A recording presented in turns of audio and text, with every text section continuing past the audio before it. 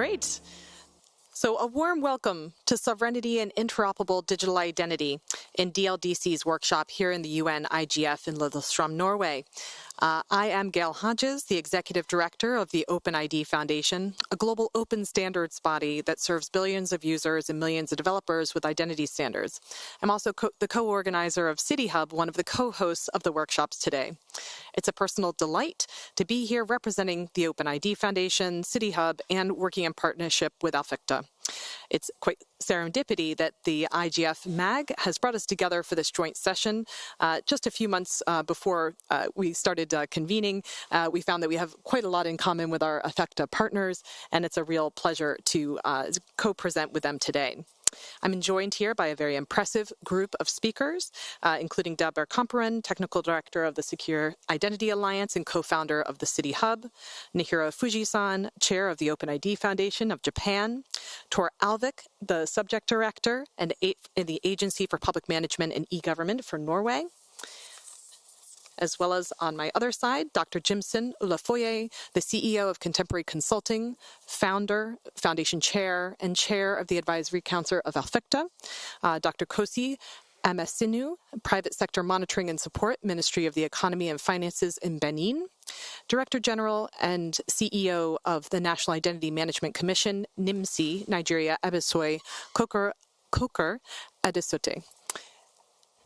I will also have joining me a moderator for our online participants, Stephanie de Labriole, Executive Director of the Secure Technology Alliance, and our rapporteur online is Coyote Oyeyemi, Alficta Senior Program Manager. I will invite all of our speakers to introduce themselves before they make their first comments. We have 3 objectives for our workshop session today. Our first is to surface different viewpoints on sovereignty and interoperable digital identity and DLDCs, why it's important, where we are seeing successes today, and how to bring that success to all countries.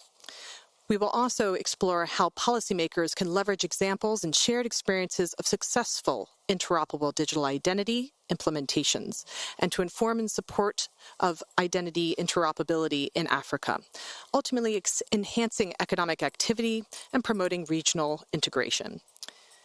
We also will get into what practical steps we can take as a community during our intersessional work before the next IGF. And we will look at how the tools of City Hub, the Sustainable and Interoperable Digital Identity Project, how those tools can help in the context of the African Free Trade Area proposal, and ensuring that those tools are safeguarding national sovereignty.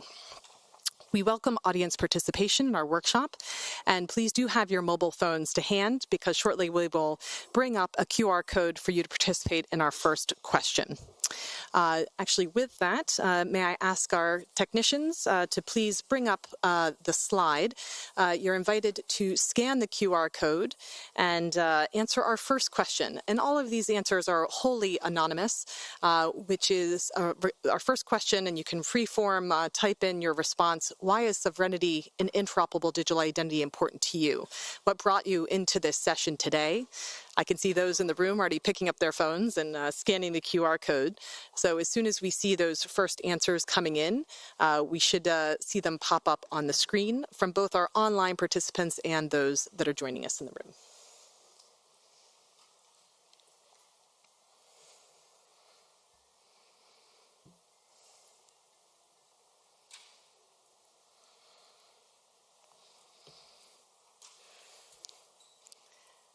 We will use the same Mentimeter tool later on in the session, so this is a good way to make sure we've got it starting to work in advance.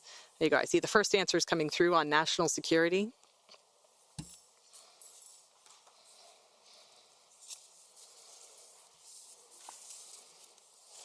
Identity, fundamental right,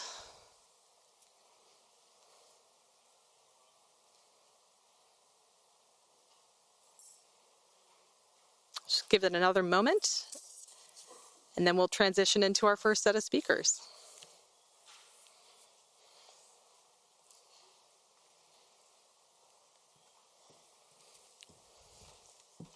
Protection of critical and classified data, recognizing individuals in the digital world, protection, a lot of common themes, a lot of shared interests here. Personal digital sovereignty,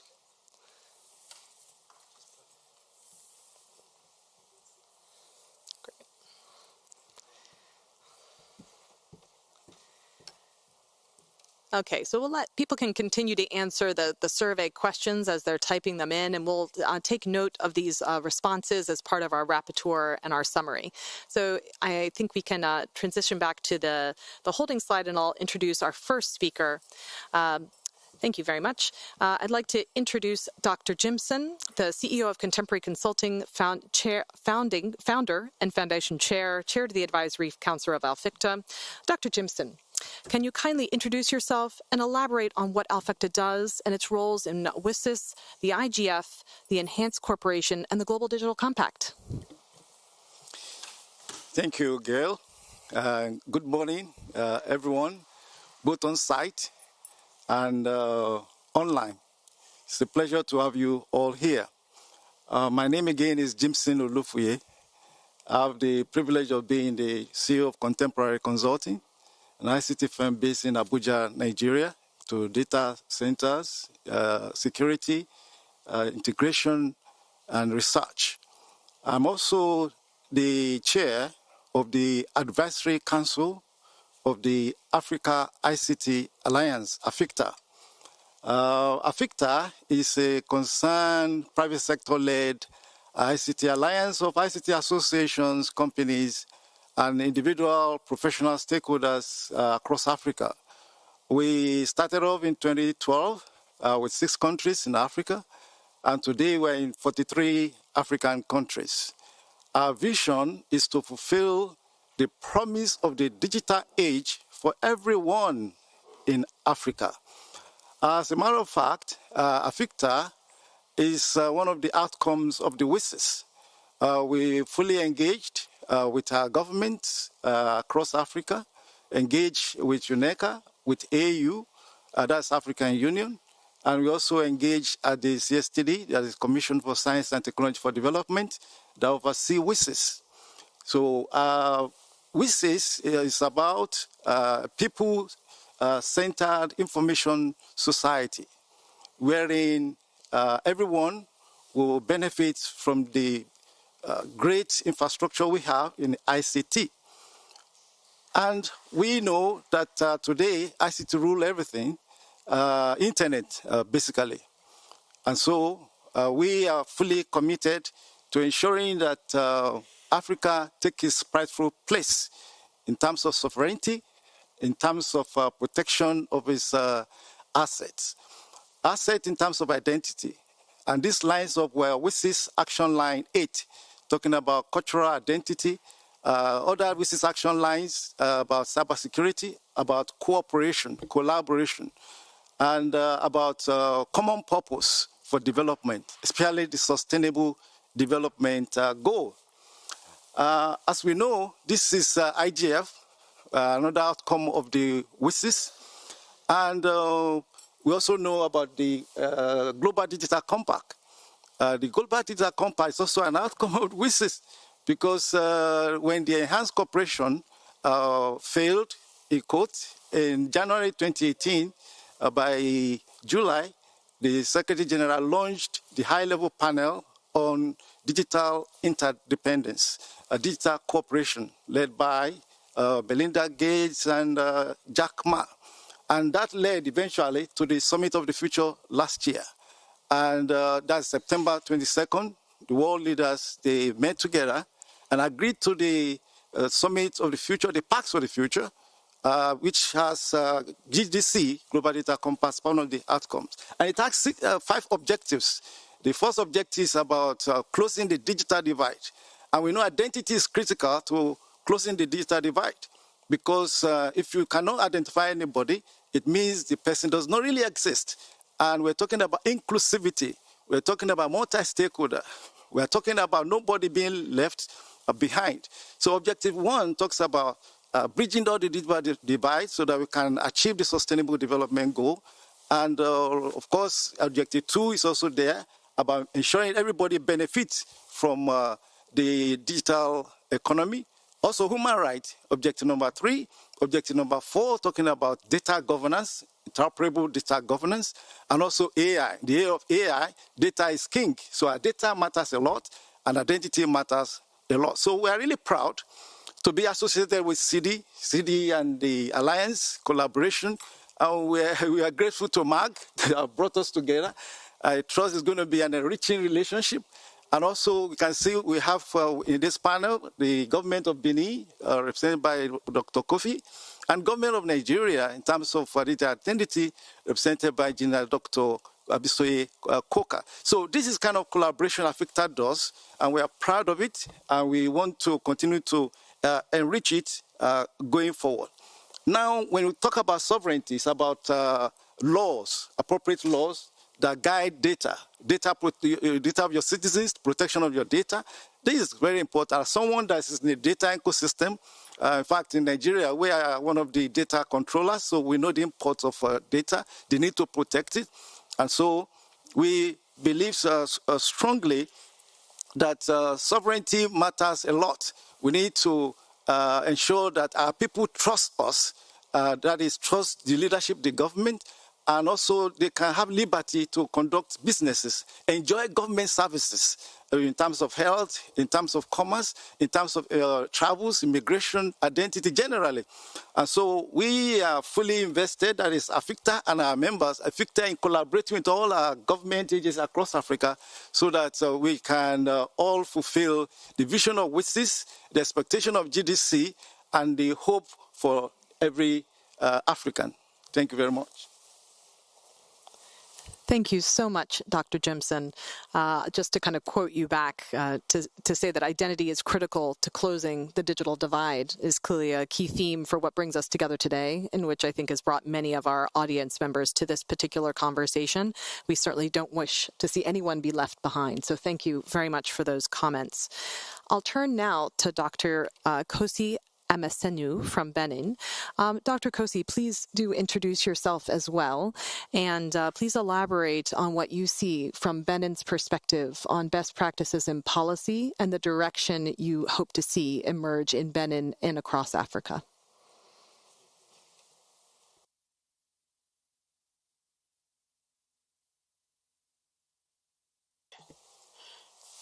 Okay, it's okay. Thank you. I'm Kosi Amesinu. I come from Benin. I'm from Ministry of Economy and Finance in Benin. I was director of SCT in Benin Development Ministry before. I attend the Ministry of Economy. Today, I'm working to support and monitor private sector process in Ministry of Economy in Benin. We are talking about identity today. When we are talking about identity, interoperability of digital identity is a challenge for us. This challenge are shared by all the community ecosystem today around the world. Biometric document, for example,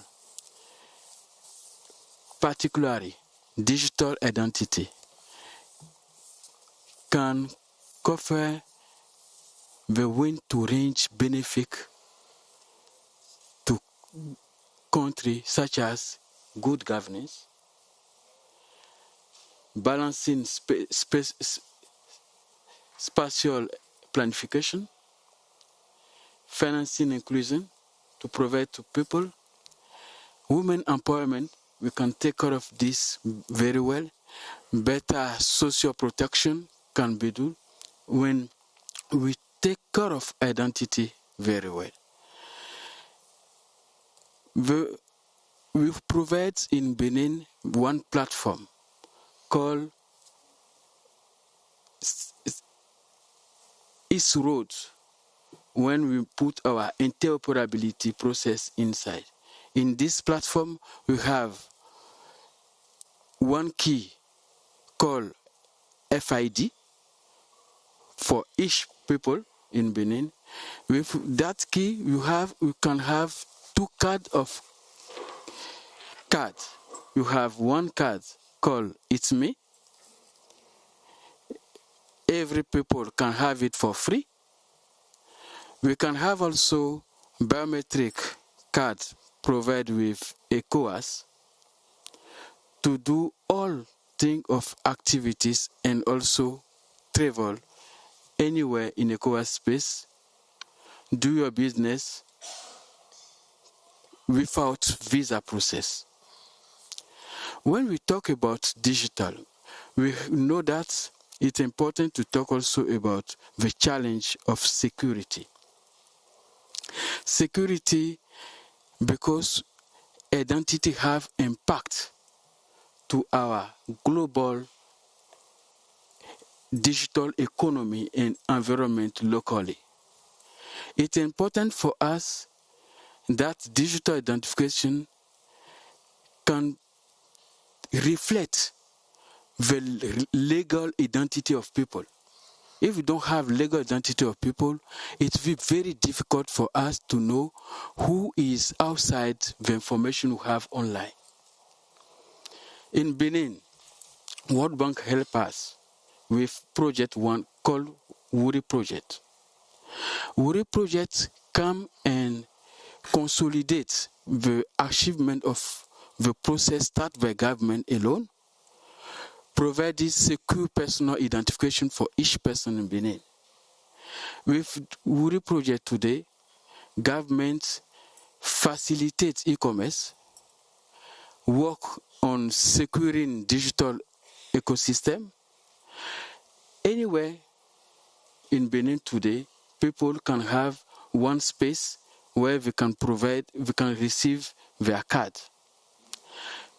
We also decide any African can enter Benin without visa today. For that, we need to have persons who are coming for us receive some ID when we enter the country. When we enter, we can identify you by your visa process for free. Visa is for free. You can enter you. You can identify you from that. But also, this carte c'est moi received by people can help them to pay SIM card, can help them to go to hospital and identify the same and have all the service inside. This carte c'est moi, my colleague use it, for example, to go to Ghana. This carte c'est moi. You can check it, you can control the QR code on it and know all your identification. We are looking for this kind of process for all Africa. If it's possible for African Union, for example, to work to let all the African people have their ID across Africa before the end of 2026, for example, we will have possibility for each African to enter Benin without visa process. This will be something very good, and we are looking for that. That is also the African we want. It's important for us today to work on the challenge of security, this identification call. This challenge, we put on in the process now in Benin, one agency will work on digital space monitoring. Every day we monitor digital space to see what level of security challenge you have today. Thank you very much. Wonderful. Thank you so much, Dr. Kosi. Just to kind of play back a little bit of what I heard there at the end, the C'est Moi card really bringing to life, for individuals within Benin, how to access their SIM card, how to access their healthcare services, how to allow that movement of people across jurisdictions like in Ghana, and that serving as a model for what could happen more broadly within Africa. And obviously then, by extension, the rest of the world, part of our conversation between Africa and City Hub. Really important for that financial inclusion, and also bringing to life the importance of that foundational civil registry capability that countries have to empower their residents and empower the movement of people. So thank you for those thoughtful comments. I'd now like to move on to Director General Abisoy Udosote from the Nigerian government and the lead for NIMC. May I ask you, DG Abisoy, to kindly introduce yourself and your role with NIMC, and to elaborate on what Nigeria is doing on digital on both identity, civil registry, digital identity, your work within Africa, and your thoughts about global interoperability of digital identity. Good morning, everyone. I'm Engineer Abisoy Udosote, the Director General of the National Identity Management Commission. Thank you, Gil, for your questions. Just to quickly give you a summary update on what Nigeria has been able to achieve so far, the NIMC can shed more light on the tangible progress which has been made in establishing foundational identity, which not only supports national development, but is increasingly interoperable across the sectors and borders. So the system that we have designed powers key priorities around social protection, tax reform, financial inclusion, and digital public services. We have successfully integrated the national identity number with the bank verification number, which means that every single person that is classified as banked in the population has an account number tied to their NIN. We've also been able to achieve the same with the SIM-NIN linkage. We've also been able to achieve that linkage with the National Population Commission, which means that at birth, every citizen is now able to get issued a NIN from birth. Initially, it used to be from the age of 16, but now it's from birth. So we were able to do that collaboration successfully with UNICEF and the National Population Commission. What we are also doing at the moment is the first of its kind in Nigeria, which is the biometric-enabled census. So where we sort of ensure that we don't have duplicates in terms of collecting information. They can rely on the NIN to be able to verify the identity of voters or the voting population in Nigeria. We've also been able to ensure that the children that are enrolling in the school can definitely get their school feeding through biometric authentication via the NIN. So there are a lot of government programs we're working on. One is the Credit Cup, which means providing credit access to Nigerians and ensuring that they are biometrically verified via the NIN. We've also done another partnership with SMEDAN, which deals with the small, medium enterprises in Nigeria, where we're able to ensure that MSMEs who have been granted loans or given grants are able to verify their identity through the NIN. For the Joint Admissions and Matriculation Board, which is the examination that you have to sit to be able to go into a higher institution for to pursue your further education, your NIN is required at that instance. So we have a lot of use cases across different ministries, departments, and agencies where your NIN is required for you to be able to do what you need to do, to be able to access any loans, or to be able to further your education, or to be able to pay your taxes. And the list is endless. Also, we have partnered with the NEL Fund, which gives student loans to youths that want to be in higher education also. So first of its kind in Nigeria, student loan service. So we're very proud of Mr. President for able to bring this vision to life. And you need your NIN so that we can avoid duplication of identity, prevent identity fraud. And I mean, that's what the beauty of the NIN does. So it's not just a number that just sits there, but it's a number that enables you to access different services across government and also the private sector. So regarding the private sector, we also have health insurance, we have banks, we have telcos, we have fintechs, we have manufacturing companies, we have so many use cases around the use of the NIN. Another thing that we've been able to do successfully is to ensure continued integration and harmonization of all the sectoral IDs across the ministries, departments, and agencies. One thing that Nigeria is very lucky about is that the government has the political will. So we have a president who understands the importance of identity. And so that gives us, puts us at an advantage of getting all of these things done. Regarding cross-border interoperability, I want to speak on something. So we had the first West African Economic Summit, which was held a week ago. The focus of that summit was about digital trade across the West African region.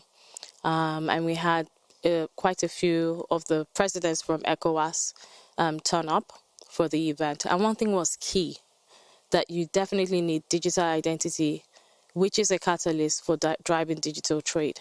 Because with the discussions around the free movement of people across borders, free movement of people and goods and services across borders, and it's extremely important for us to note how major digital identity is in advancing the cause of digital trade.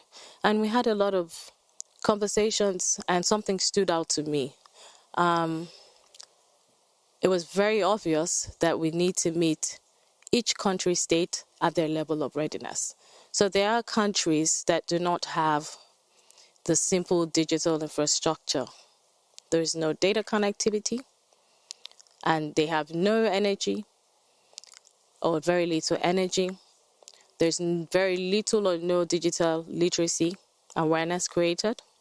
So the list is endless, and for us to be able to then obviously then identify what the barriers are in each of these countries, and then we're able to address the real issues. If you look at the institutional frameworks that we have, and if you're also looking at the legal frameworks, data protection, for example, in Nigeria, our act went live in 2023, May of 2023. However, it does restrict cross-border interoperability, so which means within your state, your country state, you're able to carry out, your transactions. But then when it comes to cross-border, there's nothing that points to that there. So I believe that we need to sort of have like a regional agreement based on data sovereignty and, and trust that would sort of allow, data protection acts across each region, allow the modification of their acts to be able to reflect cross-border interoperability. I think it's very, very, very key, because everyone's obviously worried about data, protecting, the citizens' data, and also ensuring safety of their data. And there are also issues around cybersecurity threat. So I'm sure that I think this happened like a week and a half or 2 weeks ago, where we all witnessed 16 billion passwords data breach globally. I mean, we had people like Apple, Google all affected. So I think that's a real concern for everyone. It's a huge problem. So we need to ensure that we reflect on this. But at the same time, we've got AFTA working. We've also got the African Union digital interoperability framework that they've put together. So that needs to be adopted. I believe that also regarding cross-border interoperability, you must incorporate digital identity in payment design. It's extremely important. And Nigeria has been able to achieve that of recent. We have the Nigeria Interbank Settlement System called NIBS, where they have just successfully launched the National Payment Stack, which is part of the digital public infrastructure approach that we have in Nigeria. And so that's been integrated into our national identity management system. And that's that allows for cross-border interoperability.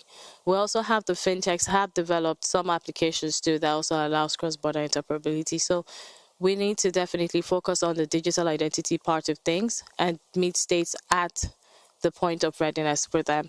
I also personally feel that with states that have already made a lot of progress, like Nigeria, we can definitely have a peering mechanism where we run out a pilot for, a test pilot for the digital identity cross-border interoperability, where we pick 2 member states and then say, okay, let's run out this pilot. So we may do Uganda and Kenya, or we may do, Nigeria and Cameroon, or Nigeria and Niger, any of the border countries around us. I think that would help a great deal. But trust frameworks are very key for interoperable IDs across borders, ethical standards for cross-border data sharing, safeguarding sovereignty by ensuring ID protocols respect national laws, because we all have different laws. Also, political is very, very important. I can't stress that enough, because there are governments in Africa that have a lot of setbacks. There's political instability and conflicts in their areas. So there needs to be a lot that needs to be done across board. But if I'm to speak to what I mean regarding, sustainable, interoperable digital identity tools, and after I think that if we leverage the after phase 3 and digital trade protocol, I think it would help us a great deal to be able to integrate digital identity standards into the e-commerce and digital trade protocol. I think I'm going to stop there for now. Thank you. DG Abasoy, thank you so much for those comments. Just to kind of recap a few key messages that I heard come up is meeting states where they are, recognizing that many jurisdictions have gaps, the importance of the regional agreements that are already emerging, both within ECOWAS as well as broadly across the African Union, the many use cases that Nigeria, for example, has already brought to life for your residents, and the potential for that to continue to expand within Nigeria, but within those regional structures like ECOWAS, but also more broadly for Africans to benefit, and that pivotal role that digital identity plays in that transition. So thank you for that offer. Maybe we'll hold you to it of reaching out the hand to your border countries and setting up those implementations that bring to life the cross-border experiences for your residents. So wonderful examples and great work happening there. I'd now like to transition to our next panel of speakers on the City Hub side. And I think we have some slides from Deborah Camperen, so we can get those ready for her comments.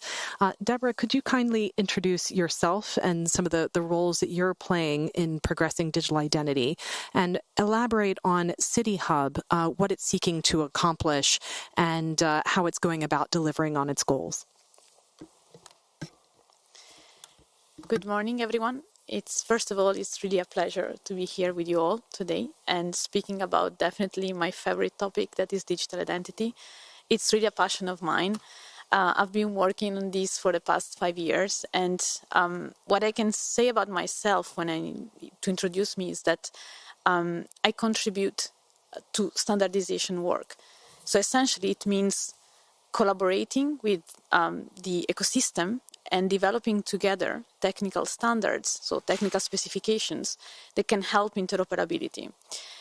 But how hard can it be? So we have heard a lot this morning about the benefits and the social impact that digital identity infrastructure has.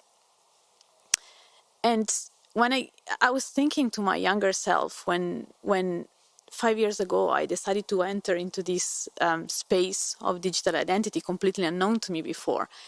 And I was wondering, how hard can it be, right? Like to just build such digital identity infrastructure? And the answer is very. So I'm still here, and there's still a lot of work that needs to be done. So let me put that into perspective for a minute before I talk about City Hub.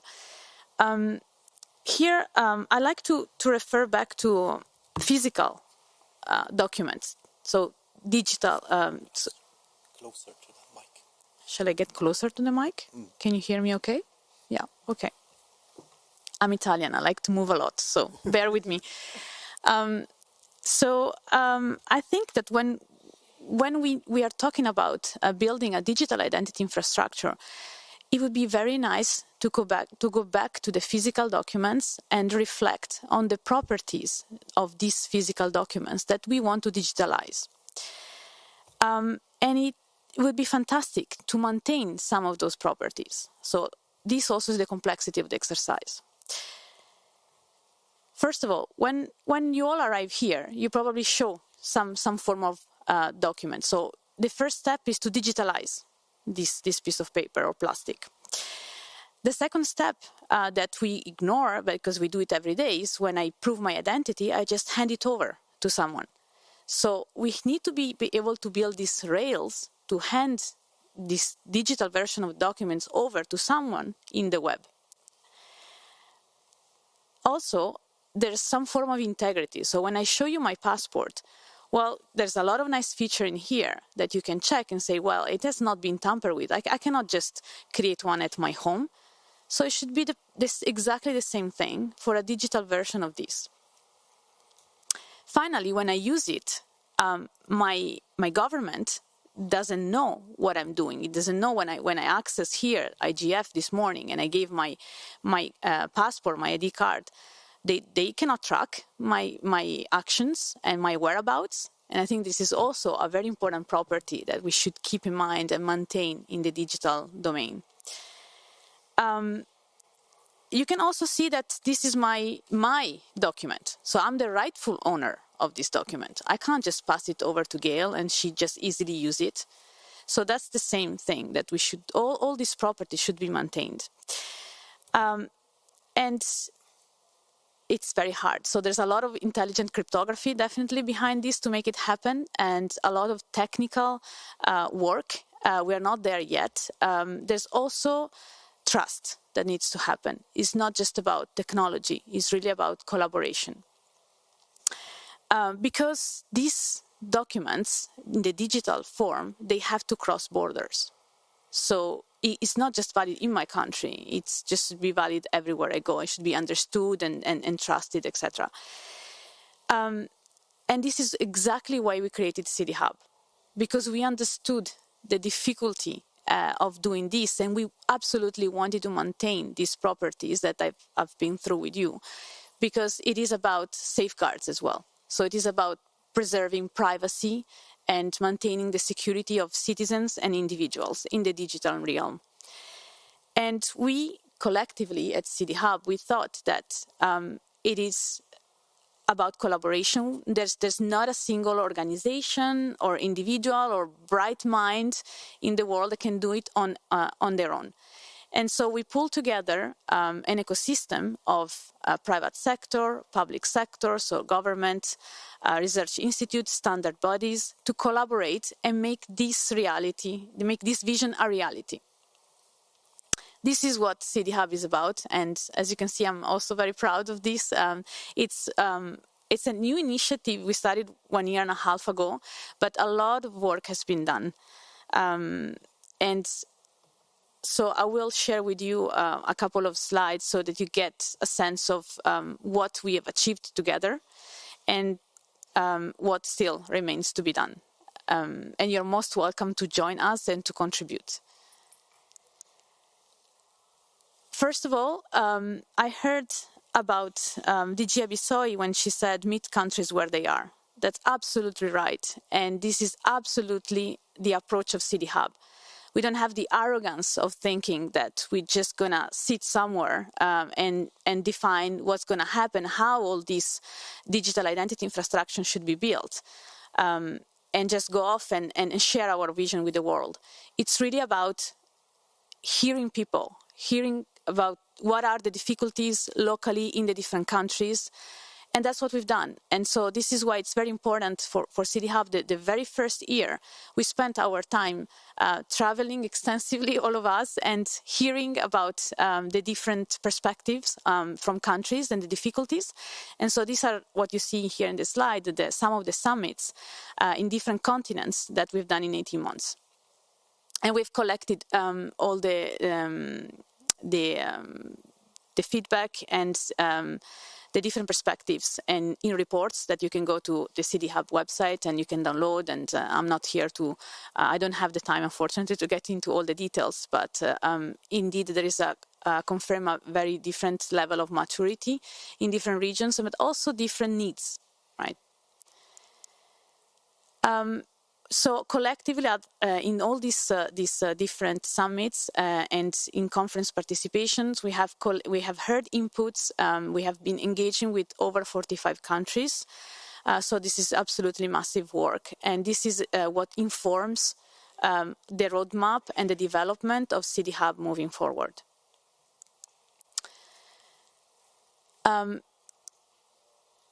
I'm going to spend a few minutes to go through some of them, what I think are the most important working groups, so concrete deliverables that we are carrying forward right as we speak right now.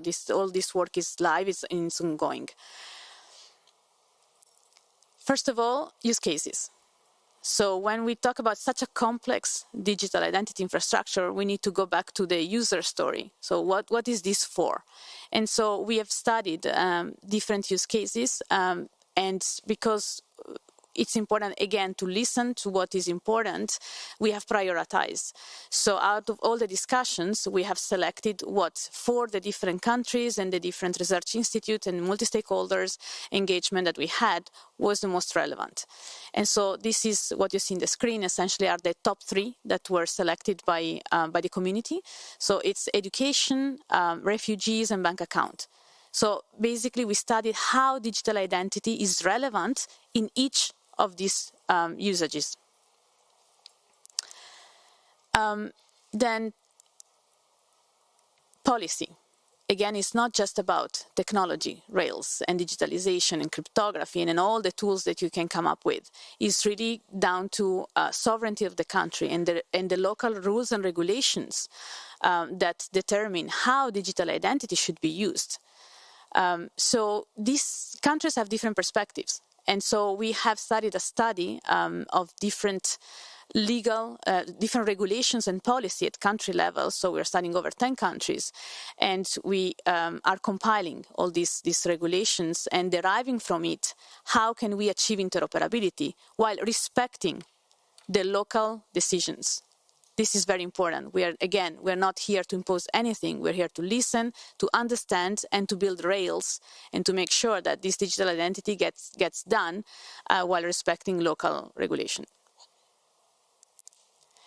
And finally, there's my favorite, the technology workstream, and this is really about all the tools that I've mentioned earlier, how to get this done. It's very much technical work. So I will not dig into the details now, but this is what I wanted to share with you today. And most of all, if there's one thing that you can retain by my speech is that you're most welcome to contribute. It's really important that we all work together. This infrastructure is for the benefits of all of us, individually first, as citizens of a country. So I think this is a very important message to take home. So your involvement, whether you are a cryptographer or an engineer or a policymaker or a researcher, it's very important. Thank you. Thank you so much, Deborah.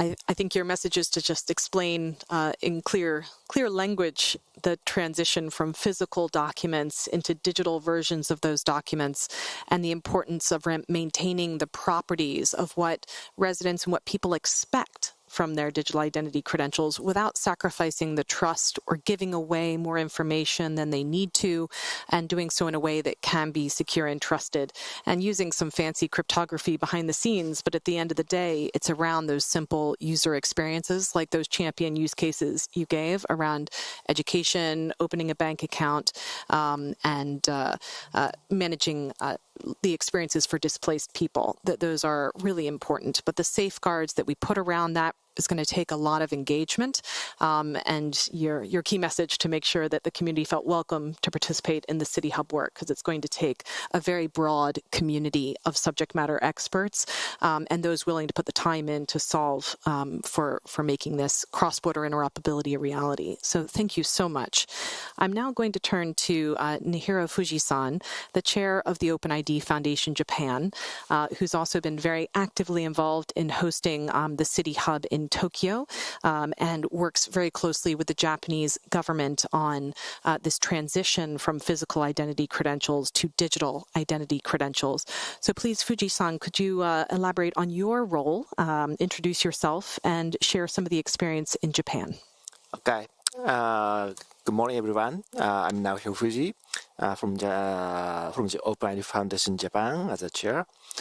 And also, I'm a working group co-chair of OpenID Foundation Global, and especially focusing on identity verification, which is working group called eKYC and Identity Assurance. And also, always I support the Japanese government and as well as educational institute in Japan to digitalize their certificates or IDs. So that's my role in Japan. So today I express my opinion from the perspective of digital, how digitalize this identity, identity, and have interoperability with in the country as well as international and global. So, as you know, Japan is an island nation, and there's no border with any other countries. But we have over 120 million population in Japan. We have own economic sphere in our country. So everyone does not understand what's the importance of interoperability with other countries so far. But I think that the idea of starting from small to achieve big and a huge one is very important in this context of interoperability. So I mean that the most important thing is for each country is to define its own their standards in accordance with their own law or regulations, while keeping the global standards in mind, and then to using standard technology like bridging to other countries using standard technology, and it brings us the global interoperability. So today, I'd like to talk about the situation in Japan in three aspects. First one is education, and the second one is national ID, as Gail mentioned earlier. And the third one is cross-border initiative, including city hub or some kind of that and scenarios. So, as I mentioned earlier, to start from small is quite important for us, especially in Japan, I guess.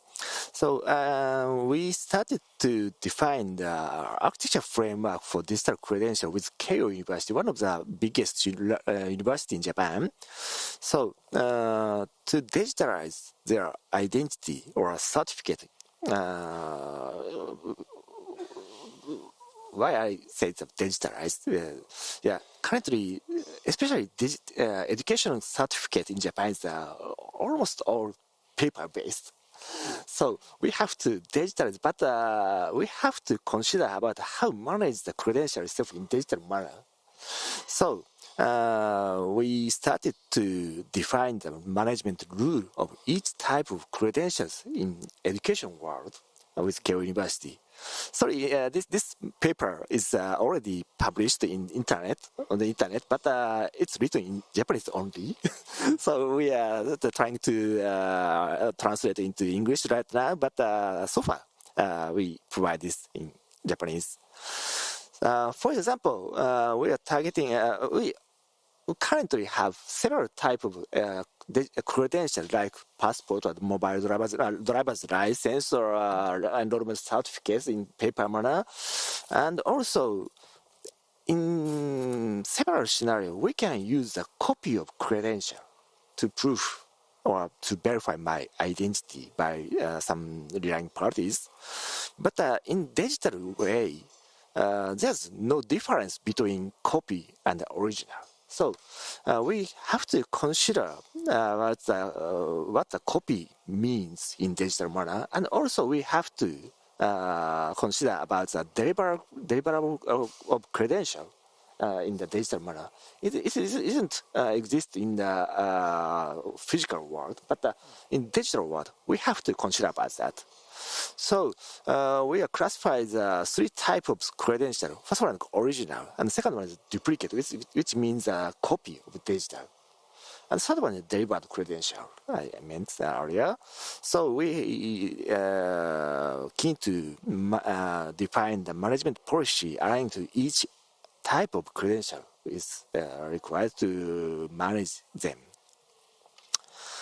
Also, we started to in this scenario, especially for education area. We started to work with National Institute of Informatics, we call NII, which is settled under the Ministry of Education in Japan. is a some educational institute collaborates in the collaboration with many universities right now.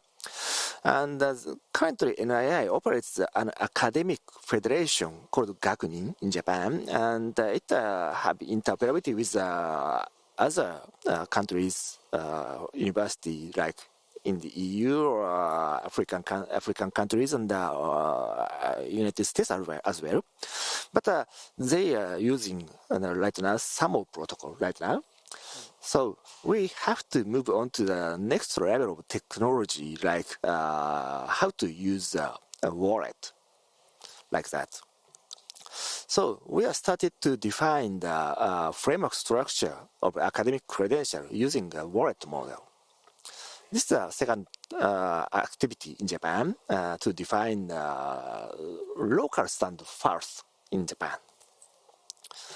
And the third one is I'd like to explain about government-led initiative and the POC project in Japan. This is a quite interesting project. Before moving into this, explaining this scenario, I think the most important thing for Japan right now is achieve a situation where digital credentials are being used domestically. Because as I mentioned, we do not use a digital credential right now because we have only paper-based credential right now. So as Deborah says that it's important to use digital-based credential for students. So the challenge in this project is to utilize national ID card as well as enrollment certificate which university issued to the students and get them to the station, and the students get a discount ticket to ride a train. This is a demonstration use case. The first of it, from your left side, when students consider to plan trip to somewhere, and the students get consider to buy a ticket for students. And to buy the ticket from the railways company, the students have to present that they are actually students using a digital credential which university issues to the students, as well as the students have to be verified by the national, like Japan government. So after that, the students have to present the national ID card in digital manner. And after that, they can get a discount ticket and go anywhere. It's a quite interesting scenario in Japan because they do not have digital identity right now. So, okay. And it's a good way to give some experience to students to utilize the digital-based credentials. And also, this is quite big news for especially Japanese people.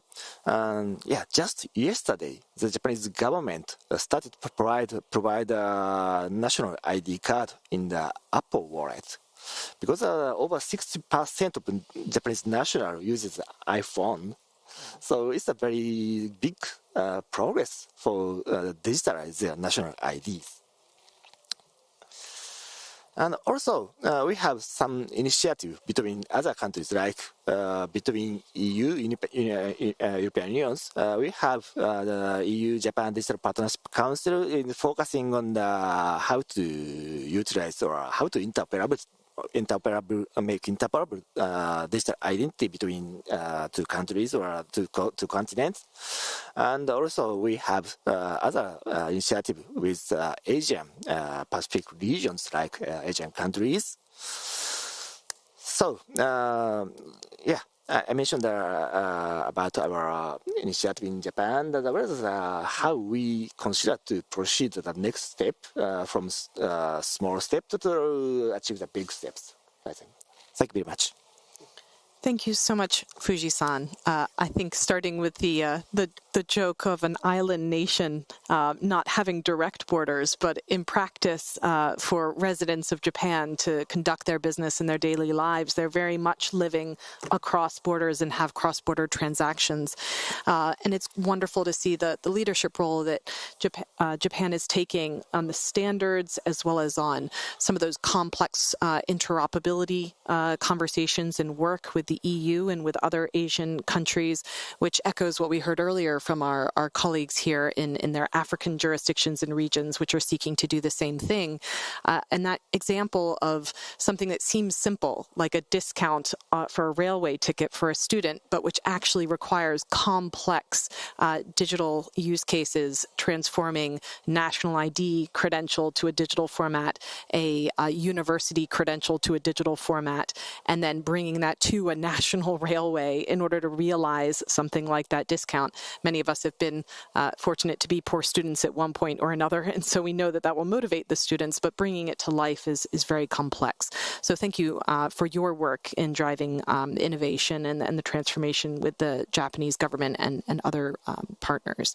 So I'd now like to ask Tor Alvik, working with the Norwegian government as a subdirector on this digital transformation in a Norwegian context. Can you kindly introduce yourself and share some of the work that Norway has been doing with the Baltic states for regional development, as well as your work with Europe and more broadly?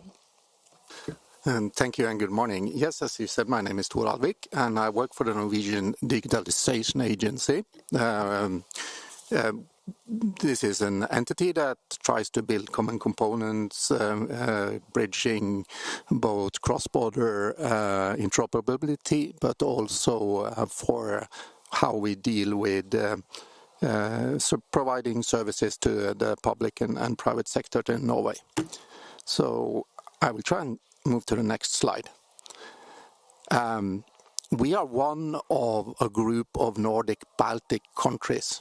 We are quite similar in both legislation, in population, and in the way people live.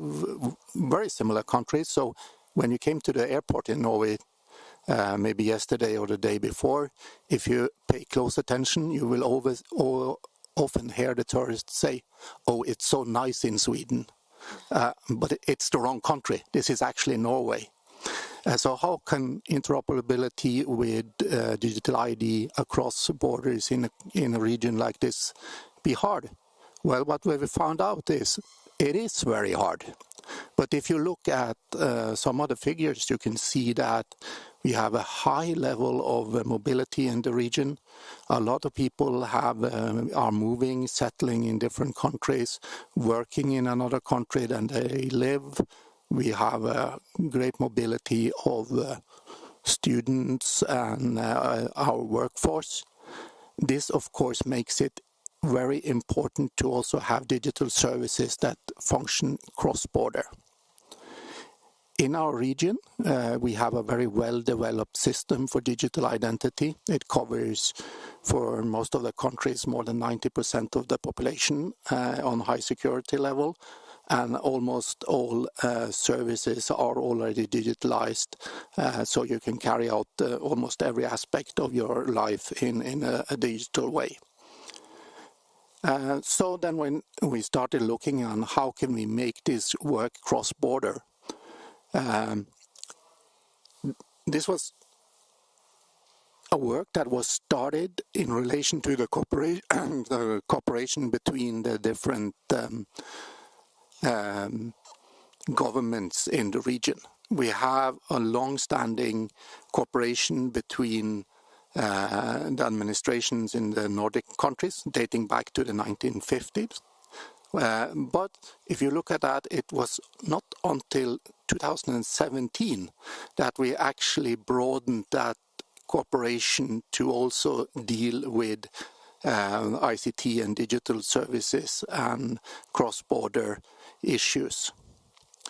Very early in that work, it was identified that getting digital ID to work interoperably cross-border was one of the main issues that needed to be solved to provide cross-border services to people. What has been important for us in our work is the link between us as technicians and working on the solution and having this close link to the politician side and the decision makers. That has been made it able for us to address central problems and also foster the uptake of this solution cross-border. We established a project, a working project, where we work together with the different agencies in the different countries. We are working together there since 2018, and some of the main focuses in our cooperation is one is making sure that each country actually have EID system that we recognize cross-border.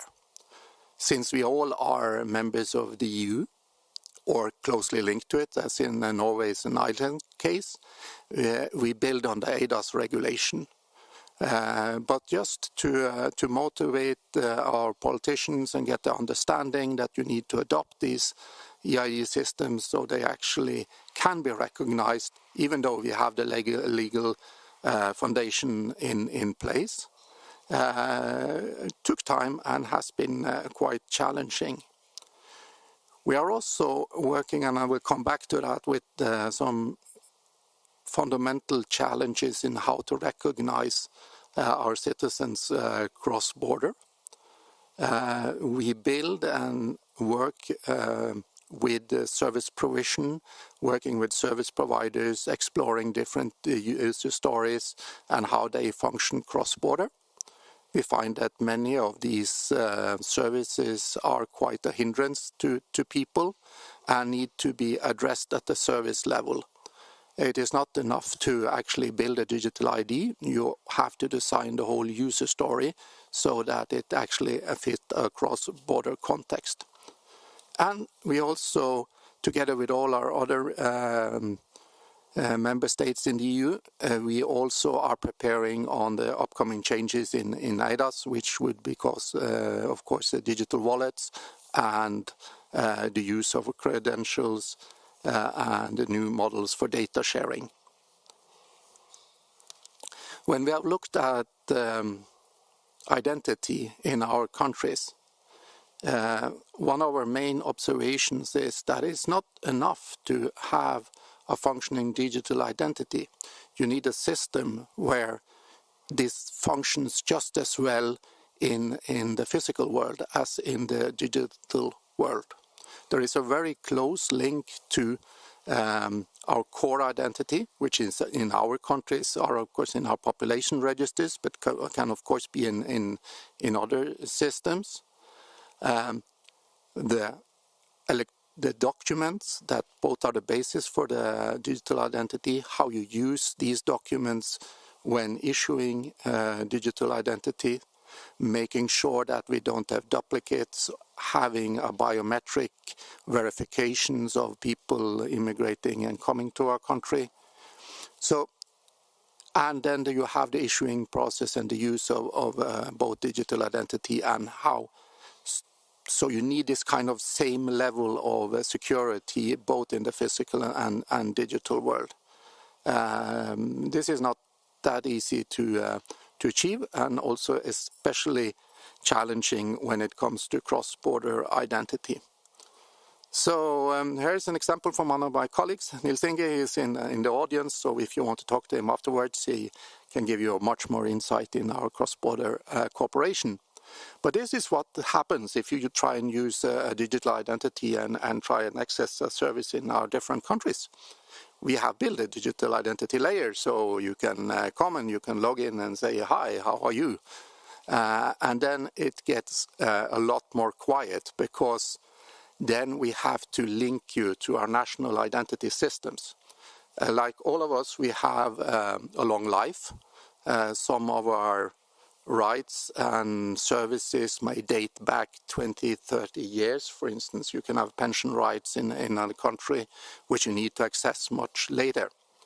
So this linkage of the identity you are coming with from one country to the identity you have in the country providing the service is one of the main challenges we actually focus. We can get the digital identity to function and understand, but trying to address this is something we're now trying to work on, and I think this is also maybe something that can be taken away from our work to focus on those aspects very early, not just the digital identity. This is simplification of the user journey for doing this kind of identity matching steps. As you can see, it's rather complex. And when you delve into the details, it gets even worse. And then you have all the registrations where you lack data and so on. So this can be quite a challenge. So I'm looking forward to the discussion afterwards and hear your insights on what we have done and what can be taken away from that. Thank you very much. Thank you so much, Tor Alvik.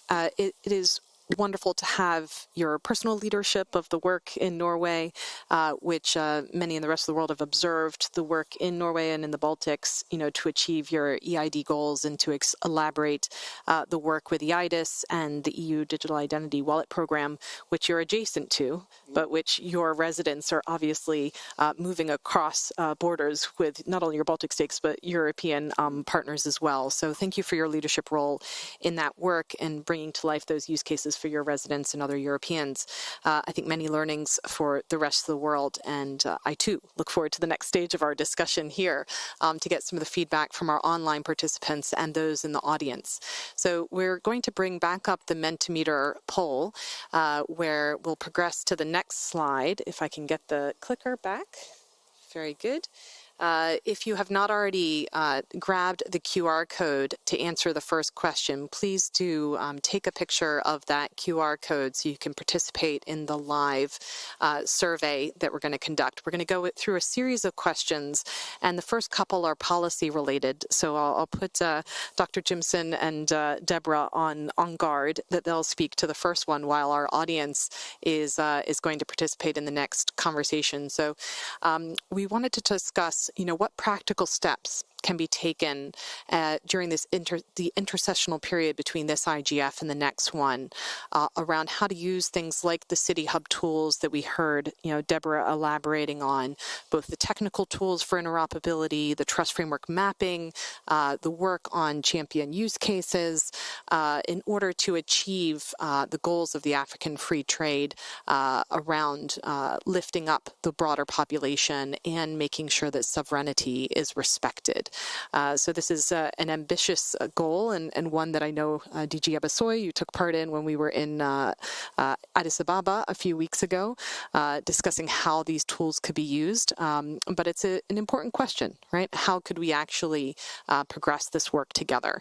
Then our audience will be chiming in. So some of them are already saying, champion use cases. But let me turn first to Dr. Jimson to see if you have any thoughts on next steps that we could take, concrete work we could do together.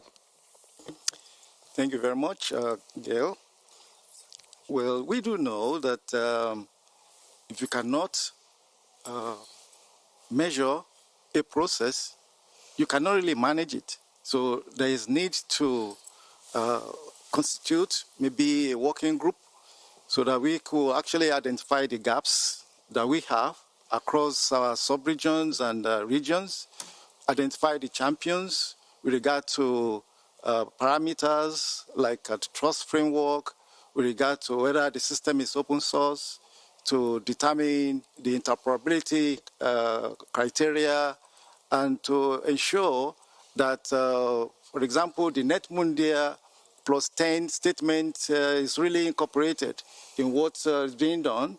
Talking about NetMundia plus 10, it's about bringing all the stakeholders, the private sector, along with the government, the technical community, the civil society, and even the youth around the table to discuss the benefits and the use cases and the end goal, so to build the trust. So I believe AFICTA, of course, as we have been doing, engaging with the AU, for example, with the UNECA, there are a number of African framework already in place.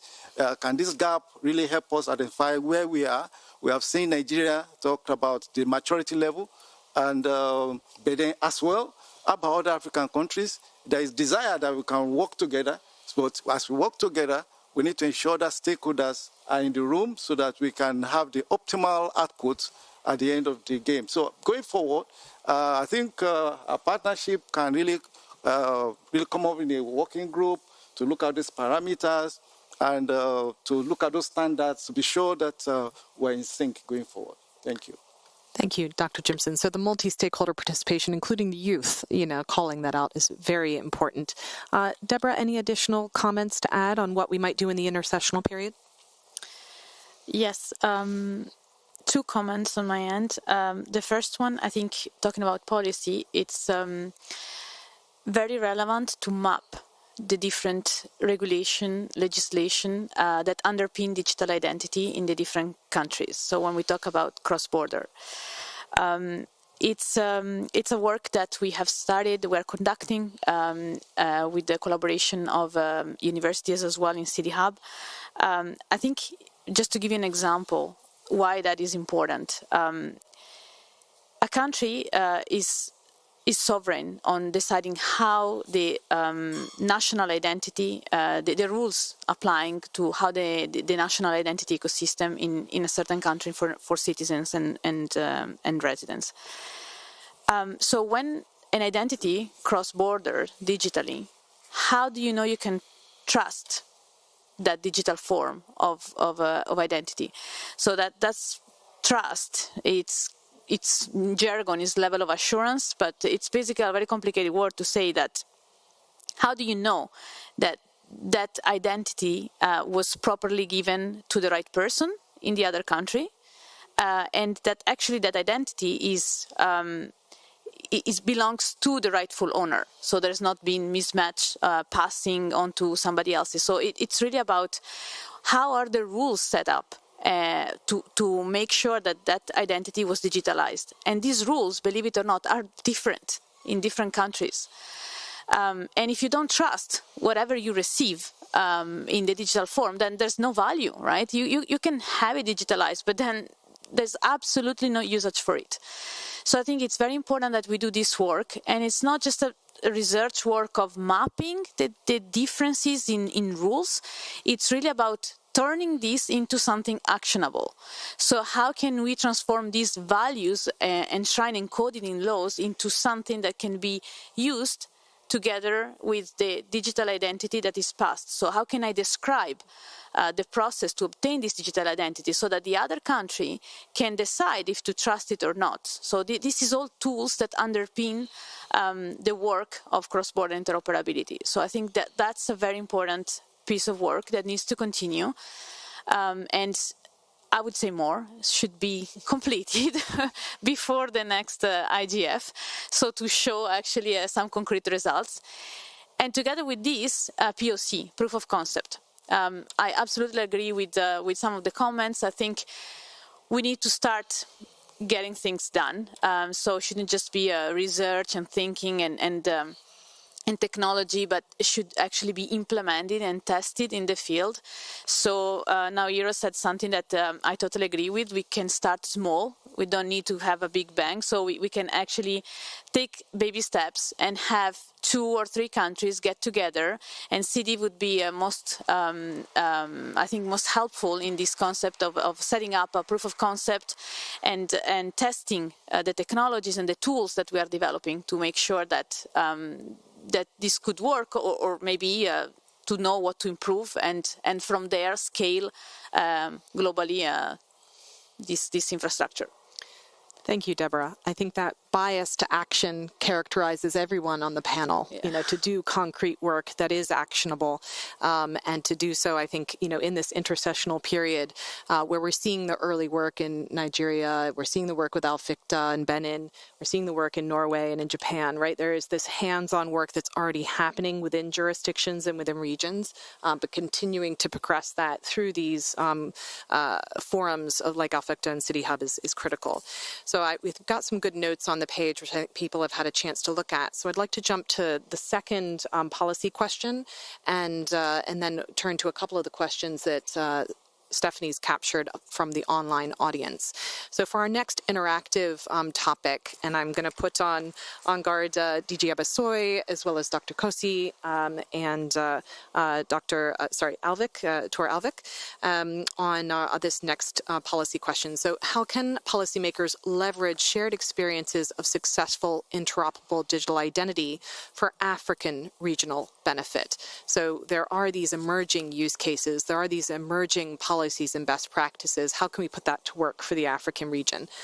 So I'll come first to Dr. Kosi to see if you have any additional comments to make on this point. Thank you, moderator. ID is very important, but security of the data is very, very important, like than ID. We need to work very well in security issue. The second one is data center. Where will we put our data?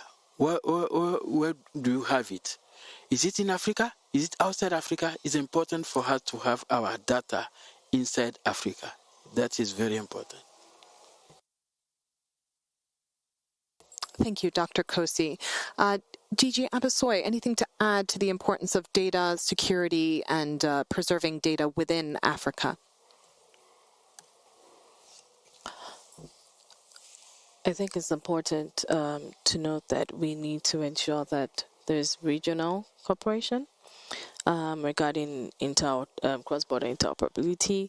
We need to ensure that the frameworks are developed and taken into consideration, like Rebecca had mentioned earlier, about the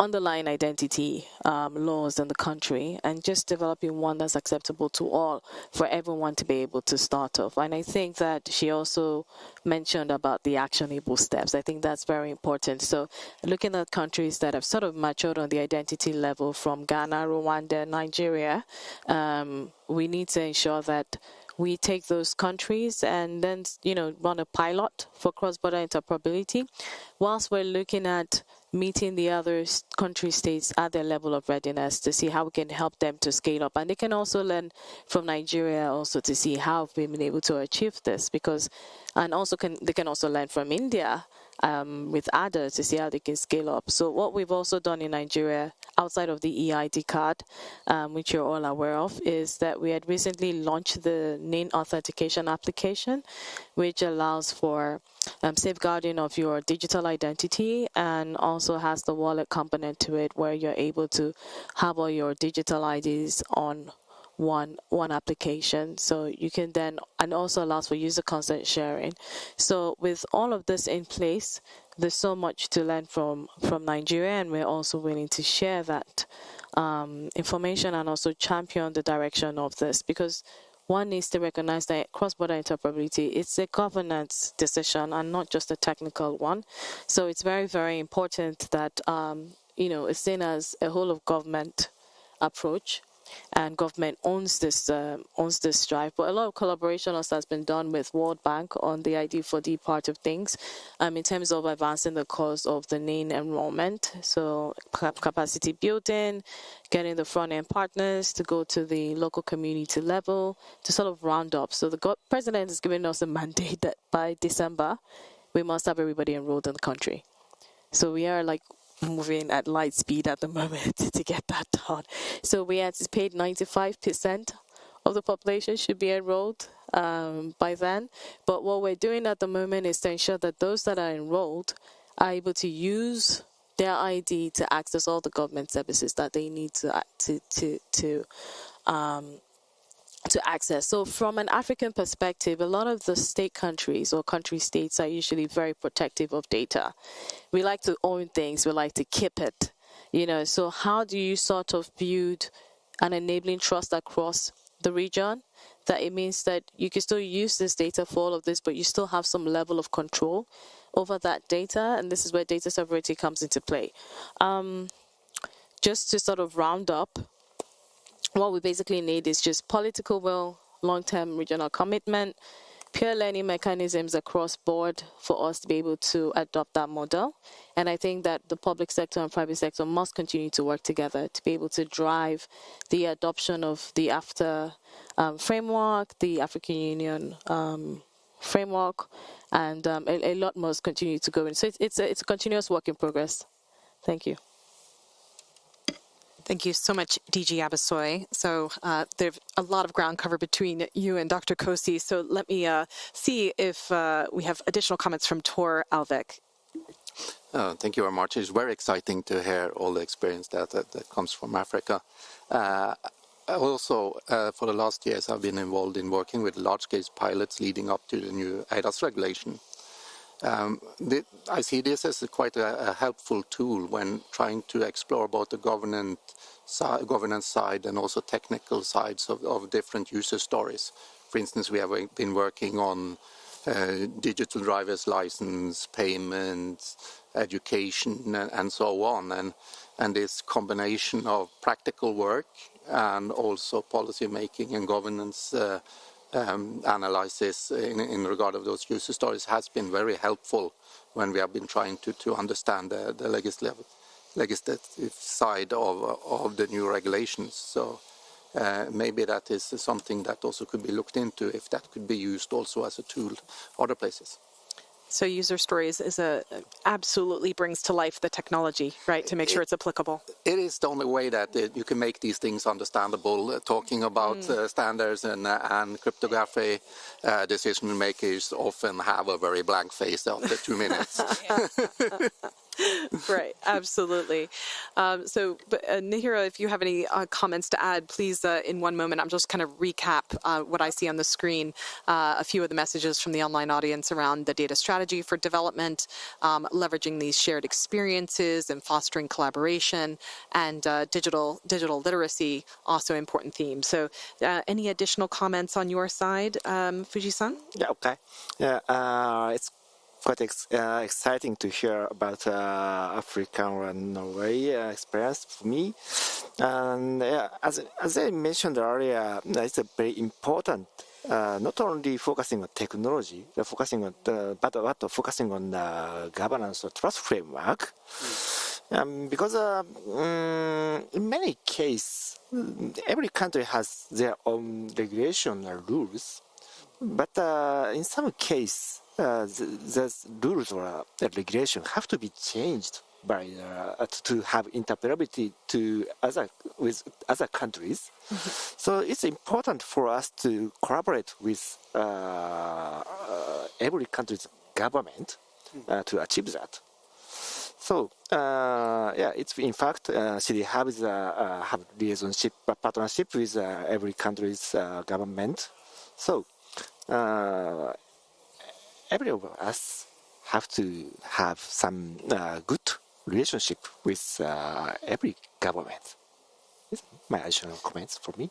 Yeah, so it's a lot to do, right? So what's already in place is not yet fit for purpose to achieve interoperability. So changes within existing rules and policies will be necessary to truly achieve the interoperability, whether that's regional in Africa or whether that's global context, I would assume. Very good. So a couple of questions coming from online. Stephanie, would you like to direct them to the audience? Yes, I will. I think there's two, from those questions, because I know we don't have much time, there's actually two themes. One is actually linked to what we've just discussed.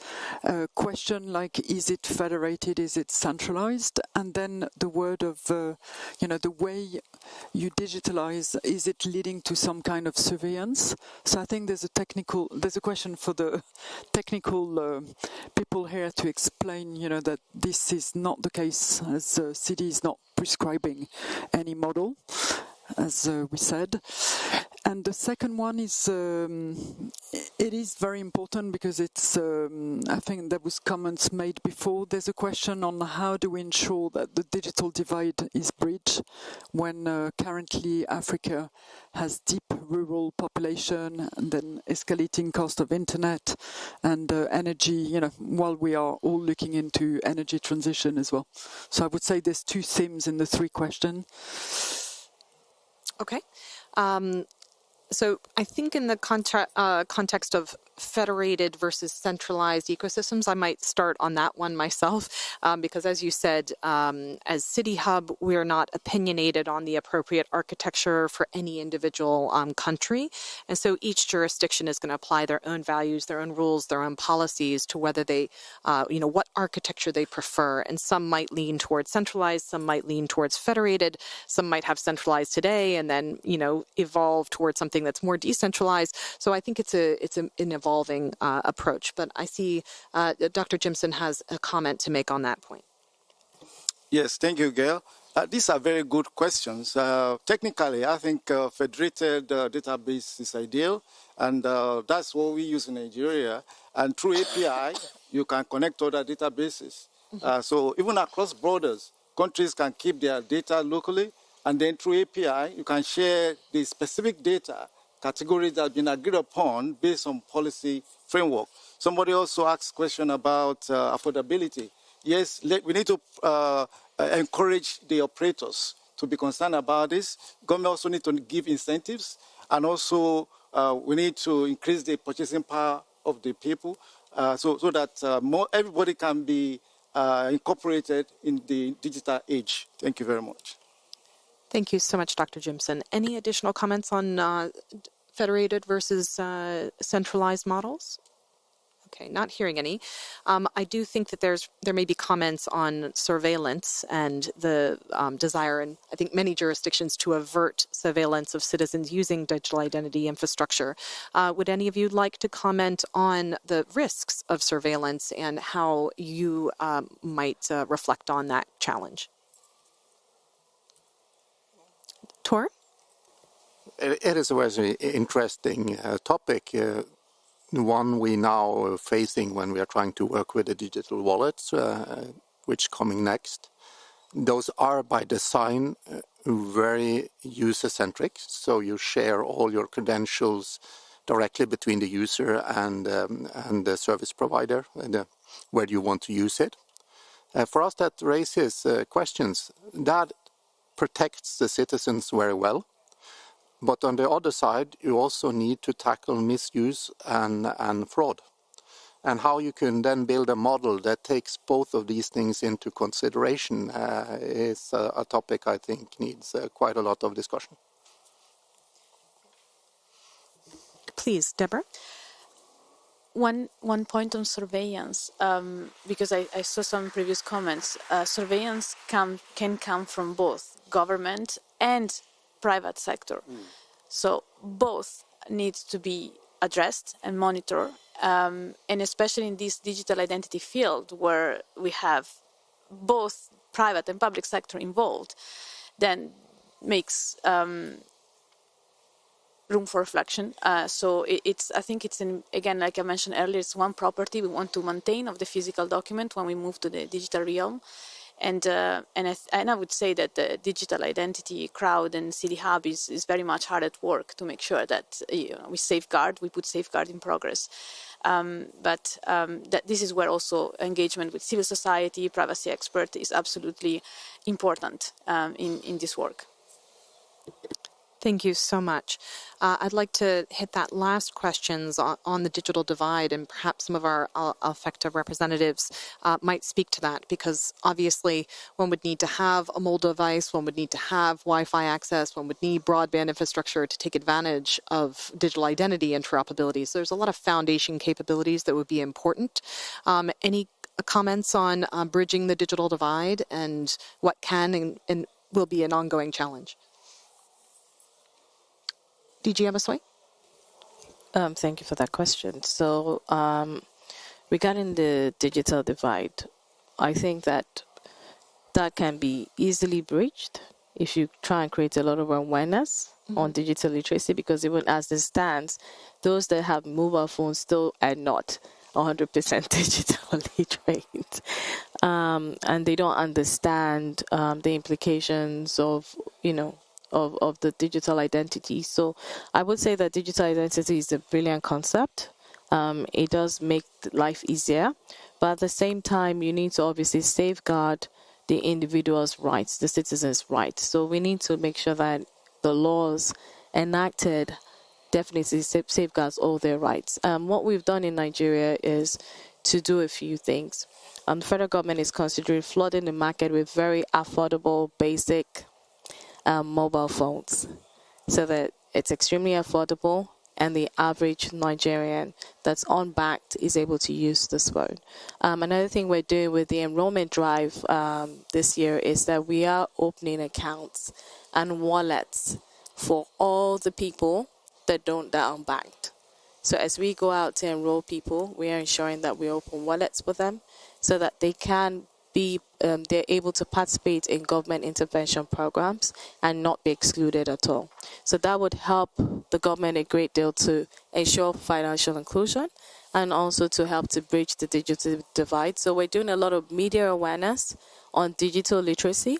And with the NIN authentication application, we want to ensure that people understand the value of having the digital wallet, so you're able to use this application. This is how you can protect your data yourself. So for you to log in, it is biometric enabled, so you have to obviously use your biometrics to log into the application.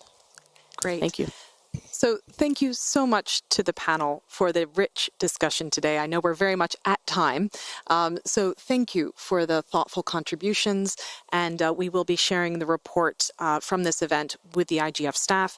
And there will be, I believe, a recording of this session as well to share with your colleagues. Thank you again.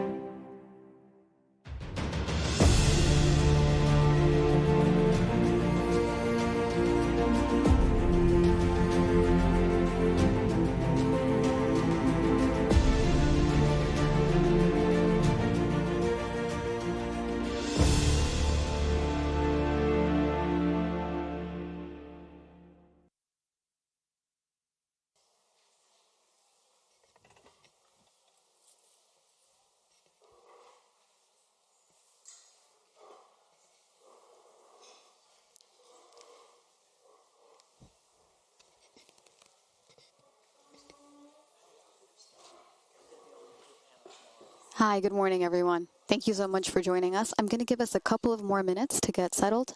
I'm going to invite everyone to come up and take a seat up here on this round table, just so we're all a bit closer.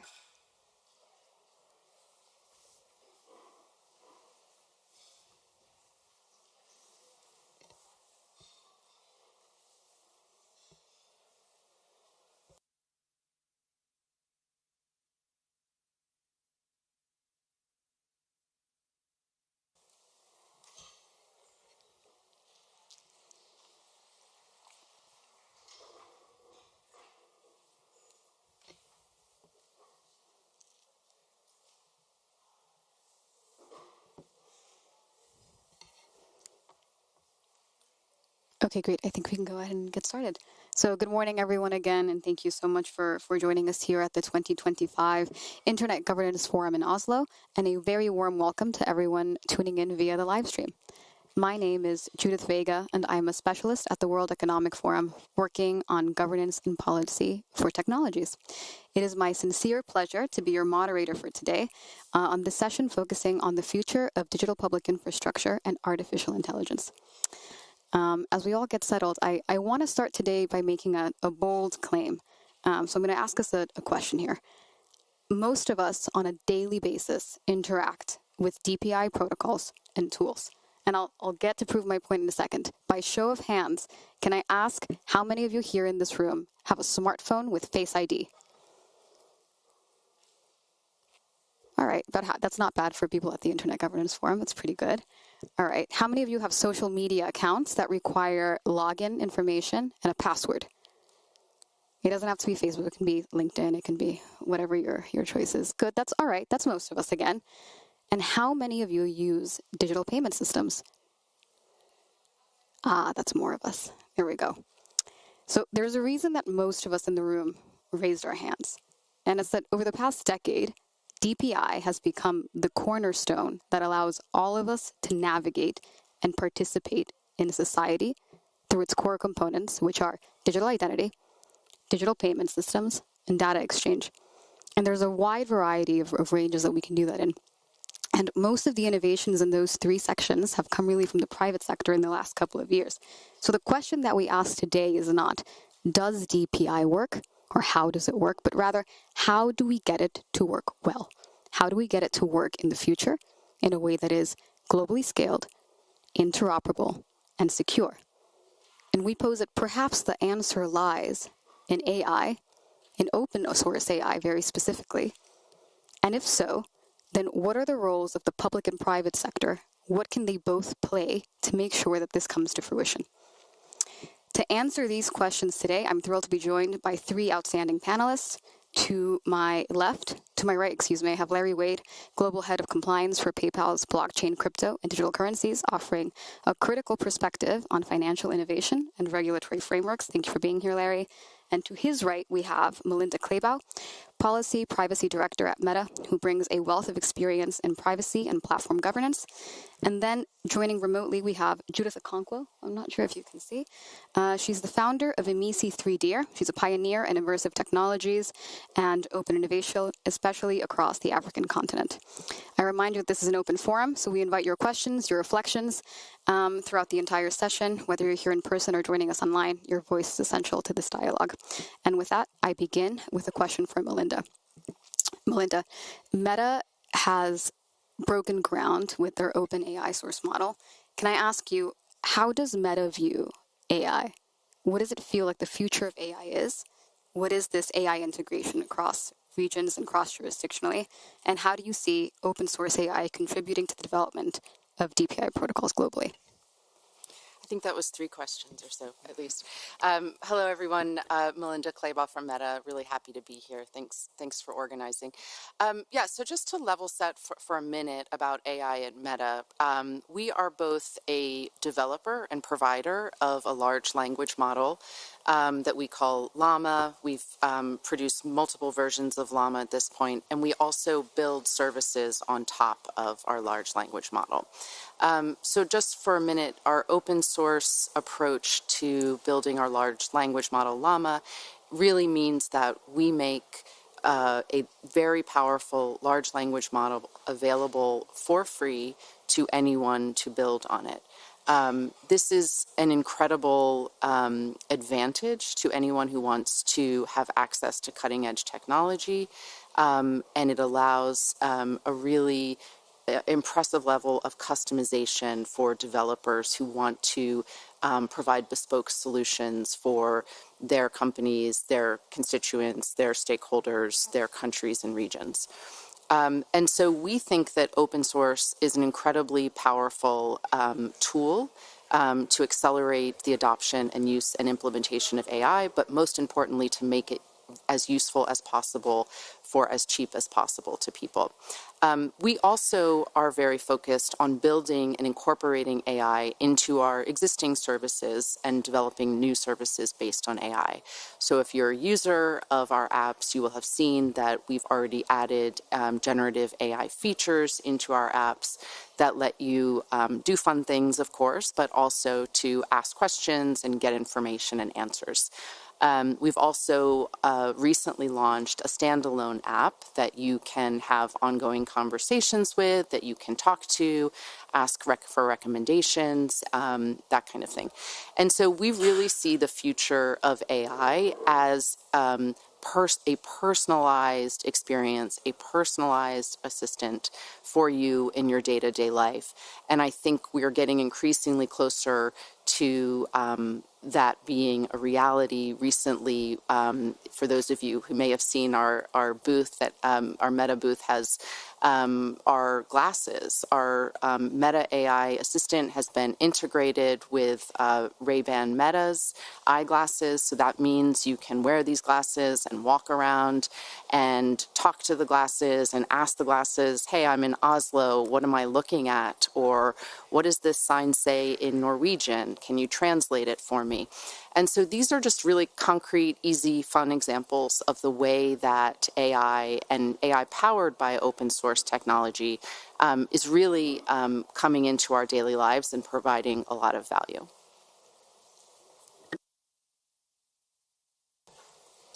Thank you, Melinda. I have a follow-up. You said that this is providing daily value, which I think is very, very true.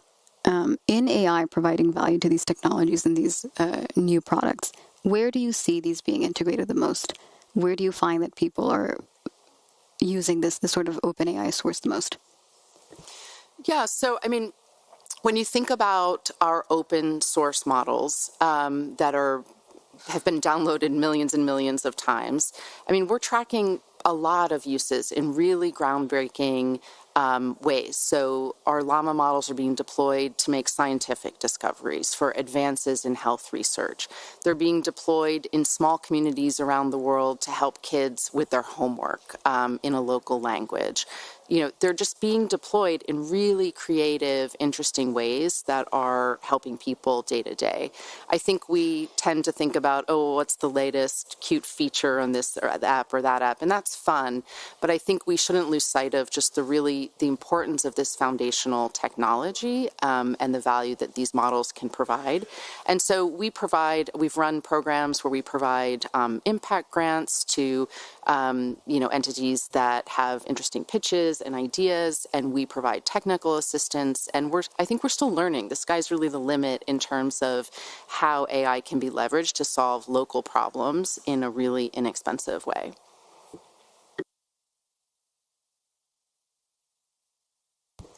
Thank you, Melinda. I want to stay with this topic of value, and Larry, I want to turn to you. PayPal as a leader in digital payment systems, how does it see its value, the transfer of financial values in sort of this next era of the internet with AI? How does it see it changing with AI? Yeah, it's interesting. It's pretty much an optimization layer in a way. So our CEO, Alex Chris, likes to say our goal is to revolutionize commerce. That's what we want to do, because we have this two-sided network, so we get to see consumers and merchants, almost 400 million wallets in 200 countries. So it's this very robust ecosystem that we get to see. When you look at, from my vantage point, distributed ledger technology, so that's blockchain, digital assets, AI is going to be essential in a few ways, right? So think about just onboarding customers. Believe it or not, depending on where you are in the world, is extremely challenging. So the customer identification process, KYC, KYB, so know your customer, know your business, and especially on the small business side, it can be challenging. Being able to utilize tools such as AI to be able to say, all right, there's additional attributes that we can look at in order to gain comfort with onboarding this customer segment, which now we can facilitate providing different services that we couldn't in the past. Sounds very simple, but again, when you're talking about compliance or just risk management globally, that's essential. Blocking and tackling on fraud and financial crimes. Just making sure that people, when you're dealing with money, that I like to say the internet kind of 2.0 democratized information. Beautiful. This Web3 is democratizing value, and when you're democratizing value, the stakes are even higher because everyone needs to transact. So being able to enable a safer environment to enhance and improve the velocity of transactions, that's going to be essential there. So again, fraud, BSA, AML, sanctions, etc. And then also just the overall experience. What are people doing and how? AI allows us to see patterns that we typically are unable to see. So we launched the first stablecoin by a major financial institution that is regulated, PYUSD. And a fiat-backed stablecoin, again, many benefits to it. AI, deploying AI right now allows us to kind of start seeing, okay, where is it being used? How is it being used? What potential use cases? How can we allow this tool that allows for faster, cheaper, programmable, value transfer with instant finality? And then I would say lastly, kind of tying the blockchain and AI as well, is this notion of asset provenance, right? So I will talk to merchants, and let's just say you're Nike and you have the physical good and you have the digital representation as well, right? When you start getting into physical and digital, knowing what is valid is going to be extremely important. It's kind of almost that blue check. Well, think about when you have your digital twin, when you have AI-generated outputs, being able to utilize kind of NFT technology to be able to put that stamp to say, this is the real one, this is that digital one of one. That's also something that's going to be important. So the digital identity component and also the asset provenance component, as well as just optimizing the overall experience for value transfer, that's kind of where AI is being integrated right now. And it's actually still early days. But I do think we're going to hit a point on the curve where we're going to see exponential change. On that exponential change that you talk about, looking into the future, do you think that AI is going to be foundational for seamless integration between public digital wallets and then private digital wallets and services? 100%. And the reason why is, again, when you're dealing with value transfer, trust, compliance, it's essential. And you can't get it wrong. So when you can improve those kind of core tenets of how we're going to integrate with these wallets, which are going to hold value, right? Not only just fiat value or ties to the banking system, it'll be also just bearer assets that hold value that you want to just keep yourself in self-custody. So I think it'll be essential. And what it'll do is those experiences from the onboarding to the continuous monitoring, understanding what are the preventative and detective controls around this ecosystem, it'll enhance that. Again, it'll also allow us to improve pattern recognition. Just being able to lower bad things, the likelihood of bad things happening, improve the experience to make sure that activities feel more seamless. That's what AI is good for.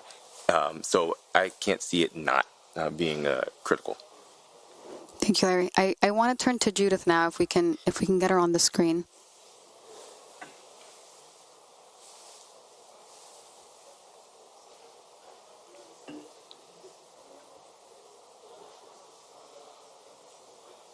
Hi, Judith. Can you hear us?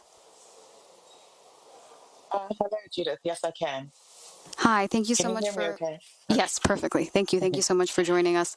I wanna bring you in on this. We're talking about AI enhancing across the DPI protocols and services, and you've done a lot of work on adoption of AI and integration. And I want to ask you, is there any particular area that you feel AI integration is particularly important in? Where is it critical?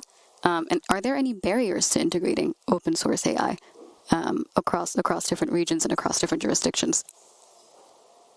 Uh, yes, thank you very much for the question. I'll probably start with sort of like AI integration from an open source perspective and what it enables. For context, the work that we do at Immersi 3D over sort of like the last decade has been centered on ecosystem development for the immersive technology, so augmented virtual and mixed reality across Africa.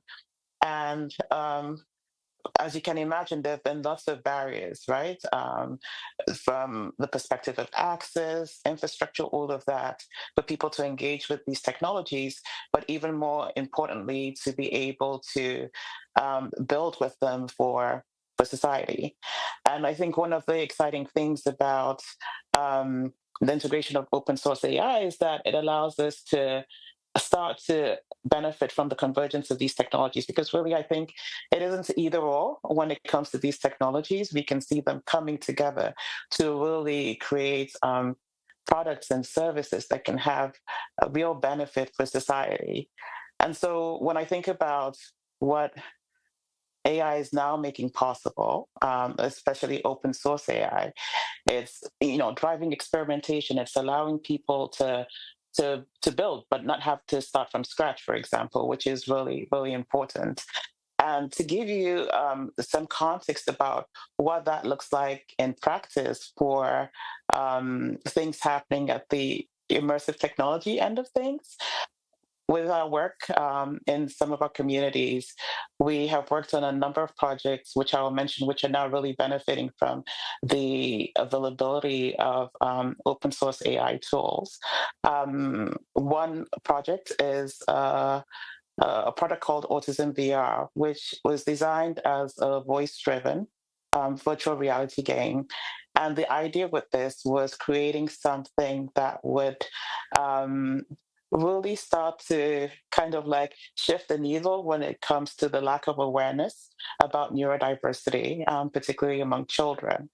Because, of course, we're coming from a context where mental health care is severely under-resourced, and where the lack of information about neurodiversity has really caused a lot of not just discrimination, but exclusion for children that should not happen. With the advances that we now have, the availability of open source AI tools, it's now possible to say, not only are we going to integrate that voice-driven component, which makes it a much more engaging tool for the general population to engage with, but that we can also leverage language capability, right? Because we're coming from, communities where several different languages are spoken on a daily basis, and building solely for English, for example, has really limited the public ability to engage. Another example I wanted to cite, kind of related to that, is a VR for Schools initiative that we have. And this is now looking at deploying this technology in really resource-constrained learning environments. So how can we go into a situation where, for example, you have a school without infrastructure for things like science experiments, right? In that kind of resource-constrained environment, can you bridge the gap with immersive tools, right? Can you create a VR lab where students are then able to do simulations? And now that's one step there, but then imagine the ability to have agents who can act as guides built on top of these, open source AI tools that can then provide the support within the immersive environments for those students learning. And what that does is then make this a tool that you can deploy not just in a classroom setting, but also in much more informal contexts. And I think when we think about situations where you have children who unfortunately are out of school, you then get to the concept of almost taking the school to the child where they are, if you're able to have this combination. But moving from that to your question about the barriers to integration of open source. Ooh, I think we see much of the same constraints that we've seen from the immersive technology side. I think a major one to talk about is skills, the sort of like capacity gap and what needs to be done about that. I think to be able to leverage open source AI, we need to invest significantly in educating people and making sure that we have the knowledge and skills locally to build and doing this across the board, right? And I think alongside that, there's definitely even just sort of like a link to the awareness piece, right? A lot of work that needs to be done from a digital literacy perspective. Um, Other barriers to this integration, I would definitely talk about infrastructure. Much of the same sort of like handicaps we have with immersive, also existing with open source AI, particularly when it comes to the internet. And I think, well, in a country like Nigeria, for example, it's really great to see the investment that's happening now in that space to make significant changes and get as many people online as possible. And then data, we need localized data sets. We need to be able to train models so that they're relevant for us. And I know that that's work that's currently ongoing. There are lots of fantastic initiatives. Masakane is one. So there are barriers, but the work has begun, although there is a lot more to be done.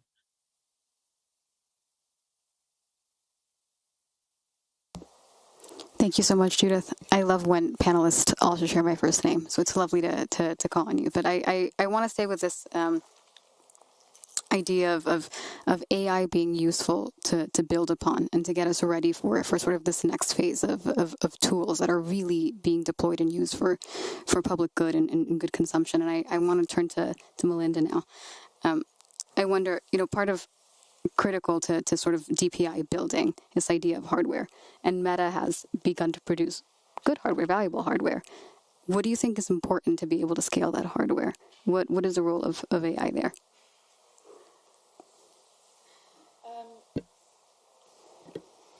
So I think we want to make products that are useful to people, and so part of this is we've launched the glasses a few years ago, and we continue to roll them out to more and more countries. We continue to add more functionality from the AI perspective as the AI gets better and more useful. Part of this is an iterative process, right? Understanding these are new concepts. These are, wearing AI on your face is new. And so I think what we have to do is test things out and see, and how do people use them? What are the use cases? How do people find them useful? And then we bake that back into the development process for our products. And so I think it's a learning process over time. Obviously, there are constraints in terms of how to actually build something that fits your face and has a battery that works and can, there's questions around processing and all of that. But I think the biggest challenges are really around adoption and how are people planning to use these and making them available in as many countries as possible, making the AI as useful to as many places as possible. And so part of that, Judith, the prior panelist, was talking about making local data available. And I think that is really crucial to unlocking the power of AI. And so, we train our AI on a wide variety of data, but we don't have access to a lot of data that would make the models most useful to local communities. And so that's, again, why the open source component is so important, because local developers can build on top of our model by adding data sets that are relevant for that country, community, region. And so I think all of this has to kind of work together to figure out what is most useful in terms of having AI available to you? Is it in your app? Is it on your face? Is it all of it? And I think it's exciting. We'll see a lot of different approaches from different companies in how to make AI products as relevant and as useful as possible for people's day-to-day lives.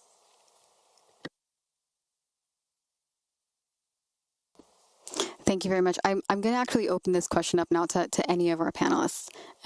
We recognize the importance of localized data sets, and integration and harmonization of these technologies. I want to ask, this is from the private sector. We know that there's development here. What would help, what would be beneficial from the public sector to be able to achieve these goals? Yeah, I can take that one. And just before I dive in there, something Judith said, and you hit it as well, kind of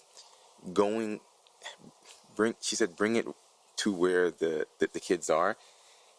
There's a reason why there are so many unbanked or underbanked people in the world. A lot of it has to do with just the overall risk tolerance of institutions that are serving them, whether it's their own policies or, again, restrictions placed on them from whatever kind of local regime from a regulatory perspective. So just wanted to hit on that same thing. Once you kind of can use AI to solve that more localization, additional attributes, hey, here's additional data that can actually de-risk this customer, again, opens up things. But to answer your question, and this is something I have to deal with all the time, it's being able to bring the regulators and governments along the journey with you. And it has to be a public-private partnership.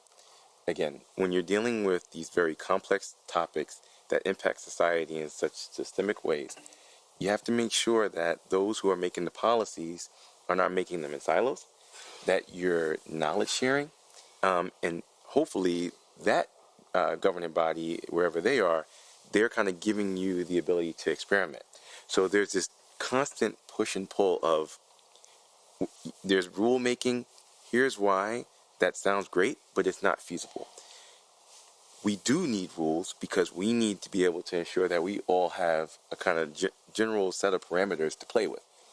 So I think that back and forth relationship, the kind of minimum expectations, guiding principles, minimum requirements, and also just being comfortable with when information changes, both sides being able to kind of change with it, I think is really, really important for all of this to flourish.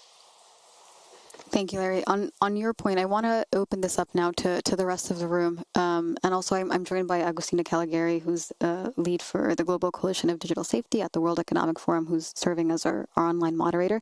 So please, if you have any questions for our panel, either online or in person, this is your time. Please raise your hand and join the conversation.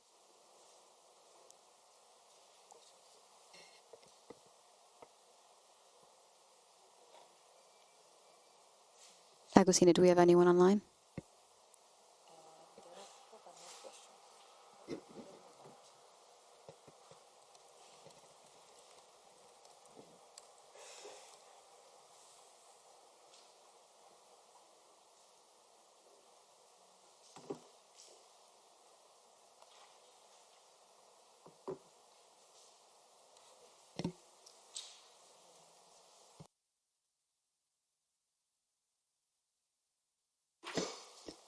Judith. I have a question here for Judith, who is online. The question is that if there are any examples of South-to-South cooperation for open source AI sharing.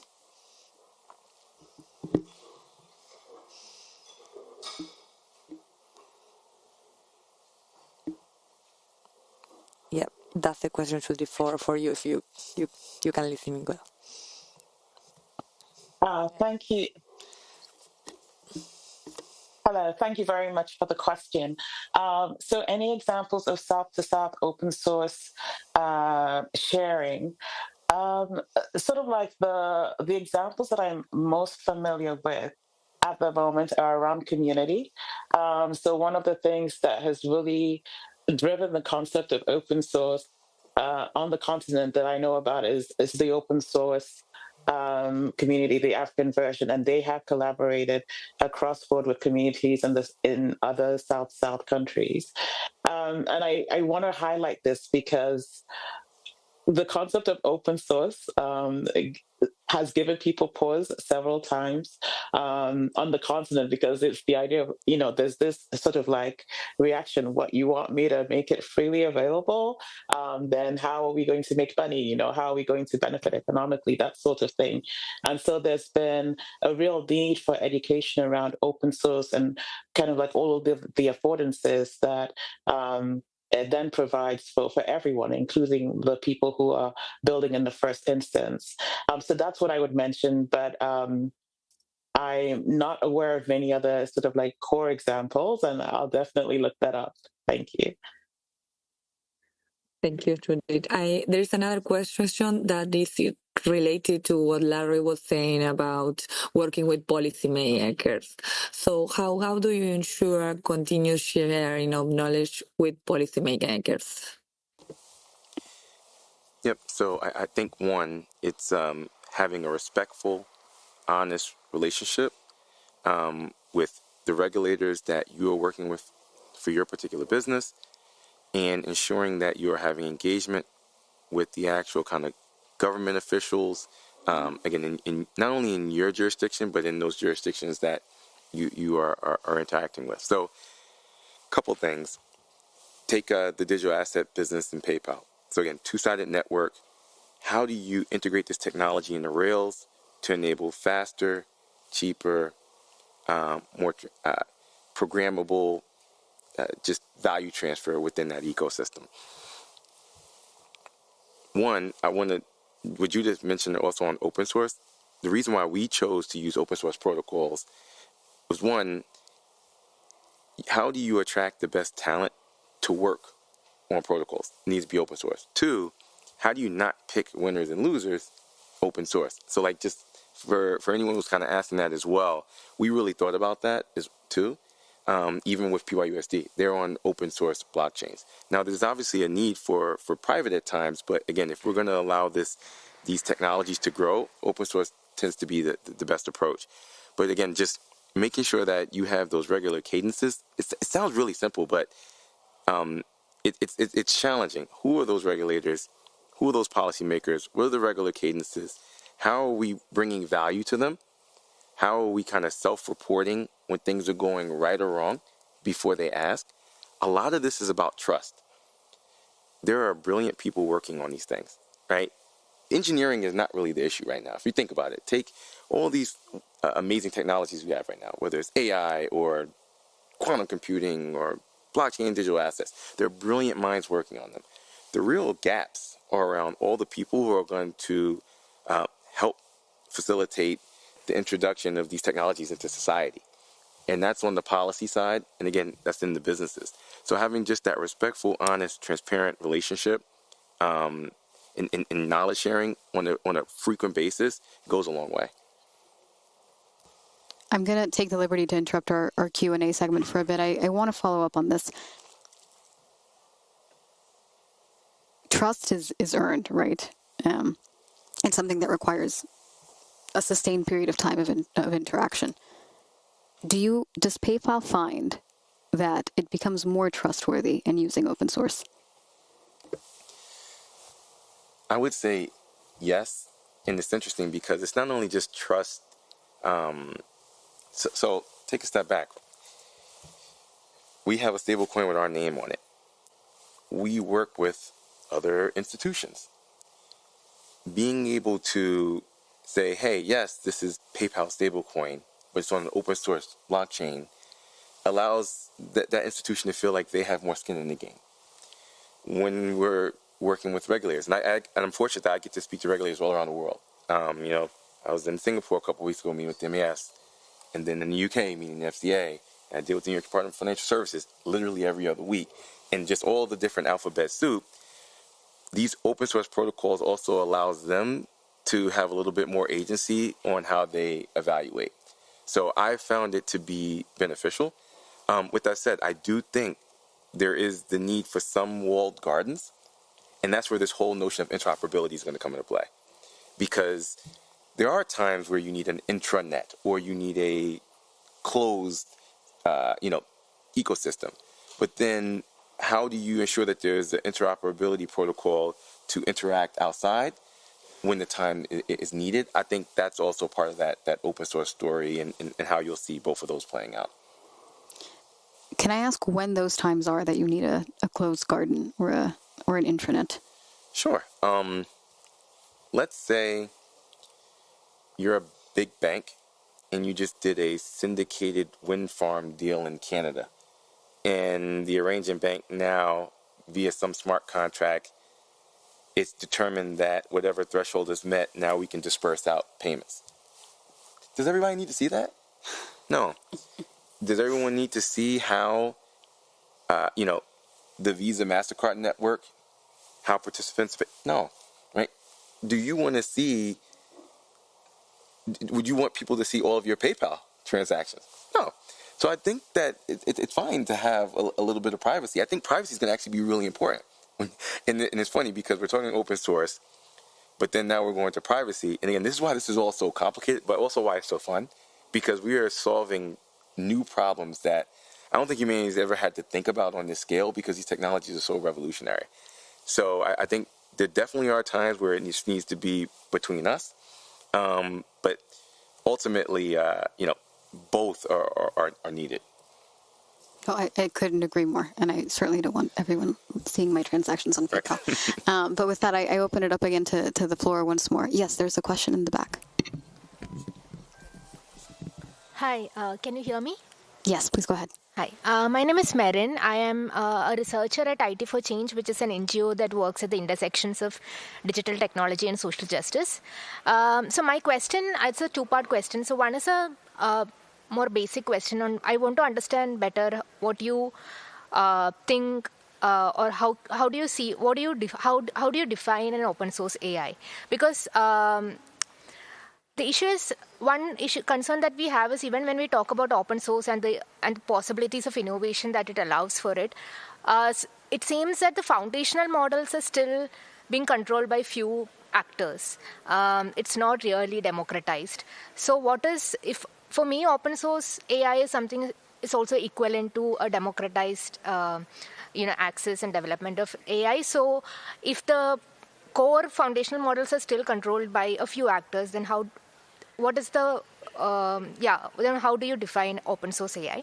And secondly, I think you mentioned in one of your interventions that open source, when you integrate open source AI into DPI, it also allows agency to the regulators to evaluate it. So I want to understand what are the benefits of open source when it is integrated with DPI. What are how does it allow the public actors to evaluate? Because when DPI is essentially used for various core governance aspects, and it can impinge on the rights of the citizens. So how does open source allow in the regulators to have more oversight over the DPI applications that are being used for governance structures? Yeah, that's I'll kind of, Go ahead, please. Yeah, I'll give you kind of my thought on. That's a great question, by the way. Thank you. So let's kind of go back to, I'll use this kind of Internet 2.0, 3.0 example again. So in Internet 2.0, you had these brilliant engineers that created this infrastructure. Who extracted value from that infrastructure layer? None of the infrastructure builders. All the value was at the application layer, pretty much. So I also think that's why we have some of the issues we have now, right? But again, there was tons of innovation. We're moving forward. The way I think about open source is that infrastructure layer is open, where developers can work and build, and there will be times that they build applications that are open source themselves, and then there will be times where applications do need to be a little bit closed. But ultimately, if you don't have the open source infrastructure layer, now you also just have that problem at the application layer again. And being able to have value transfer mechanisms aligned to the infrastructure layer is a really important idea, because it incentivizes brilliant minds to work on them because they have some upside now. And then also it allows for a little bit more just competition on what's going to win. Because ultimately, if I can extract value from various infrastructure layers, what's going to make me pick one over the other? Maybe it's just better. So that's kind of how I think about that. And then your question on the regulator side, again, you're dealing with people who you have a lot more expertise than they do because they have such wide scopes and you're living it every day. So if you have a starting point where there's an understanding of what the kind of infrastructure is, as you're building more complex products on top of it, the discussions are a little easier. So, I mean, it happens all the time just with what I have to do, just again, in the digital asset and distributed technology space, right? So if I come in and say, hey, we want to build this new product that, allows for X, but we're building it on this open source blockchain that you are familiar with, at a minimum, there's a little bit of comfort when we come to them with what we're trying to pitch. And then now the complication is on that actual innovation on top of that. I don't know if that helps a little bit, but it's kind of like this beautiful dance in a way. Thank you, Larry. I know we have a question here, but this gentleman was up first, so if you'd like to go ahead. Thank you. My name is Harald Alvestjam. There's a fundamental conflict in payment systems, in that payment systems have to be accurate to the cent, and they have to be auditable. Rules have to be followed. While AI is typical in detecting interesting patterns, coming up with surprising answers, and being absolutely hopeless at explaining how they achieve them. Can you talk a little bit about how you mitigate that conflict when you embed AI in payment systems? Excellent question. This is fun. So the way I like to think about things is, let's take payments here. 80% of what we need to do, we can leverage best practices and just tried and true, hey, we know this works. So overlaying AI, again, it's about optimization. We wouldn't throw out all of the policies, procedures, and controls that are already developed to make sure that we can adhere. Even though, by the way, there is a lot of friction and a lot of errors even in the existing system, right? And there's a lot of true-ups and things of that nature. But the way I see AI integrating into payments is not saying, all right, we're just going to rely on AI for this. It's, we've been doing X, Y, Z. So PayPal, we've been moving money for 20 years. We've been doing it well. Okay, overlaying AI now can give a better customer experience, could actually now find those tail situations, and can just better refine us making sure that we meet any obligations to customers, regulators, etc. So again, optimization rather than pure reliance. That's kind of how I see that. So it's a partnership. It's a good question. Thank you, Larry. And then we have a gentleman here to the right. Thank you. My name is Satish, and I have a long background in open source. I am presently part of ICANN and .Asia organization.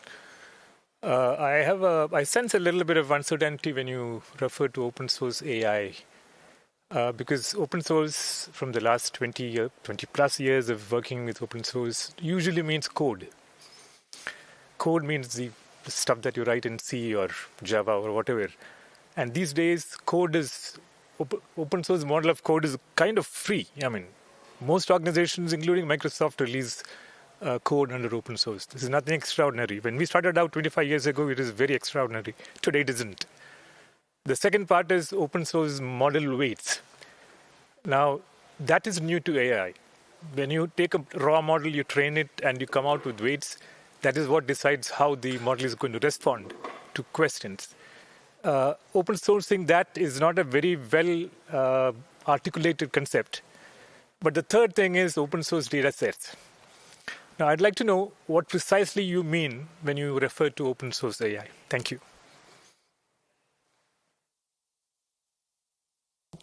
Okay, thank you so much for the question. I can come in a bit, and I'll give a bit of background. So when we've had these extensive conversations at the forum now in the work that we do about what open source means, particularly as it pertains to digital public infrastructure. normally and typically when you talk about DPI, the P in public means different things to different people. What we've landed on is that DPI doesn't necessarily mean public as in public sector, but rather public as in common or generally available to the public. And that's also the definition that we leverage, or the common consensus that we leverage for open source. Not that it is, again, public sector and public driven, but rather that it's ubiquitous and it can be commonly found, that it's something that can be found and used, leveraged, adopted across various jurisdictions, across various regions, regardless of its source, and then can be built upon by different actors across different sectors.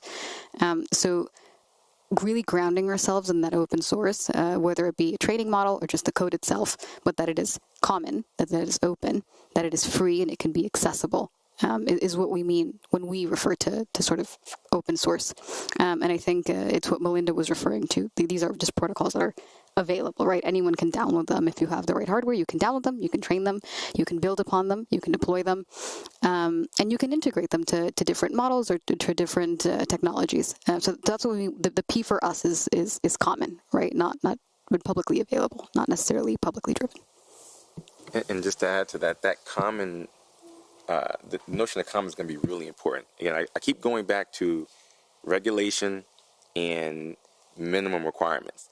And if you can kind of start with the same ingredients, for lack of better words, how your cake comes out is going to be, dependent upon how you mix those ingredients, manipulate them, and how you bake it. But ultimately, we all are kind of starting with the same ingredients. If you can kind of start with the same ingredients, it allows us to have it allows those that are governing to have a better starting point, to have sensible, reasonable regulations and requirements.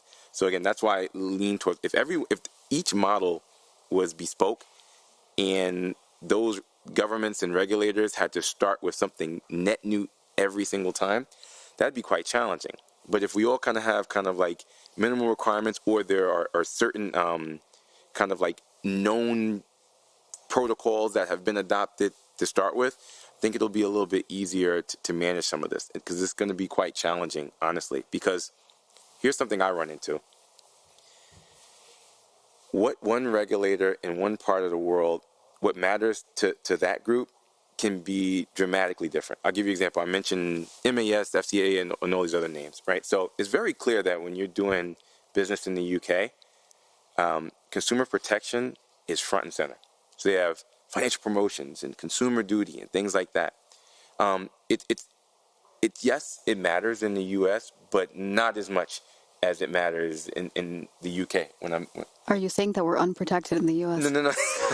not saying that, but like I've just never just getting to kind of see each kind of government and regime has their own thing. So for example, when you look at the EU and MiCA, yes, it's great. They put out a digital asset regulation.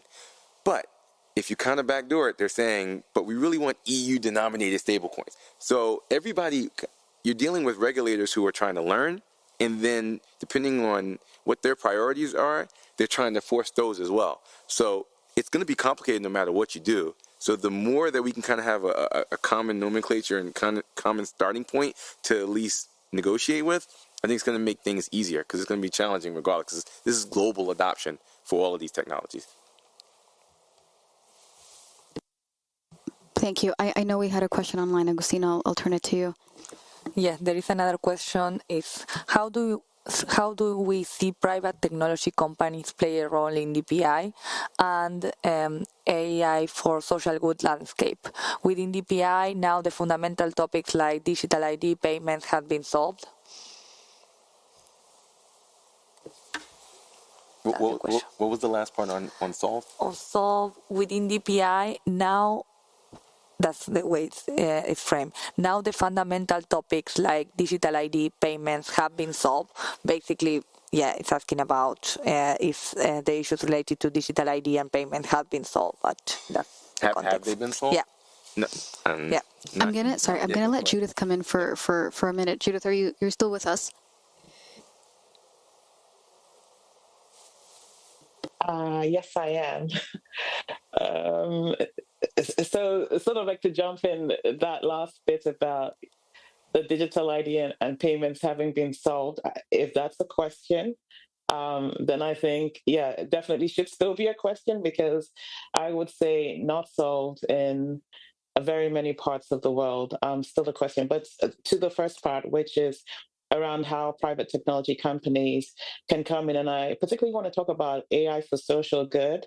I'm not sure if Melinda is still there with us, but one of the initiatives that Meta, for example, is driving on the continent, linked to its large language model Llama, these Llama impact accelerators, and the initiatives where they are incentivizing communities to developers to build on top of their large language models and create products that will um, in some positive way impact society. Um, the the Impact Fund has been going on for a couple of years, I believe, but the current iteration and the applications are still open for that. What we are seeing is a handshake with governments. So, for example, in Nigeria, it's in partnership with the ministry that oversees the digital economy. And I think what's interesting about that is we're starting to see the multi-stakeholder approach to driving AI for social good, right? I know when we talk about DPIs, we talk a lot about public-private partnerships and the role that they have in accelerating things. And I think we start to see that with initiatives like this. And there are a number of others. I mean, in country in Nigeria, which I'll reference for my examples, alongside things like the Impact Grant, there are other initiatives from, say, the Gates Foundation, where they're currently investing with the government to create an AI scaling hub that will then allow more people in country to be able to do a number of things, build on models, work on data sets, all of the things that will advance our national AI strategy. So there's, a huge role for private technology companies. Alongside that, for all of the people that will engage with them. And I think particularly from the regulatory side of things, so government, there is a real need to determine what that engagement looks like and how it will impact people, how it will impact citizens. And of course, there's the citizens piece where people then have to have a voice in saying how these things will affect them. And I think when we start to talk about that voice, we have to think about the digital literacy that's required to enable that. Yep, and I totally agree with you. Digital identity and payments has not been solved. Yes, there have been enhancements and we're moving towards, but no, it's actually a great opportunity for people to try to tackle. And I'll just one thing to add to what Judith said. I think it's irresponsible for private companies to create these world-changing technologies and not lean into educating those that have to regulate them. And again, that's just my own personal. Thankfully, I get to, for PayPal, kind of lean in on the regulated side. So that's kind of how me and my team kind of go about it. But to say, hey, we're going to create something that is complex, that can be disruptive, that can be beneficial. Here you go. You figure it out on your own. I think that'll just cause more confusion, angst, just for everyone involved. So I think it's building, leaning in, but then also educating, communicating, and understanding that even though frustrating, you need to bring governments and regulators along for the journey, because that's the society, portion of this whole thing.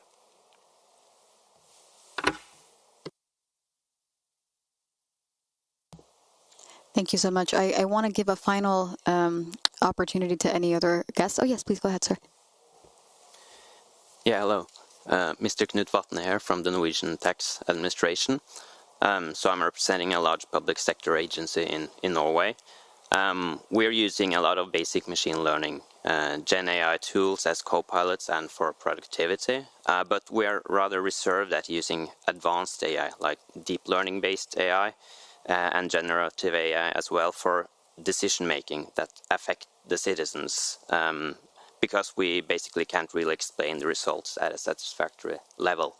So I wonder, to what degree do you view open source as helping us realizing explainable AI? I mean, open weights or open source code can provide trust on a formal level, but in my view, it does little in the way of actually explaining the results and the decisions on a level that's understandable to the citizen. Yeah, go ahead. Well, one, thank you for that. I would say that this is where, again, just we all take a step back and be humble that these are very interesting and challenging questions. So having that, lower level, hey, we're kind of playing and experimenting in this, I think that would just be great. And then also leaning into those partners who you do work with on the tech side and being able to share your results and see if they can help as well. But I think that it's going to be important to make sure that government agencies are kind of, in a way, mirroring the private sector. If not, that bifurcation will be so great in the long run that we could end up having problems down the road. So to your point, you have a responsibility to the citizens to make sure we get this right, and that's what we're doing now. But then also experimenting here to make sure that you're kind of keeping up with the technology. That way, when it's ready for prime time, which a lot of this is not yet, you can kind of do the cutover. So that's kind of how I see that. And Judith, I don't know if you have, or Judith, I don't know if you guys have anything. I will let panelist Judith come in if she can. And then we only have about a minute left, so I'll go ahead and wrap up.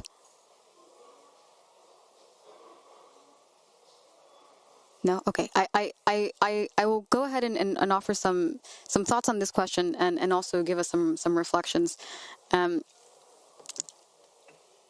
We talk a lot about trust at the forum, and I'm very happy to be joined by Daniel Dobrovolsky at the table, who's the head of governance and trust at the World Economic Forum.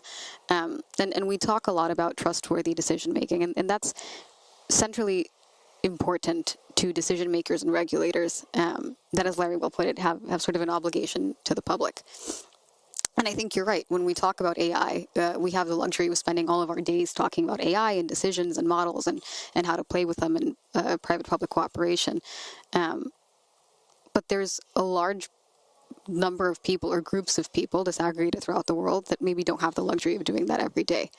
And to your point, it then becomes necessary to be able to explain and communicate these things in simplified terms so that the user is not only protected, but protected through being informed and well informed, so that then the user can also take action and steps and sort of better decision making themselves or demonstrate their preferences somehow. And that takes, again, a cooperation that's both private and public. These efforts need to be driven jointly. And I sort of want to wrap up by inviting us then, all of us, to think about the future. You know, AI isn't this abstract thing anymore that's being talked about every so often on large news outlets. Rather, it's a technology that's being deployed every single day, and it's being used by both public and private sectors to improve and enhance DPI and the technologies that we all use, whether we're sending money across PayPal or Venmo or Zelle to someone abroad or in a different country, or to our friends after dinner. It's something that we're using to access civic participation, public life, in some countries even voting and other forms of essential civic participation. It's the way that we express our citizenry and that we express our autonomy. So as we sort of venture into this future together, I invite all of us to think about what kind of future it is that we want, and that we're not passive users of this technology, right? We can think about these things every day. We can make decisions every day, and especially the people here in this room, that we all continue to be well informed and advocate for the sort of technologies that we want being deployed in the bedrock of our everyday lives. So thank you again. I thank our lovely panelists, our online moderator, and thank you so much for joining us. And if you have any questions, we're here for the next 10 minutes. Please stick around. Thank you again. Have a lovely day.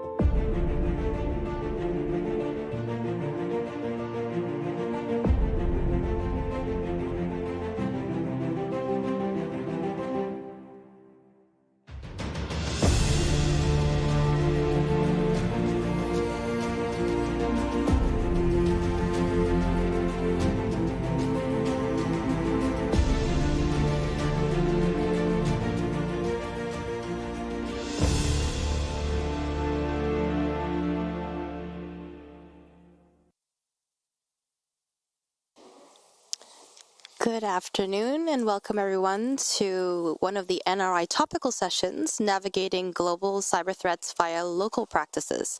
My name is Jennifer Chung, I'm with .Asia, and I'll be your moderator for today. Just a quick housekeeping note for this people sitting in the U-shape. These mics are pushed to talk, so they're not the ones that are on the entire time. Just a quick reminder. So, navigating global cyber threats. In an increasingly interconnected world, cybersecurity challenges are growing in scale and complexity. Global cybercrime is projected to cost $10.5 trillion annually by this year, posing serious risks to institutions, economies, and fundamental rights. So this session is going to look at the good practices and the actual impacts, how national, regional, multi-stakeholder cooperation can build stronger and more resilient cybersecurity frameworks while balancing innovation, security, and the protection of human rights. We'll have a key focus on the tension between the cybersecurity legislation on the one hand and existing privacy and data protection measures on the other. In some cases, stricter regulations on service providers, such as DNS operators, may also inadvertently undermine effective rights-respecting security mechanisms that are already in place. We're going to hear from all the different speakers from NRIs around the world here up on the stage, but of course this is a dialogue and we invite everybody that can see down there. If you would also like to move up to the U-shape, we really do welcome you. If you're not comfortable, I think there's also mics on either side as well. Would love to hear your thoughts on this.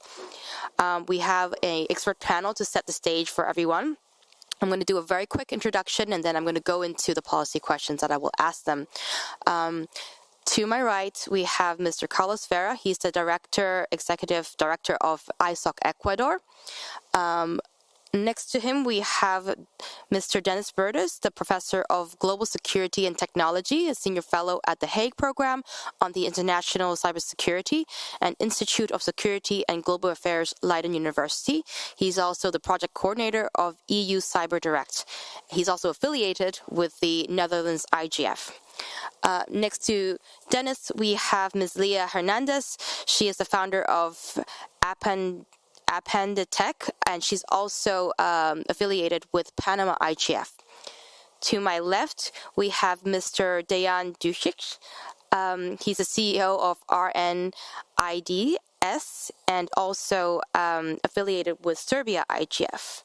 And finally, but not least, we have next to Dejan, Ms. Lati Thalaka. She is the chairperson of the ZA IGF multi-stakeholder committee and is affiliated with South Africa IGF. So with this illustrious panel, actually, and good NRI colleagues, I'd like to turn first to Carlos to speak really from your point of view, IGF Ecuador as well.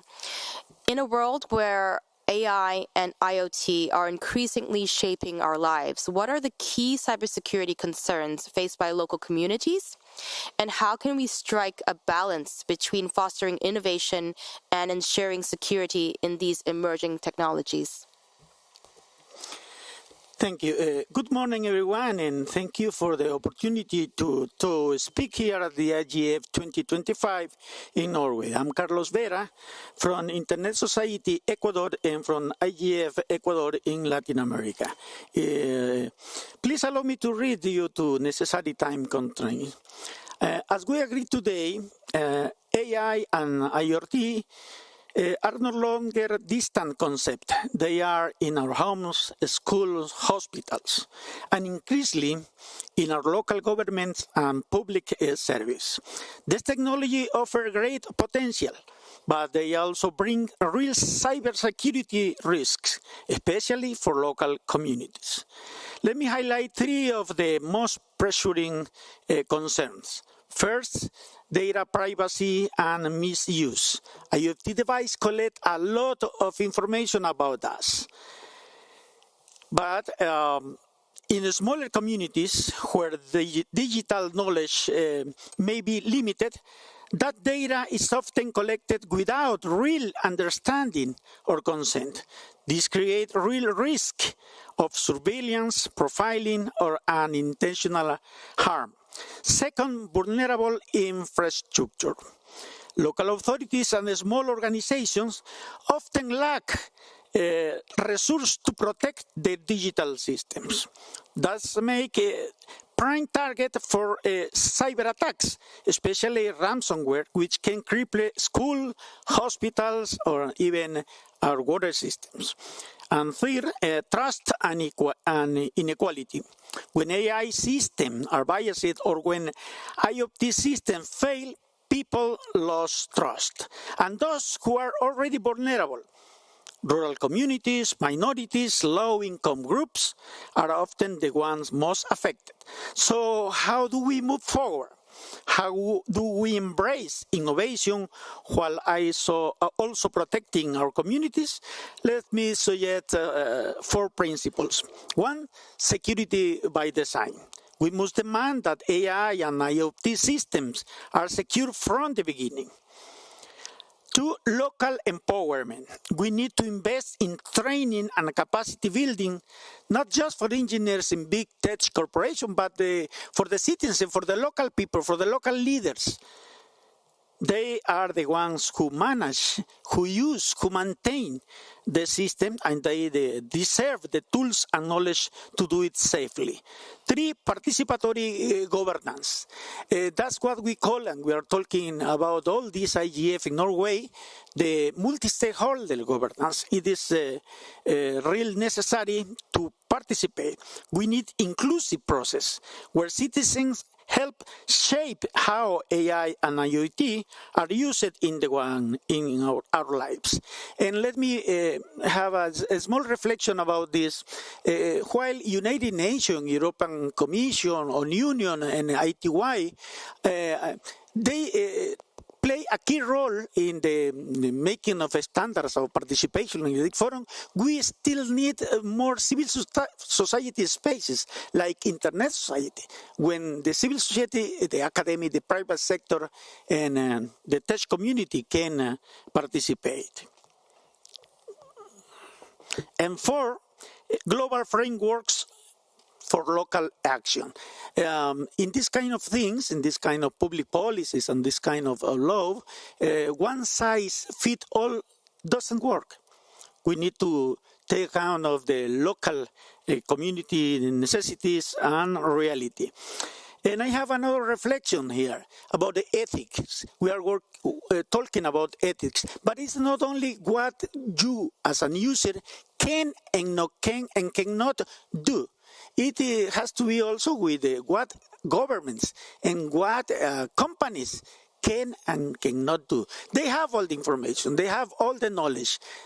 They only do not release to final users. So we have to work on ethics also beyond the final users. And without security, without cyber security, there is no sustainable innovation. And finally, a call to action. Let's empower our communities to lead the way. Thank you very much for your question, Jennifer. Thank you, Carlos. You brought together actually very, very important points, and thank you for setting the scene about that. I think the 4 points that you gave us to take away is actually very good.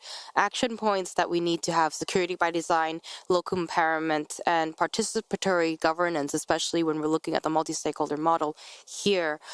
Actually, a quick reflection before I go to our next speaker is, this morning I heard at one of the sessions, he came up and he said he was a coder, and he said, I'm here, I'm listening to all these policy people speak, but where are the people who make and do and code? We really need to bring in this, all of these communities that actually can take action from the policy that we've shaped here to be able to have real impact. So I think that's actually very important to have that as well. I'm now going to move on to Mr. Dejan Duchicht. And I know, for our NIDS, you are the CCTLD for for Serbia and also, of course, Serbia IGF. And maybe a little shift towards, that question. Do you think, and will stricter regulations on tech service providers really and truly improve overall security? What are the costs for both service providers and end users? Thank you for interesting question. Good afternoon, everyone. Yeah, regulation is necessary as threat becomes more and more sophisticated every minute. But in most cases, regulation is too slow to follow technology evolution. We had many examples of that, like GDPR now, NIS2 directive. So the evolution of regulation and technology are not fast at the same time. So that's the reason why community involvement is essential. So we cannot sit and wait for the regulator to solve all our problems. Raising awareness, that is something that we have to do constantly. Improvements are needed. Following up to stricter regulation can help us to be the top of our game, perhaps much faster than it's done nowadays. 5 years ago, we didn't have those sophisticated threats like today. However, tech keeps security on a top priority, reinvents solution to protect infrastructure and services it provides. That is what keeps our system stable and running. Caution is also needed by all parties, however, especially for lawmakers. In general, it's really challenging to find balance between privacy and security. When we speak about time age before NIS2 directive, our TLD decided to collect fewer personal data in our database, and we came to that solution in cooperation with Data Protection Authority. But now when NIS2 came into force in most countries in EU and we are preparing our local laws, we will have to collect same amount of data as time before of the most probably we collected before. So when we started first time our domain registration in our TLD, we collected documents and we allied with GDPR. We decided that no documents are needed to collect. In our zone, abuse is small and we have 150,000 domain registrations and around 100 domain reported abuse in 2024. So, of course, the law applies to everyone, but numbers are cruel sometimes. And definitely there will be cost for users and operators as well, because operators have to improve their systems, but users also have to be prepared to use those improved systems as well. And when we speak from perspective of DNS operator established as a private foundation like Serbian TLD, multi-stakeholder cooperation is essentially important. So since we don't have any executive power regarding fighting abuse and cyber crime, involvement of relevant parties are necessary. So on a local level, we cooperate many with organizations in order to raise awareness. With our partners, we organized many cybersecurity conferences, workshops, and hackathons. So also in concrete cases of cybercrime, we also need the assistance of relevant authorities. So I have a recent example from a few days ago. It was a situation with several domain names that with the website that are offering illegal weapons on them. Since we are not dealing as a registry with the content, we contacted the registrar to check the registration data. And after the registrar confirmed that data is correct, we couldn't do much. And we started communication with the local police, cybercrime police, and after continuous communication of a few days and mostly a few weeks, they managed to provide public prosecutor order, and we finally suspended those several domains used for weapon selling. So that's just one illustration, an example how cooperation is important and sharing relevant data and knowledge among stakeholders is crucial. Thank you. Thank you very much, Diane. You actually touched on a whole host of really critical items that is actually being discussed very much now, DNS abuse in the ICANN context as well, looking at how it's not just policymaking in a very narrow scope there, but in actual practice, registry operators, registrars as well as local jurisdiction, local law enforcement. There is a whole host and chain of how you can actually address and mitigate and report and finally do any takedowns if that is what it is. I do note that the original question was asking really about stricter regulations, but you gave us a very comprehensive mapping of what it actually means to the end user, to the operators, and actually for the internet, I guess, as a whole as well. So thank you for that that sharing. So now I'm going to turn over a little bit to policy approaches. I'm going to go over to Ms. Leah Hernandez. So Leah, I guess from your point of view as founder of Ipanditech and also from the Panama IGF point of view, which policy approaches can be adopted to effectively educate social media and internet users to identify and avoid emerging cybercrimes, such as online scams and phishing attacks? Leah. Thanks, Jennifer. Are you hearing me? Yeah. Good morning. Well, good morning. My name is Leah Hernandez. I am a Panamanian lawyer. I'm based in Panama City, but my work is focused more in the Central American region and the Spanish-speaker Caribbean. So I'm going to talk based on my experience in my region, mainly in my region and in some countries in Latin America, because we have the same issues regarding to the application of cybersecurity or cybercrime standards. And actually, I think that to effectively educate the users on social media, social network, on the internet is not enough the capacity building. It's necessary that the states establish the issues as cybersecurity or cybercrimes like as a state policy.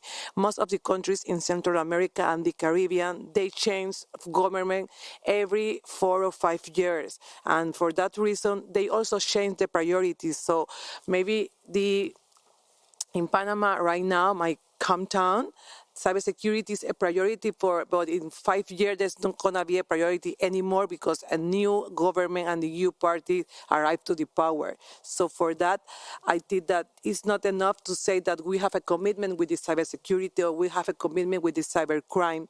We must really be and incorporate in our agendas, the agendas of the governments and the policy makers, topics as cybersecurity, digital security, cybercrime, and also it's very important to adequate our legal framework to the new trends on cybercrimes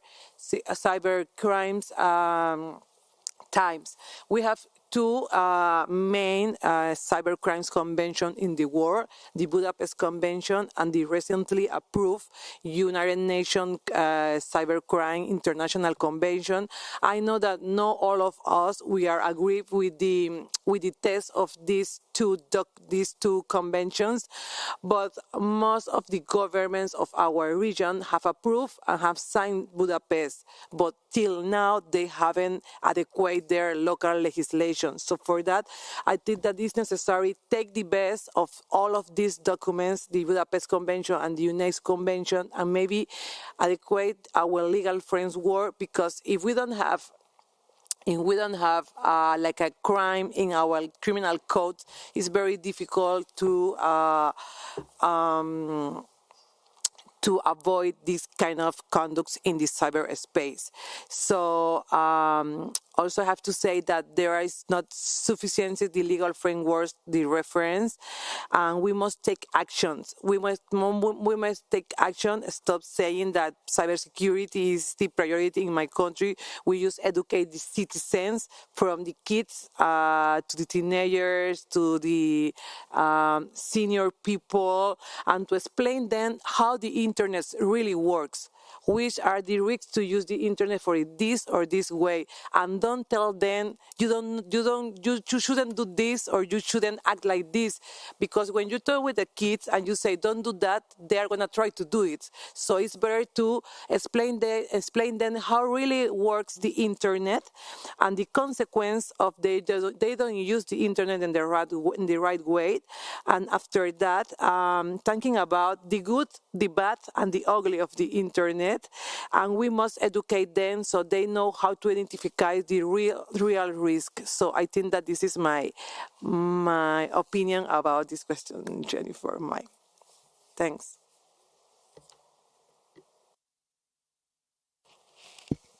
Thank you, Leah, especially bringing up, there is always this shift. When you have a shift in administration, there's a shift in priorities. And the fact that we do have the two conventions also doesn't mean that, it has been reflected in all over, global and I guess to the local jurisdictions and legislations as well. Very important part about capacity building. I think it needs to be done holistically across the board as well. Now we're going to turn over to Dennis Burders. I guess maybe with the context of what you heard from the previous speakers, I don't know if you can pull this into, your response as well. The question really is, how can national and regional multi-stakeholder cooperation help build a stronger global cybersecurity resilience? Dennis. Thank you, Jennifer. I will try to draw in a few things, but I will focus on a much more smaller but actually quite big elements. I want to focus on the relationship between cybersecurity, information sharing, and resilience. So keeping it a little small. So most countries, also internationally, say, okay, the value of information sharing is like a mantra, right? Then also the value of public-private cooperation in information sharing is also a mantra. So I'm talking about the sharing of information about digital vulnerabilities, about incidents, about methods of states and criminal actors, so threat intel in short, right? So everybody realizes the value of information sharing for digital resilience, and yet in practice it proves to be something that is actually very difficult. I've seen many forums also here talking about it. In my country, the Netherlands, every single cybersecurity strategy we had underlines the importance of information sharing, and every single strategy we had says we need to do better. Right? So that's where we are. Most recent cyber strategy, 2022-2028, again puts information sharing front and center, and also acknowledges that information exchange is still fragmented, and it undermines the cyber resilience of companies, of organizations, and of society as a whole. And to a certain extent, and I think many people realize that that's easily explained, right? All the organizations that have information that would affect others, that would benefit others, they also have good or at least understandable reasons not to share that information. So information is often not shared, and there are reasons for that, right? If you look at different organizations, intelligence agencies, right? They have lots of information. They never tire of telling us, right? We know everything, but they have a professional focus on national security that comes with an emphasis on secrecy. They have limited incentive to share information with others. Internationally, they have a quid pro quo relationship with their sister organizations in other countries. And they also have an organizational interest in keeping certain vulnerabilities behind because they may prove useful for their own work. So transparency there is not optimal, let's put it that way. Then we have companies, governments, organizations. They all have information that is useful when they have been breached or attacked. Bigger companies will have information about what they see in their own networks that would be useful for others. But when it comes to breaches and vulnerabilities, they also have very little incentive to share. It can lead to reputational damage. It can open them up for claims, for liabilities. So sharing does not necessarily get them any meaningful response from other companies, right? So why share? Then we have threat intel companies, right? The Mandiants of the world, basically. They have a lot of data. They have a lot of information on their clients, mostly. Mostly the big companies do Western big companies, so they have mostly biased information with a Western bias. When you talk to them, they see the value of sharing, but they're not that eager to share, which is also logical because it's their business model to use and market that information. So resilience, societal resilience is nice, but profits is better. So no transparency, there's client privilege, and there's NDAs on the information. The most effective sharers, hooray for internet governance, I think are the CSIRTs and the CERT community, right? They have a long-standing tradition in international community of exchanging information And they see it as a core value to do so, right? So internet governance organizations, they focus on the resilience of the internet as a global network, and they work more along the lines of what you would call like a health and safety approach, right? Rather than a security approach, and that does something. Okay, having said that, how do we overcome blockages to information sharing, right? I have a few points to make, 3 points. So one is a little philosophical in nature, right? So starting where we left off with the C-search, basically, say, okay, how can we extend the logic of health and safety to more forms of information sharing, right? Can we get more levels or sorts of information in the frame of sort of first medical responders, where we try to make sure that the patient is okay, rather than into a security frame of mind where we're looking for, okay, who is at fault, why have they done it, what are the consequences, who is liable, etc. Right? So there is a balance there to look for. Related to that, because I think these communities are communities of trust, and someone mentioned this before, is how can we create communities of trust? And I think this audience here is probably well aware that certain sectors, for example, like the banking and financial sectors in the Netherlands, but elsewhere as well, they have created what they call information sharing and analysis centers, right? The so-called ISACs. In these ISACs, sectors exchange information about incidents, threats, and vulnerabilities. There is no question that banks are each other's competitors, right? That is clear. But they do have a common interest in sort of keeping the digital financial system as healthy and as well functioning as possible. So that helped. What also helped is the closed nature of ISACs, right? It's a closed system. There's a trust system, there's even an amber system and a red system, what kind of information gets written down. So it's a community of trust, but it's also often facilitated by the government. So this is something where governments can do something. Lastly, and the NIS2 directive has already been mentioned, there's always regulation, right? And regulation is not always the best option forward. But for example, in the Netherlands, if we look at the implementation of the EU NIS2 directive, that will mean that in the Netherlands, 5,000 companies will now have reporting obligations and certain obligations to have preventative measures, as opposed to the 200 that were designated like that before. That is a huge difference. The idea is, of course, that this will create more resilience. Whether that's actually the case is something that we will have to see in the future. I'll leave it at that.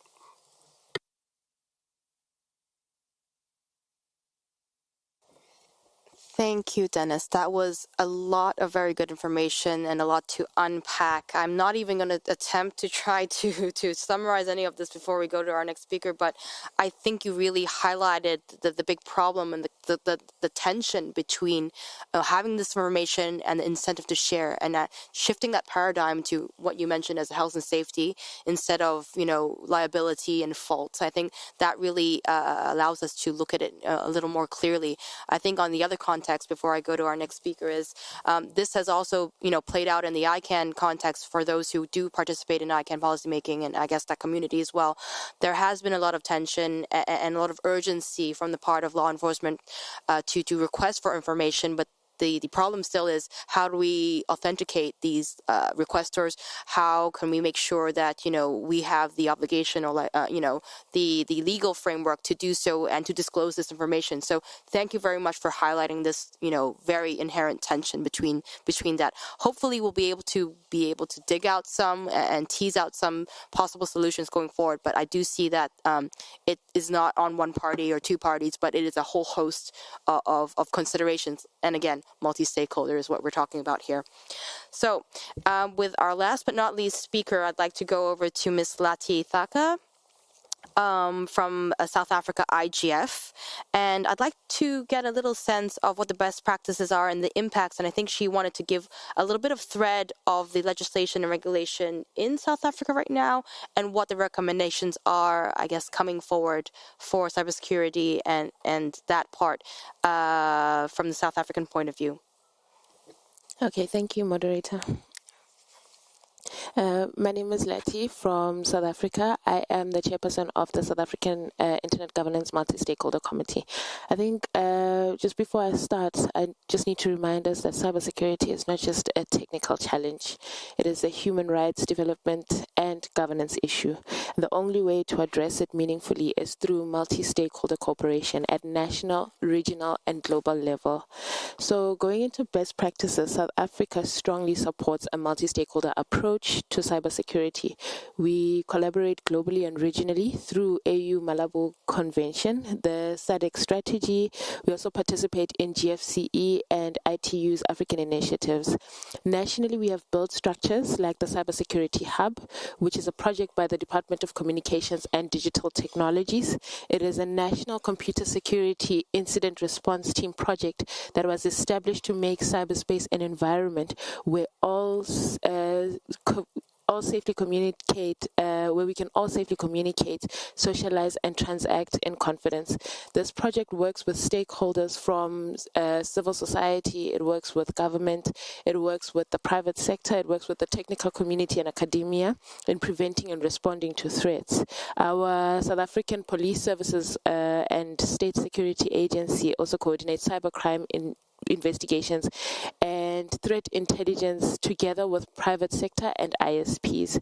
And I think it's also worth noting that our IGF is also very strong when it comes to addressing and engaging in matters of cybersecurity, where cybersecurity is not just discussed annually or allocated annually, it's also integrated in all the thematic areas.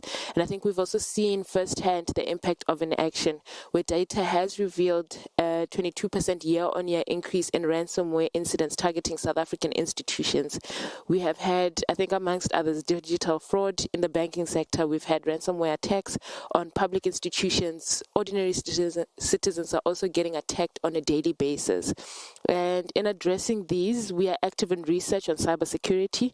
We have a few initiatives, and I've already mentioned the Cybersecurity Hub. We've also got the Cyber Command Center, and where legislation is involved, we have a national cybersecurity policy framework, the Cyber Crimes Act, and the POPI Act, the Protection of Personal Information Act.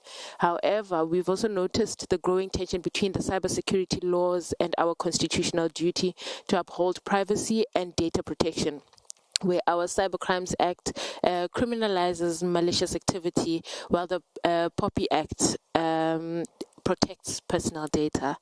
Together, they offer a legal balance, but the test really lies in the implementation, and without proper oversight, there's a risk of overreach, public distrust, and suppressed digital freedoms. We found that the law enforcement sometimes maybe faces delays due to legal processes required under POPI Act to access digital evidence, and civil society has also raised concerns over potential overreach in surveillance protections of the Cyber Crimes Act. So I think we just need to strengthen oversight mechanisms such as judicial review for data access and update laws to ensure proportionality, necessity, and transparency in surveillance. And I think that's why we're also just calling for three things. We're calling for policy coherence, where cybersecurity strategies must go hand in hand with privacy protections and rights-based governance. We're also calling for global and regional collaboration through harmonized laws, shared intelligence, and joint incident response. And we also need to have an inclusive governance where youth, civil society, and underrepresented groups have a seat at the table. Our National Internet Governance Forum has proven that this model does work. And if we don't act decisively, we risk widening the digital divide, weakening human rights, and undermining regional trust. So we just need to remember that cybersecurity resilience is not just about defending networks, it's about defending people, democracy, and dignity in a digital world. South Africa is ready to collaborate, we're ready to lead, we're ready to learn, and we cannot afford to wait. Thank you very much, Lati. I think that ending was actually very important for us to remember. We're not just defending the networks, we are defending humans. Thank you also for sharing all the work that is being done right now with South Africa. I think, I hear a thread amongst all the speakers that this is a multi-stakeholder effort that we need to address cybersecurity risks, but we need to balance it with privacy, and we need to balance it with having inclusive governance where underrepresented groups do have a seat at the table. For the next 20 minutes, we have an open floor, and I think I already see some indications that we would like some speaking over there. I think this is Bangladesh IGF. Anu, please go ahead. Anu.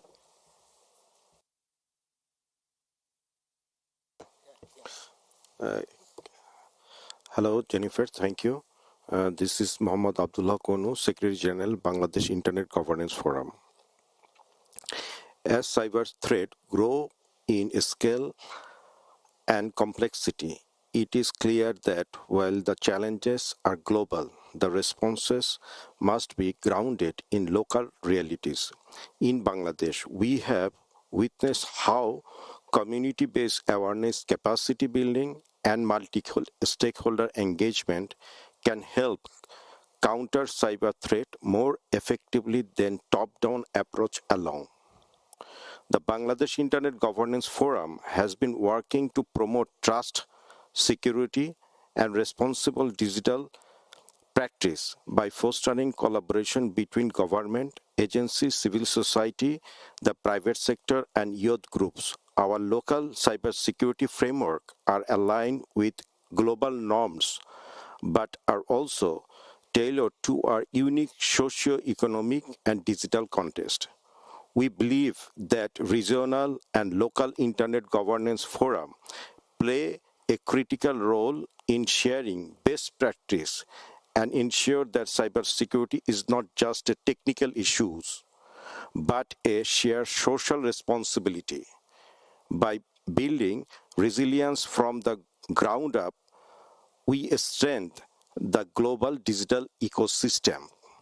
Let us continue working together across borders and a stakeholder group to ensure a safe, more inclusive digital future for all. Thank you, Jennifer.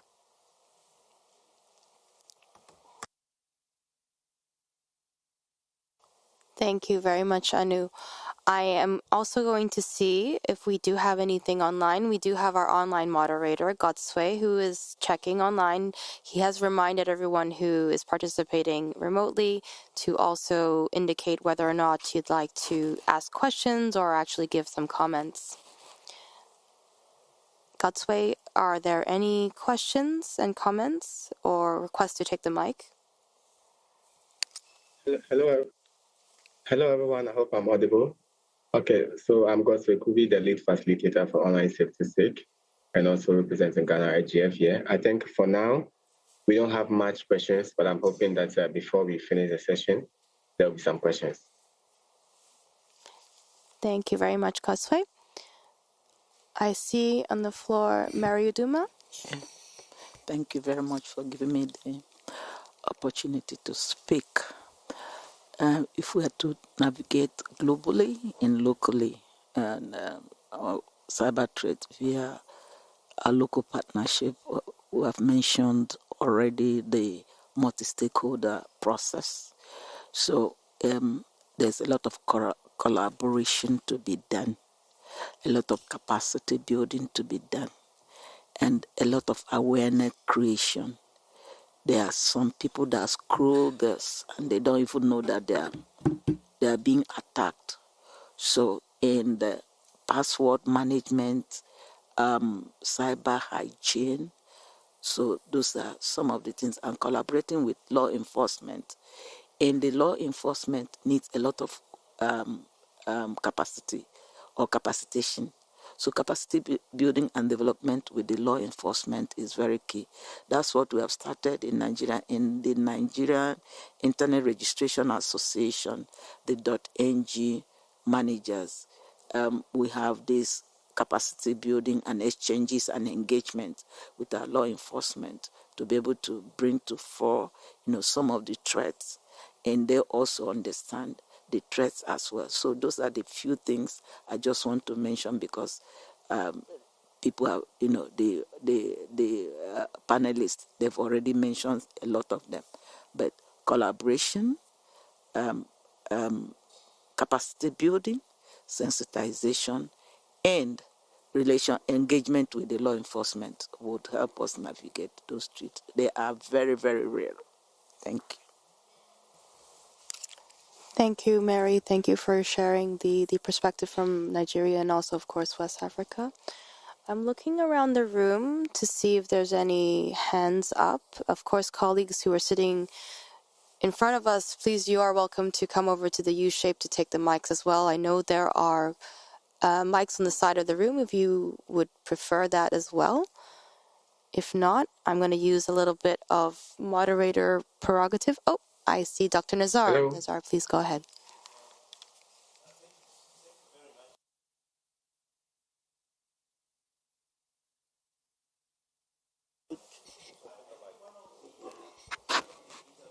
Nazar, 1 second. You need to turn on your mic. When you have to use it, touch it. Don't touch. That's what they're saying. Thank you so much, Jennifer and team NRIs from all over the globe. My intervention on this front will be let us also focus on the local talents in terms of our universities are creating and co-creating a lot of young people with a lot of skills. And what I find is that the local consumption in terms of companies and the governments and even civil societies are not actually using these local talents and the local skills that have been created by our universities. So while we are talking about combating all these cyber threats, we need to focus using the resources that are there. The young people from the universities, they are very learned on ICTs and cybersecurity, but the applications and the skills from the local content are not being properly utilized. So I think that will be my contribution, so I can also yield time to others to contribute as well. The focus should be ensuring that we use the local content that is available to combat both local and global cybersecurity threats. Thank you. Thank you, Nazar. Thank you, Nazar, for reminding us that, we absolutely need to rely on local talent and local content to also combat all of this. I do have one comment online, which I'll go first, and then I'll come to you, Carlos. So, Godsway, please go ahead and read out the question. Okay. So I think Emmanuel is asking, what international frameworks do we have to empower law enforcement agencies in the global south? Thank you, Godsway. So before I go to Carlos, I'm wondering if anybody up here on the panel or anybody in the room would like to answer Emmanuel's question. The question again is, what international framework we have to empower law enforcement agencies in the global south. Read it again so you have some time to think about the answer. While you're ruminating on this answer for Emmanuel, I'd like to go to Carlos. Please go ahead. Thank you again. I think that one of the main words or concept we have to have is share. We share the room. We were in the same room yesterday in the main hall with Joseph Gordon-Levitt. And in one moment, the girls stay saying aloud, I love you, I love you, I love you. And of course, I say, thank you, thank you. And this nice-looking guy look at me. And I say, let's share, let's share. That's what we have to say to government, to big tech companies. Let's share accountability, responsibility. Cybersecurity decision-making process is a shared process. That's why we strongly support the multi-stakeholder process. And share. This is the key issue for all of us. Thank you, Jennifer. Thank you, Carlos. That was a great analogy. Maybe Joseph Gordon-Levitt can solve all our cybercrime and cybersecurity problems, just drawing the attention and asking everyone that you need to share information. He has a PhD on computer science. we should call him to this room. Maybe that's how we're going to solve all of this, right? He will help us solve the IGF renewal, all of that. Dennis, please go ahead. Maybe a short comment on my neighbor. Sharing would be fantastic. I love sharing. It's very nice. But institutionally, many of these organizations are biased against sharing. They have no interest in sharing, or they have interest in sharing certain things, but not other things. So we have to realize that while some of these corporations have goodwill, many of them are in the business of making profit, and they will share what they need to share. So what we increasingly see now is we have larger and larger companies doing things that traditionally were public utilities.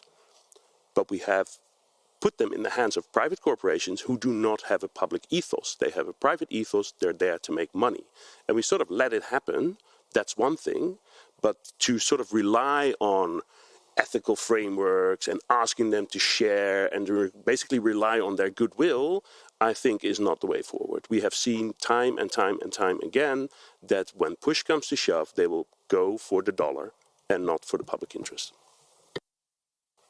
If I may actually ask a follow-up question, because in your first intervention and just now, you said, incentives are not there for sharing. What incentives do you think could oblige or could be to incentivize this sharing for different parts and different organizations? I think it varies. I mean, I haven't thought the whole thing through, but the ISAC example shows you where competitors are actually able to agree on some common ground where they say, okay, we all benefit if the larger financial system and the transactions between us are safe, right? That's something where they go, okay, that's where we can cooperate. On other things, I think the general rule is when industry starts saying, no, we'll do it ourselves, we'll self-regulate, we'll do ethical framework, we'll do all these things, that means they're afraid of regulation, right? That's the only reason they're stepping forward to do this. That means that regulation may be the way forward, right? So you can't expect private companies to fully embrace a public task in a public way, right? That's not what they're there for. But we have a long history of having private companies subjected to certain rules to make sure the public interest is safeguarded. This is not a new thing, right? We have been doing this for centuries. There is a way of organizing this between public and private parties where you weigh in as a government and say, but this is the public interest, this needs to be safeguarded. So I'm afraid it's regulation. That is definitely one answer. Regulation does answer certain things, but probably doesn't encompass everything as well. I'm going to use moderator prerogative to kind of come back to Dion because, listening about this and, of course, being in the DNS industry, being part of CCTLD, I wonder if you have some reactions regarding this because, of course, .Asia is also a registry operator. We have to follow what we are, our jurisdiction, what the kind of, laws that we need to follow. When we have, court papers or court orders to do certain things, that's how we take action. But perhaps from the Serbian point of view for the CCTLDs, are there similarities? Do you have thoughts on this? Yeah, I still believe that information sharing is important. I gave recent example from a couple of days ago. So we received complaints from some international organization or NGO, I'm not sure at the moment what they are, and they were sending us a couple of emails and notification that they find out that those websites are selling illegal weapons and that there are many of those sites in our zone. So we can easily say to them, send those emails to local police and do whatever you want. But we try to discover our data correct, and we also use our contact in police and public prosecutor office to make them to do something. So without that information we couldn't do nothing. Now we have 10 websites down with really illegal content. So without sharing information we couldn't do nothing, but I think it's still important and I believe it.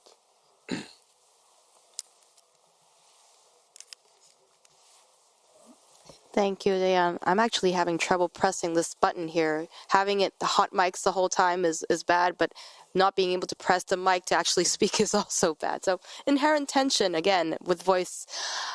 I don't want to leave the question unanswered that we received online from Emmanuel, but I'm wondering if Letty or maybe Leah would like to address that question.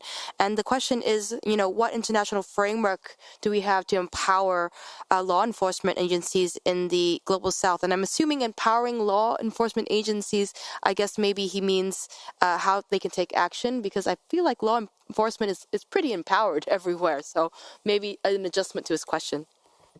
Thanks, Jennifer. From my point of view, I don't like to recommend Budapest Convention or maybe the UN Convention, because I have any consideration of each of these two tests. Actually, I think that Budapest Convention was created like a convention for the European Union countries, and some other countries around the world have adapted their legal framework of them. But, for example, the reality of the Global South countries are not the same as the realities on cybersecurity or cybercrime in the European Union countries. So I don't want to say like you should follow the text or the recommendation of Budapest or the UN Cybercrime Conventions. I think that we should take the best of both documents and then see what is better or what fits in our local legal framework. Thanks, Leah. And Letty, did you want to add to this? No, I think I share her sentiments, but I think just to add on that, maybe just briefly, is that as South Africa, we participate in the Global Forum on Cyber Expertise. So I think maybe that could contribute to answering the question.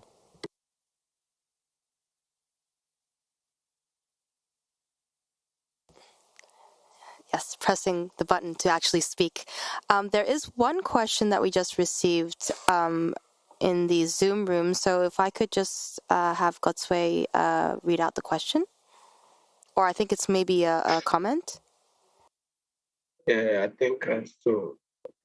Okay, so it said, what are the global implications to the varied approaches adopted within the AI posture across EU and US, and implications to service provider certifications? So that's the first question. And should I read all, or we'll go one after the other? I think this question is quite long. It is quite long, but maybe just read the entire thing with respect to time. Okay. So the second one states that, what does this mean for global South circummerism of these variable certified services? The implications of this AI posture on the cybersecurity and cybercrime posture is critical for Global South. So I think the first question is the second one is a follow-up of this first one. Thank you, Godsway. So while our speakers and others in the room think about this, I want to see if there's any other questions online and in the room. About the law enforcement? About the law enforcement, you have one? Okay, please go ahead. Okay, and there is a lot of frameworks. Maybe we can, every law is jurisdictional, but in issues like electronic commerce or cybersecurity, we need a legal framework from United Nations, for example, and they have several committees that works on, specialized on this kind of things. So even that the law is jurisdictional, geographically restricted to one country, we need a legal framework, and UNUDI and some of the bodies work all the time providing this kind of legal framework. Thank you. Thanks, Carlos. I don't see any more hands or questions in the room. Nazar. Yes, I just wanted to add on the Interpol. It's called Interpol Cybercrime Directorate. For the there are so many, and even the ITU has one for the has one framework for the that can assist the local enforcement agencies. For example, the Interpol Cybercrime Directorate is one of those, and I think Interpol is very known for being intercontinental, interregional, and it plays a part in the local context as well. Thank you, Nazar, for sharing that and reminding us about this. I think without that, then I'd like to ask our speakers in reverse order. So in the reverse order that I initially asked you to speak, to just do a very quick wrap and really just the one takeaway that you want us to really take away from this session. So I will begin with Lati, please. I think maybe we've also seen from the question that was posed that it is a need for harmonization. So we need to harmonize our laws. We need global and regional collaboration in doing that. And we need to ensure that there is inclusive governance. But I need maybe just to leave us with one thing, and it's something that I mentioned before, is that we need to prioritize human rights when talking cyber crimes, when talking cyber security. Because if we don't, we risk widening the digital divide and maybe weakening human dignity. So let's not undermine our efforts as a globe, as regions and countries. Thank you. Thank you, Lati. Dennis, one takeaway? Yeah, maybe I'll stick with my theme of information exchange. So I mostly focus it on the national level. But if we look at the international level, there is a lot to be gained. I think there really is a lot to be gained. We know it's possible, right? We have a global community of CSIRTs that are exchanging information in a trust-based system. I don't know if ISACs, for example, talk to each other in a sectoral way, in a broader sense, probably. This morning I heard a speaker from Albania saying, okay, they're really invested in sort of getting more information exchange in a regional way. But I think getting that going and also finding a way to sort of get more private information into that mix, that would be really good, albeit not necessarily easy. Thank you, Dennis. Leah? I want to remark that capacity building and regulation is not enough. We should work, it's like there are not two topics that we should work separately. We should still increasing the capacities and the knowledge of the population from there are kids to the old generations, and that if there is in some countries any conventions or any regulation has worked, that doesn't mean that that the regulation they're also gonna work in your region or in your country. We should take off consideration the politically, geographically, and economically context before to adapt or adequate like a regulation in any region of the world. Thank you, Leah. Diane? Thank you. I believe that permanent activities on improving security of system infrastructure and following actual threats is a good approach. So also raising the awareness together with relevant partners on a local and international level could bring the improvements constantly. Regulations, of course, is important, but usually very slow. So all of us have to do more before regulator find out the solutions. Thank you. Thank you, Diane. And I guess I'll leave the last word to Carlos. Thank you. I'm not. It's not easy for to get the shaded process from government or from international organizations, but we, the citizens, have not to forget that we are the boss. Really, if the government doesn't have the capacity to share the responsibility, the accountability, and the decision-making process, we can change the government. And if the company doesn't work observing the right condition of the consumers, we can change the company. We cannot buy their product or service. So we have a real power. We are not only passive actors, we are active actors, and we have to use our power to also be part of the decision in this kind of things. Thank you very much for everything. Thank you, Carlos. I do note that perhaps the person who asked the remote question didn't actually hear an answer to his question or her question, but we're happy to take this to the NRI mailing list, hopefully to get further experts to answer this. I'm not going to attempt to summarize what has been a very rich discussion, especially on the many, many issues that and many ways that different NRIs, different jurisdictions, different countries are tackling cybercrime, and on all the mitigation efforts, the inherent tension of info sharing, the actual practices of, I guess, CCTLDs and registry operators, and especially, I would say most importantly, with my bias on, we need to make sure it's an inclusive governance. We need to make sure the underserved, the voices that always get left behind are not further left behind in this conversation about mitigating, about combating cybercrime and looking at best practices. So with that, I thank you all for your time. Thank you to the panelists. Thank you to the questions. Thank you to all in the room for a great session.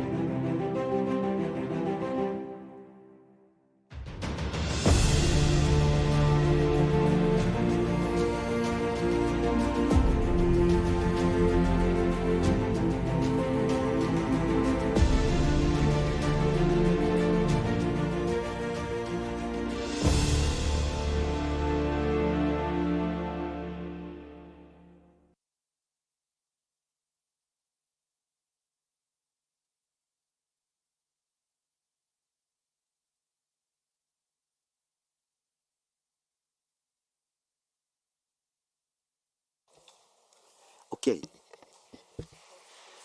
So good afternoon, everyone, and welcome to this open forum organized by the OECD. Thank you for joining us here in the Lillestrøm and also online. This session brings together two connected discussions. Oh, before jumping to the content, my name is Yoichi Ida, the chair of OECD Committee on Digital Policy, and I'm very happy to be here together with all of you to moderate this session.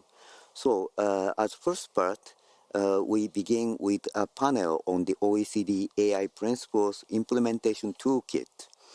That is practical initiative designed to support countries in strengthening their AI ecosystems and in adapting governance frameworks to local context.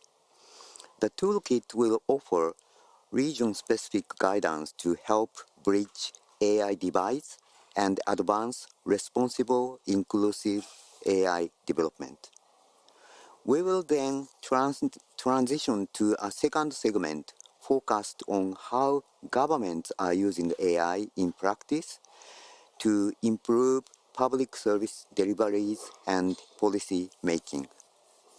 Since 2019, the OECD AI principles have guided national strategies and international cooperation on AI. The OECD AI principles also serve as the common foundation guiding the work of the Global Partnership on AI, GPAI, which recently joined with the OECD AI community in July 2024 in a new integrated partnership. Despite the transformative potential of AI, access to benefit of this technology remains uneven. Many countries face challenges related to infrastructure, human capacity, and policy frameworks, along with greater exposure to risks such as task replacement. Today's discussion will spotlight on policy efforts and initiatives that help close those gaps and promote inclusive AI ecosystems around the world. Please join me in welcoming our four distinguished speakers. Mr. Marlon Avalos, online, Director of Research at Research, Development and Innovation at the Ministry of Science and Technology from Costa Rica. Second, on my left side, Ms. Lucia Russo, economist at Artificial Intelligence and Digital Emerging Technology Division from OECD.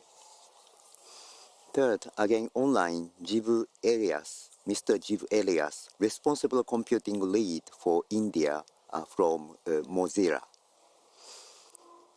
And of course, last but not least, of course, Ms.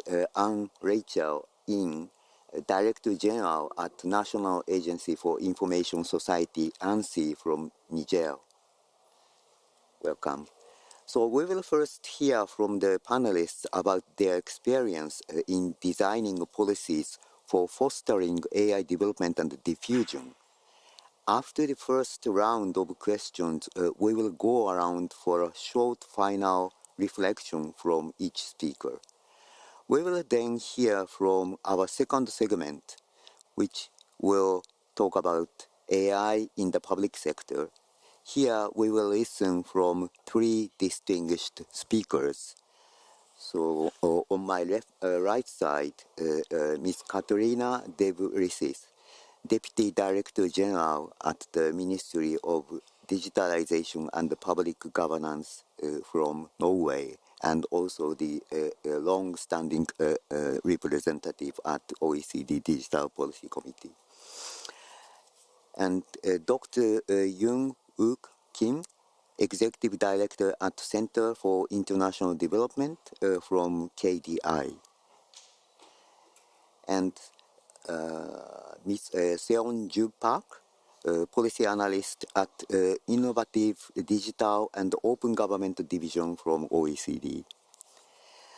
So after the second segment on AI in the public sector, we will then open the floor for questions and answers session to hear from you and engage in a conversation.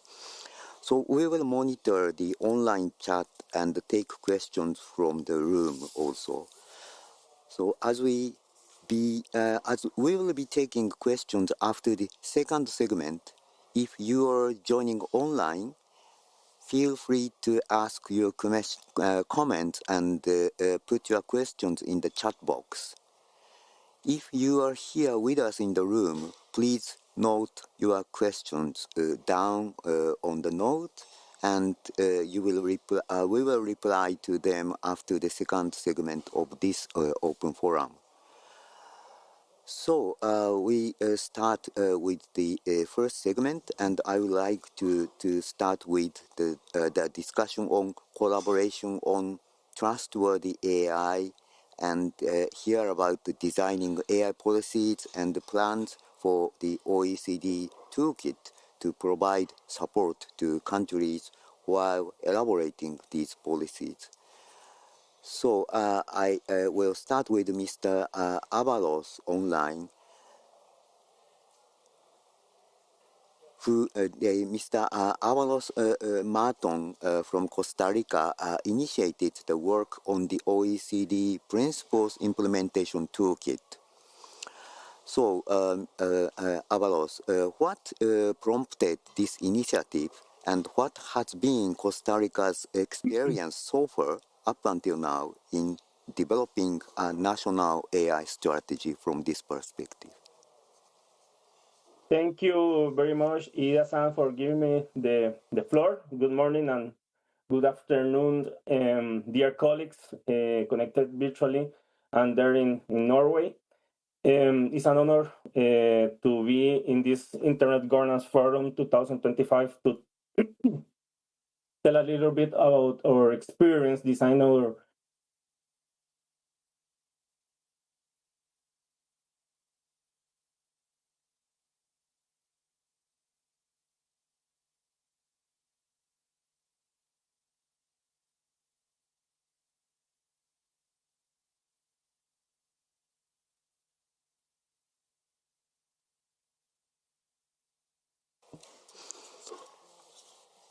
Seems to have some technical issues online, so please wait a little bit and before we get him back, but otherwise we will proceed to the second speaker.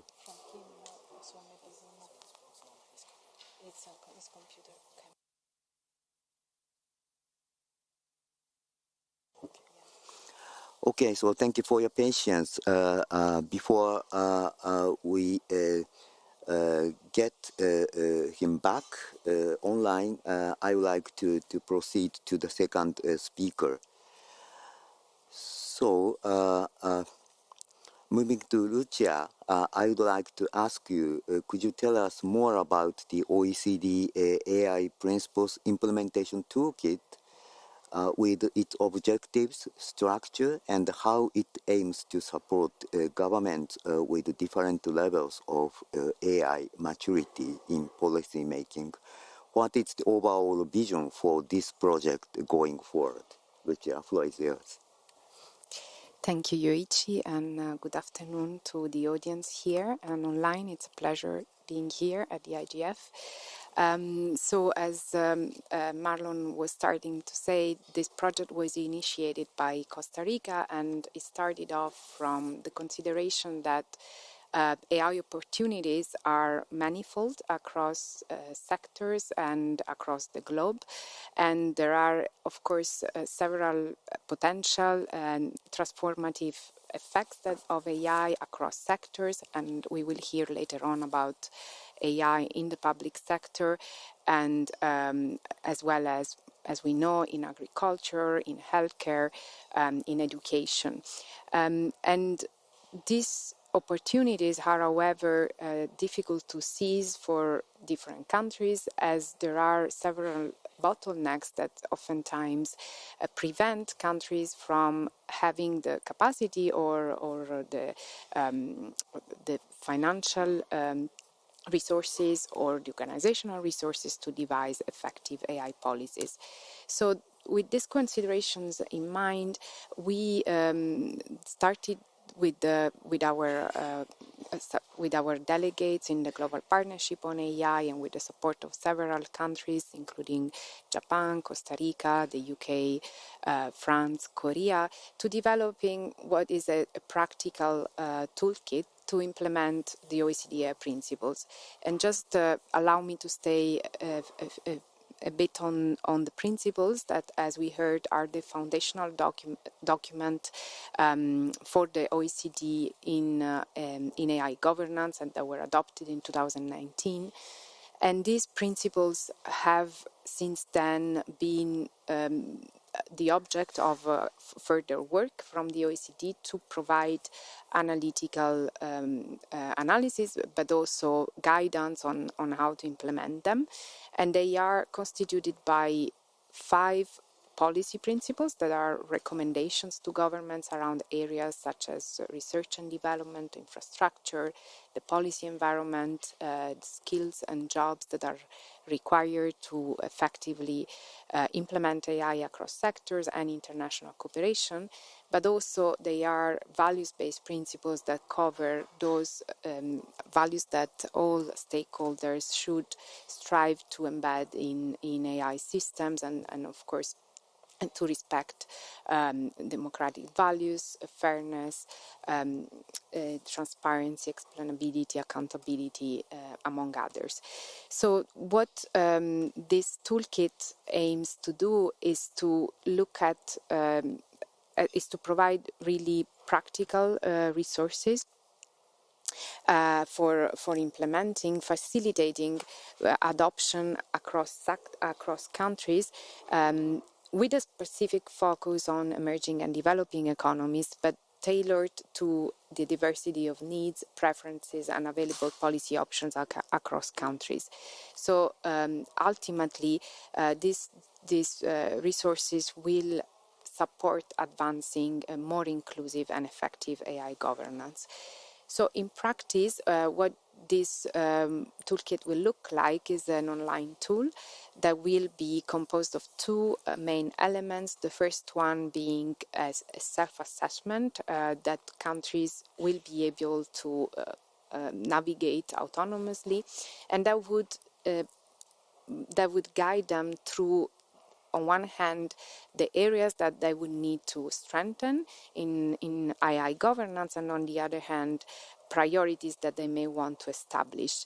And then once this self-assessment is completed, the toolkit will provide suggestions based on best practices in regions that are at the same or that are comparable or have similar challenges, so that they can take inspiration from these other countries.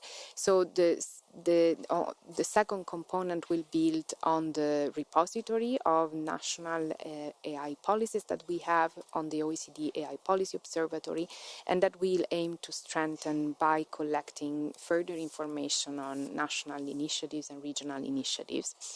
And in terms of the design of this toolkit, one key feature is really the co-creation component. So to develop the toolkit, we are currently planning and organizing, and we have already one such regional workshop planned to have really engagement with countries, with the designer of AI policies, to understand better, on one hand, what are the key challenges they face when devising AI policies and when thinking about the AI governance in their respective countries, and on the other hand, understand what resources they need, but also, as I mentioned, also understand what practices they have put in place to overcome these challenges. So we will have one first such workshop in Thailand, again supported by Japan with ASEAN countries, and we will then organize several others for instance, with African countries, with Central American and South American countries. And when we plan to make this tool as helpful as possible. I think I will stop here in the interest of time, and I will. I'm just checking online if Marlon is there, but I don't see him. I'm here, Lucia. Oh, see. Okay. Wait. Oh, here. Thank you. Yes. Okay. Okay, This thank is you very much. Welcome back. So, Lucia elaborated the structure and the details of the toolkit, but I would like to come back to you, Marlon, to explain your experience. So, please. Thank you, Ida-san. This is an immersive experience. I just lost my connection, and this is the challenge that developing countries like us face in every day, every time. And well, I was saying that our decisions to promote this OECD AI principle implementation toolkit wasn't a coincidence. It was intentional, based on our national experience, as you can see. And we saw a reality while the OECD principles provide strong ethical guidance, many countries, especially in the global south, still lack the tools and institutions to turn those principles into actions. And our initiative was motivated by three aspects: necessity, urgency, and opportunity. Why necessity? Because the AI revolution is reaching our countries, but the capacities needed to adopt it responsibly are still unequally shared. Urgency, because we saw how quickly the benefits of AI were concentrated in advanced economies, leaving others behind, mainly in infrastructure and AI compute capacity. And opportunity, we have a chance to move from principles to concrete capabilities, mainly in developing countries. As context, we launched our national AI strategy last October. Currently, is being implemented with the support of over 50 entities across government, academia, civil society, and the private sector. And we learned a lot of things with this process. First, that a successful strategy must be grounded in reality. That's why we try to focus on what truly matters, ensuring the ethical, secure, and responsible use, development, and adoption of artificial intelligence, always with the people at the center and aligned with our national priorities and values. We prioritize key sectors where AI can add tangible value, like health, education, agriculture, and public services, reflecting our development goals and our comparative advantage, like environmental, leadership, political stability, and international engagement. We also decide to build a solid foundation first based on our strategic objective. First, design flexible and adaptive regulatory frameworks. Second, strengthen our R&D and innovation ecosystem. Three, develop talent and skills for a changing world. And fourth, leverage AI in the public sector as tool for inclusion and efficiency. Our guiding principle emerged through a diverse benchmarking from the OECD and UNESCO recommendations to the Hiroshima AI process, code of conduct, and our national values rooted in peace and human dignity. As I said, or we take the best part of a lot of instruments.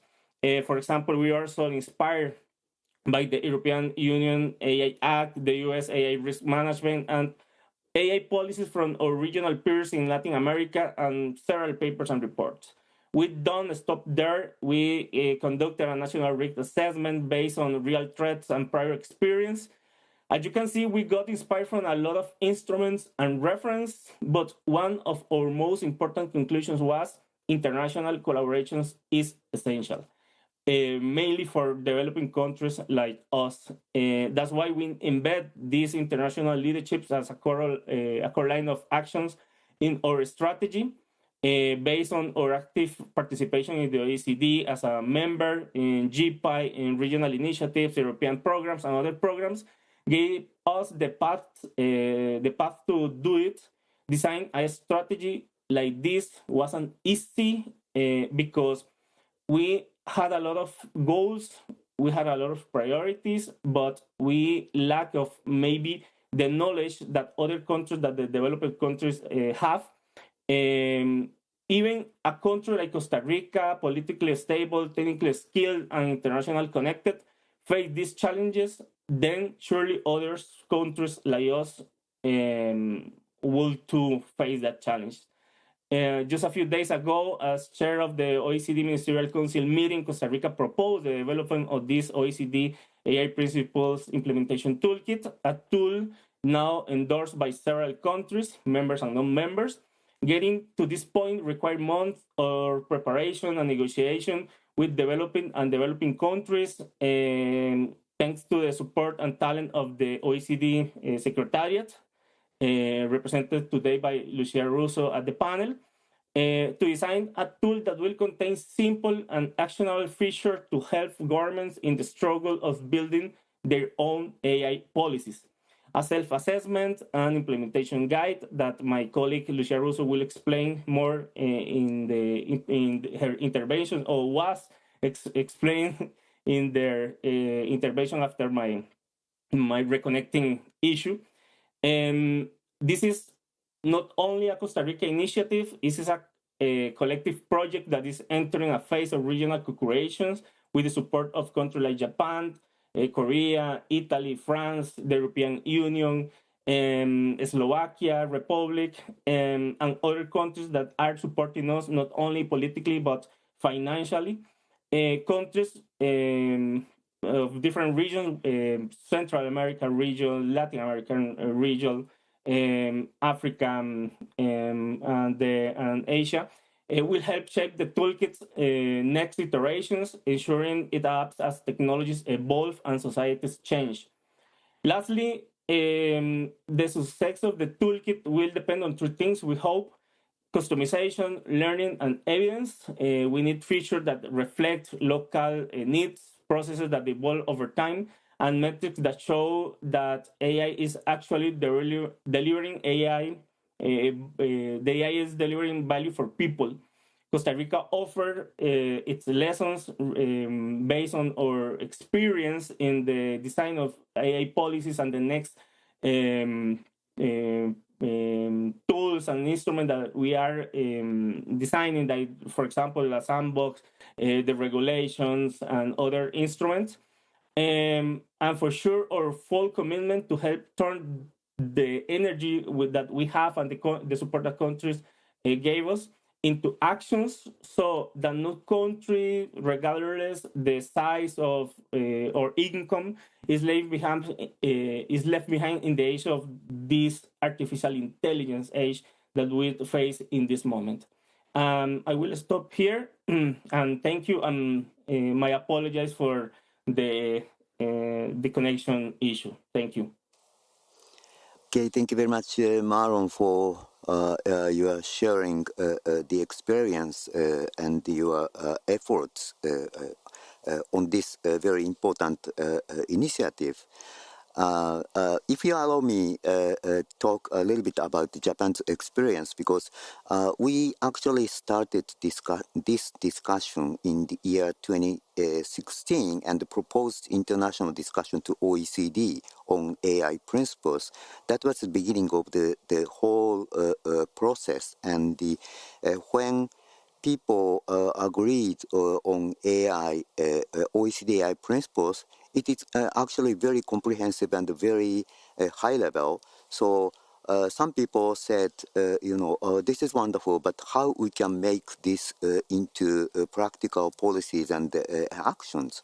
So now we are making efforts together not by only Japan, but all together with Costa Rica, Korea, and others, of course, backed by OECD Secretariat to guide the governments and other stakeholders to understand and make this very comprehensive set of principles into actions and practical policies. So this is a wonderful process, and I'm very happy to hear these two presentations. And now I would like to move on to give areas from Mozilla online. So based on your experience and work with Mozilla and also your experience in India's AI ecosystem, Zivu, what types of community-led or policy-driven initiatives have proven most effective in supporting responsible AI adoption, particularly in emerging economies? So what insights can we derive from these initiatives that could be relevant for policymakers? So Zivu, floor is yours. Thank you very much, Yoichi-san. It's an honor to be here to share my experience building responsible AI ecosystem in India, one of the most complex and dynamic tech environments in the world. So let's begin with the foundational truth.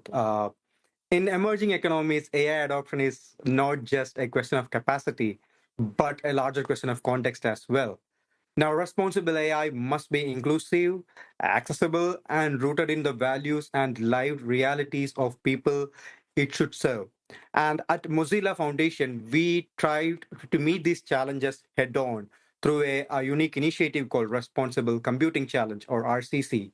So in India, India has the world's one of the largest, or I think second largest developer population in the world.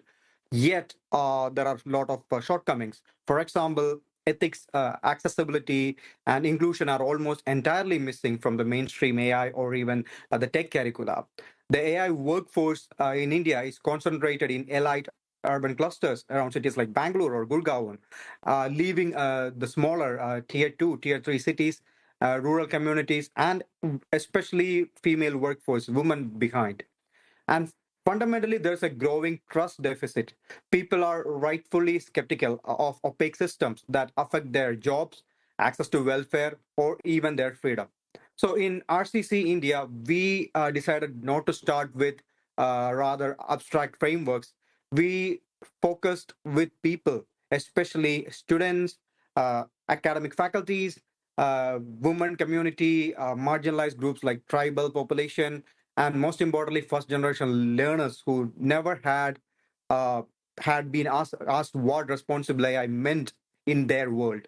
So from the starting point, we designed a deeply localized and community-rooted approach where we begin with this question: what does responsible AI means to those who are most affected by it, but at the same time least represented in building it? So our answer came from the communities we mentioned before, students, marginalized communities, and importantly, young innovators across the country. So one of the most striking experiences came from one of the colleges we worked with called Marian College in a hilly terrain in the Western Ghats, a campus in Kerala where it became a testbed for some of our ethical tech innovations. One of its standout outputs is it's an AI-powered tool called WebBees, which was developed by a first-year BCS student. So the tool is a lightweight open source AI powered web accessibility widget, which was built as part of equitable digital access course we developed with the university. It's now been used by 30 websites across the world, and it even received a design patent from Indian Patent Office. So this isn't just about a student project. It's a project that even first year undergraduates, when empowered with ethical frameworks and open tools, can create global public goods. Similarly, we had another tool called PhysioPlay, which is a A WhatsApp-based AI simulation tool for physiotherapy students designed to help them build diagnostic skills through gamified real-world casework built by a physiology student. Speak Boost, a communication coaching platform that provides AI-powered feedback on fluency, filler words, grammar, tone, supporting students prepare for interviews and presentation. FinSage, which was developed by, again, a community of students from Maharashtra, coming from very marginalized groups who doesn't have the privilege or access to buy high tech technology or access. So they have developed this tool, which is a personal finance chatbot that teaches college students and about budgeting, saving, financial planning through natural language conversations. So each of these tools we mentioned here are, first of all, community-based tools, community-rooted tools, in some cases built by students for their peers, understanding what is lacking in their ecosystem, what they need to build. They are ethics aware or responsible pillars are focused on AI and open source first. They represent not just innovation, but how does democratized digital leadership looks like.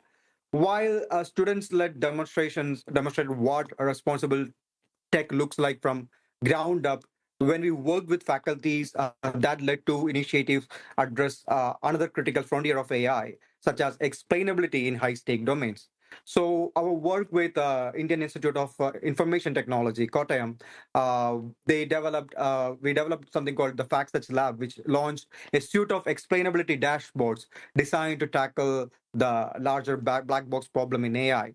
So one of their dashboard helps users understand why an AI system made a decision using shared values, Bayes audits, and fairness metrics. Similarly, we developed a dashboard called AI Fora, which enables real-time interactive testing of AI predictions on real data sets, making model behavior visible to even non-technical users. And finally, IXI, which applies explainability to medical AI by using grad camps heat maps to highlight what influenced diagnostic decisions in retinal cancer alike. So these are open, and the key impact is that they give everyday users and regulators and policymakers the ability to question and, importantly, correct the course of AI. This is the future of public AI infrastructure, transparent, participatory, and grounded in accountability. And finally, our most powerful insights came not from labs, but from communities often left out of the AI conversation altogether. So at Lendi Institute of Engineering Technology in Andhra Pradesh, we ran Ideathon with students from rural and semi-rural urban backgrounds, where we guided activities in empathy, inquiry, creative problem solving, and student identified challenges in their own communities, from waste to safety to waste management to safety to water scarcity. They even built tech-assisted AI such as solution blueprints and video pitches applying digital ethics in a more practical and personal way. In parallel, we also took RCC model even further to an area called Chintapalli. It's a tribal area in Eastern Ghats where we conducted workshops with 56 tribal women, many of who have never accessed AI tools before. We did it in the local language Telugu through participatory storytelling, visuals, and guided use of AI tools such as ChatGPT, and mapped real problems such as unemployment, safety, healthcare, and explored how AI could support micro enterprises in herbal medicine, food production, and arts and crafts, some which are the prominent employment methods these people use. The result was not just minimal tech exposure, but rather, I'm happy to say, it's tech transformation, powered by powerful tech like AI, on cultural grounding, peer collaboration, and dignity first design. So these workshops proved that responsible AI doesn't begin with the tools, it begins with trust. So while wrapping up, let me say the main lessons from India's AI ecosystem and what we may see works in emerging economics or global south or global majority as we call it is especially having worked in the intersection of civil society, academia, and national policy, is that we need ecosystems that are locally rooted, capacity driven, and above all, people centered. And the most powerful lesson here is that don't just ask who builds AI, ask whose future is it building, because in countries like ours, trust is not a given, it's earned. And when communities are trusted as co-creators, not just end users, they don't just adopt technology, they transform it. So if we want AI that is safe, just truly inclusive, we must design not only the code and policy, but the humility, memory, and imagination as well. So thank you very much for this opportunity. I will stop here. Okay, thank you very much, Jibu, for this wonderful story, and it's great to hear about these experiences from the ground, and congratulations on your work. India's success with DPI and the digital public goods is a powerful example of good policy practice, and I'm very happy to hear that the responsible AI principles is just backing up such successful digitalization. So now I would like to turn to Ms. Anne Rachel In. So from your perspective, as a digital policy leader in Africa, what are some of the key opportunities and also challenges for African countries in developing inclusive and context-sensitive AI policies? How can international initiatives like the OECD AI policy toolkit better support countries in that region? What key considerations should be made? So, Anne Rachel, floor is yours. Thank you very much, Yes. And good afternoon, everybody. I'm actually very happy to go after Jibu in this conversation because he gave a lot of examples that I can relate to. But I'm going to start by saying that in the Global AI Index, it places African countries in general among waking up, nascent when it comes to AI investment, innovation, implementation in general. So, for example, Egypt, Nigeria, Kenya are nascent, while Morocco, South Africa, and Tunisia are waking up. There's a lot more waking up, and I really hope that we will soon, all be graduating. So we do face opportunities and challenges, and those are basically in developing everything that is, as Jibu said, inclusive, context-sensitive AI policies. And I'm pretty sure international initiatives like the OECD Toolkit can help because it does give, a few places where we can pick and choose, and also make sure that we look into others' experiences so that in doing what we have to do to get there, we do it the right way. So in terms of the key opportunities, for example, we do have development barriers that can be alleviated.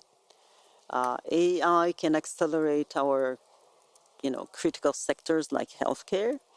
And in there, for example, if I take the case of my own country, that is Niger, we started years ago something that is called a program on smart villages. And we started with healthcare. So, with telemedicine that is geared mostly to skin diseases because it was easier to take pictures, send them to dermatologists, and, get treatment to people. And also, disease prediction. But it's gone to the point that, for example, I have a group of young people right now at home who are looking at, who have are working on a device. Remember the oximeter during COVID, where you would measure oxygen levels in a person that was sick? So a lot of researchers found out that, for example, that is a device that does not gauge oxygen level the right way in people who are melanated. So they decided that it was something that they wanted to do during COVID. And today they actually have a little device that is just like the regular oximeter, but whereby the light can penetrate a darker skin and give true measures of what oxygen level is in a person's body. And in, agriculture, precision farming, agroforestry is one of the places where we've been using AI, education, of course, personalized learning, and use of languages in general. Because this is a place where nobody grows up with just one language in Africa, hardly any. It is important that when we're trying to get context AI, that we make sure that to get trustworthiness, we have people who really understand what's in it for them. We tend to have policies that are geared to people who can read and write what we call the official languages. And then we forget that in our settings, we have about, 60 to 80% of our populations that are still rural. So they don't speak English, they don't speak French. And if you want them to be part of this, you really have to explain it to them in their language.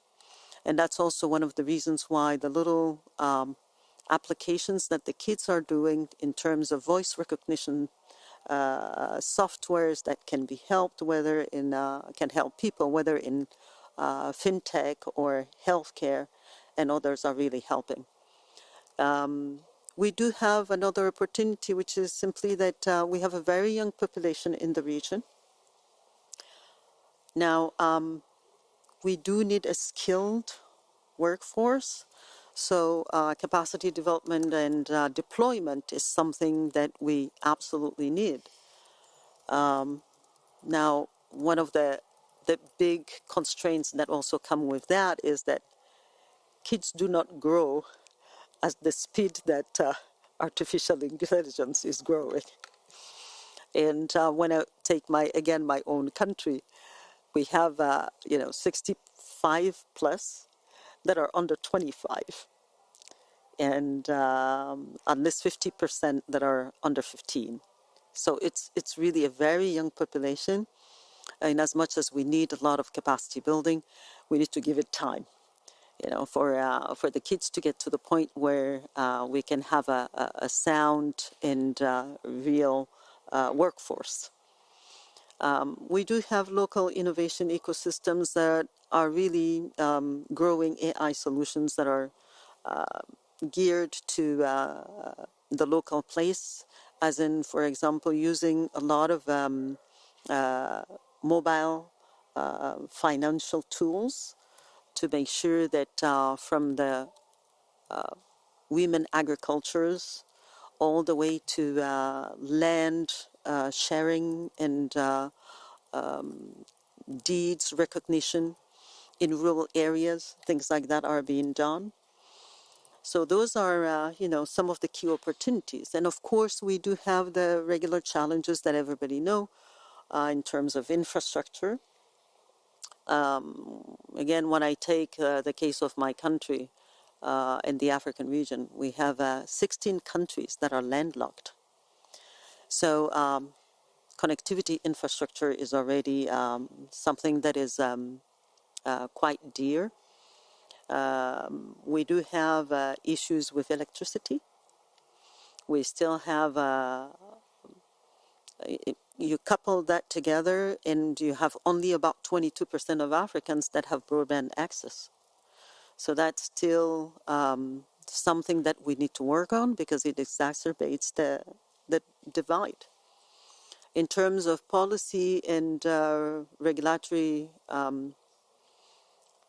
frameworks, we have a deep fragmentation also because many countries lack cohesive strategies, AI strategies, or harmonized regulations.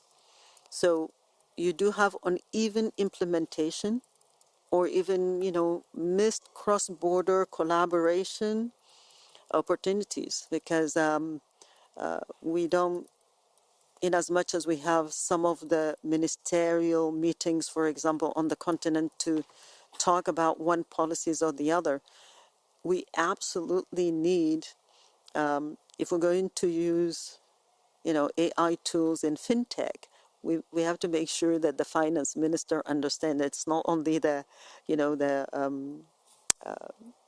technology or digital minister talking about this. We need to make sure that if we're going for a national ID, that the person who is going to be ID'd understands the reasons why and what it's bringing to them in terms of advantages.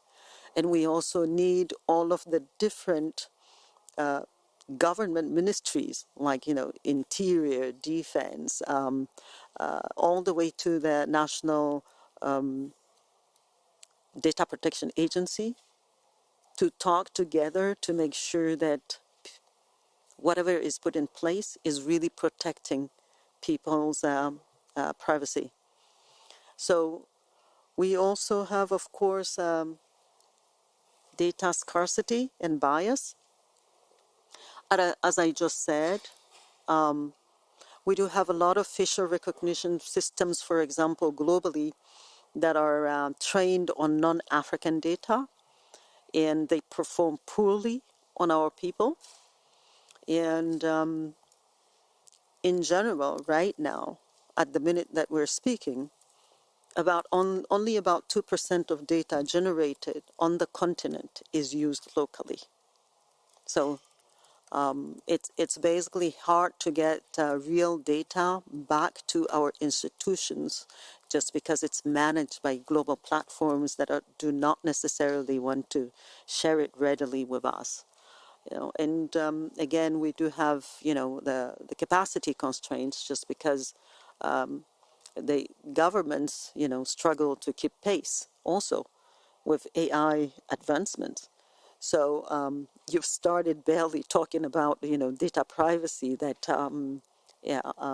your agriculture minister wants to put a lot more stuff in there, and environment and everything. So all of it collides to the point where, honestly, we come to a point where governments are having a hard time sifting through the little data that they have to make sense of it locally. So toolkits like the OECD one can help, because it also, but it can only help if we really have modular, flexible guidance also, on low resource settings. So things like Jibu and Malone talked about are really interesting and can be looked at. And that can also help some of our countries, because it's much better to have really real case uses than generic benchmarks, because those are great, but they don't really show you how to make it work at home. So in terms of capacity building, we need definitely more AI research centers. We need policy training and knowledge sharing, with platforms. How to make that happen is also one of the things that we're grappling with. And we need all of that, of course, so that our own policymakers can be empowered to have discussions at the level where, policies can then trickle down to people. And of course, we all talked about it, inclusive governance. We must include, globally, we must include African voices to avoid the one-size-fits-all. I love the idea of that oximeter, because we'll kind of saw it and we've experienced it somehow. But to suddenly discover that this little device that we were trusting to do something is not really doing the right thing for us was really eye-opening. So it's important that everybody's perspective is taken into making sure that there's global toolkits are done the right way, looking at people's, particular settings and context. So in terms of also, developing public-private partnerships, it is something that is starting to get traction more in the region, because, of course, government cannot do it all. We absolutely need the private sectors to, to be part of this whole process, and to also make sure that they can develop things that they can, live on. So I think, having said that, I will conclude by saying, I'm going to say something that makes us all laugh all the time, that maybe a few here can relate to, at least if you're African. We do say Europeans have watches, we have time. So I'm just saying this to plead for, taking the time to do things, because rushing into doing things that are not geared to the context just keeps us behind.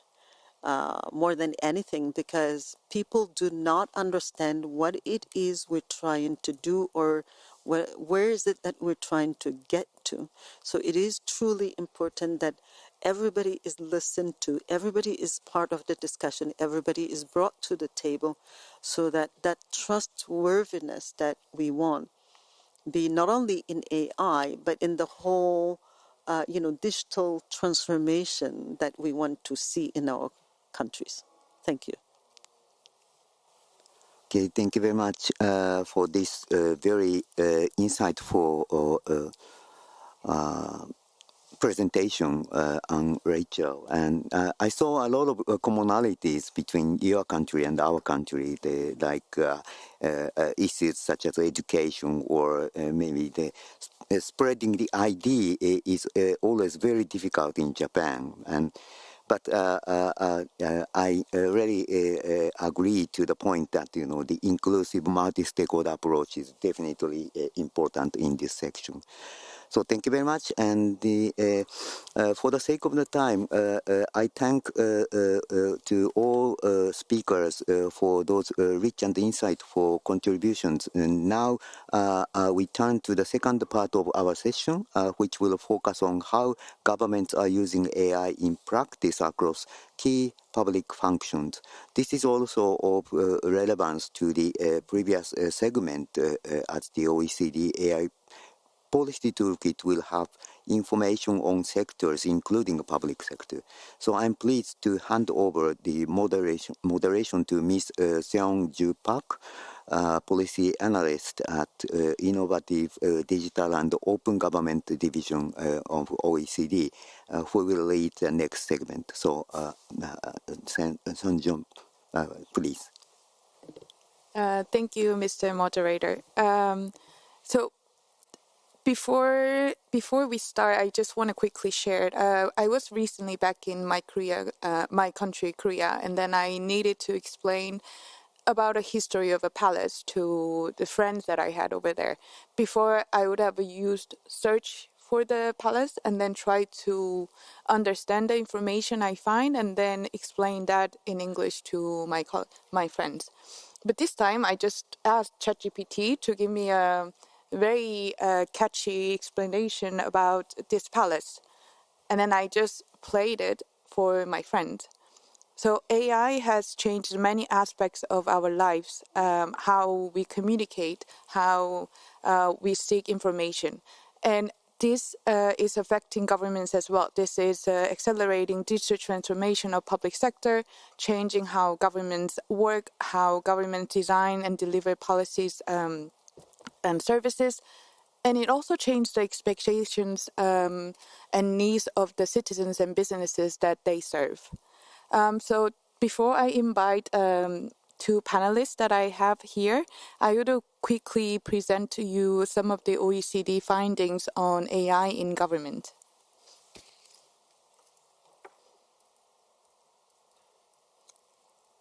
May I have the slides?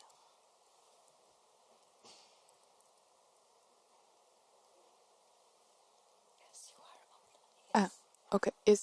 Can we put it on is in a presenter mode? Thank you.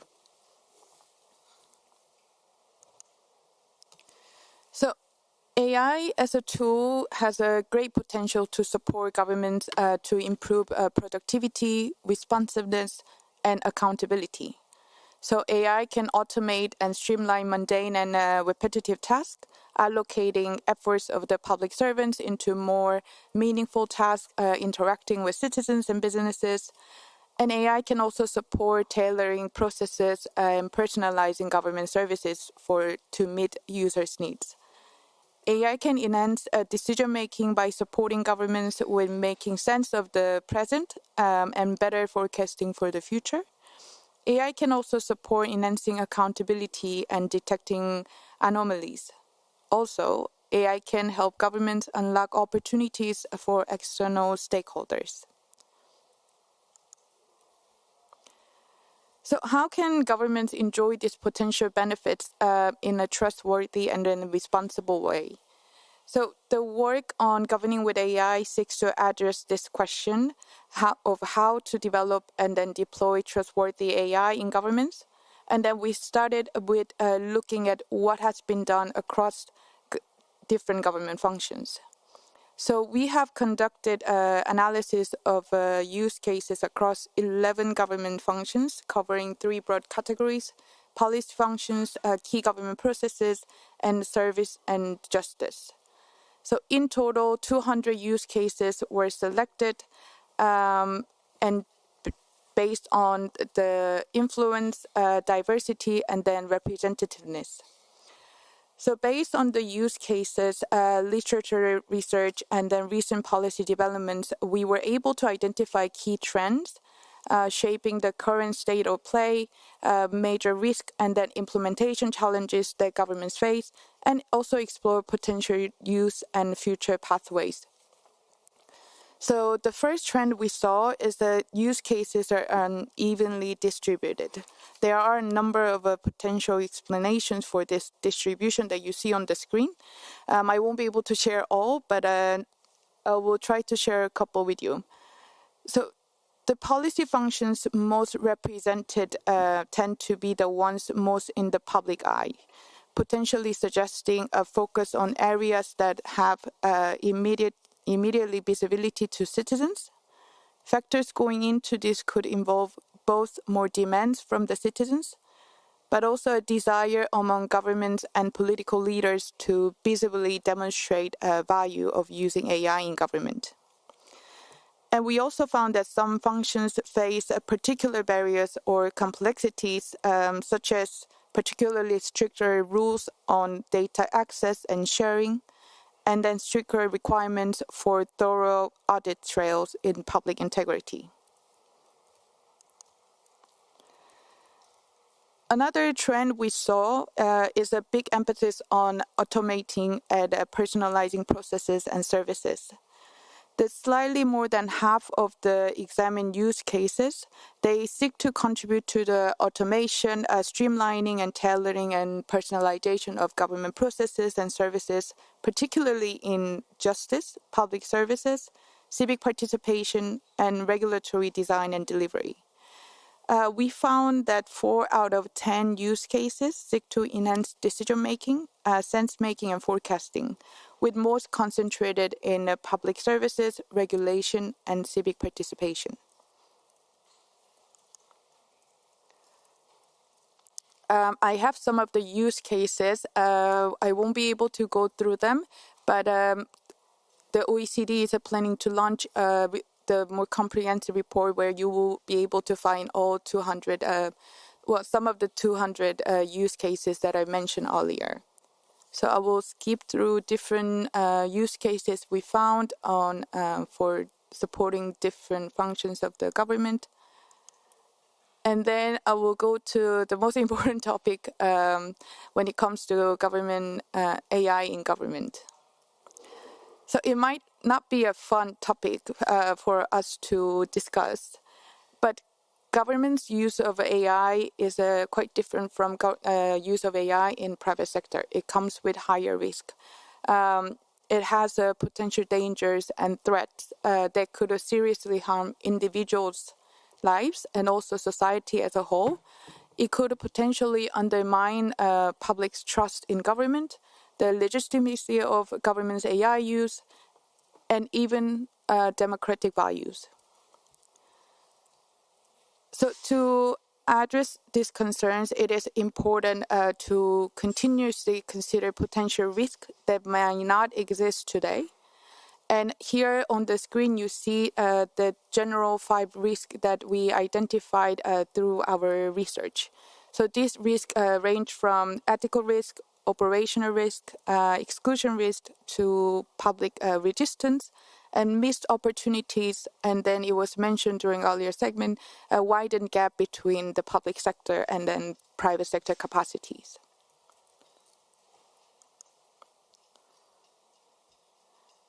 So beyond grappling with this risk, we also found that governments also face a number of implementation challenges when seeking to develop and use AI. So we found that there are many use cases. However, they remain at a piloting stage, and then many are struggling to scale the pilots into the wider systems or services.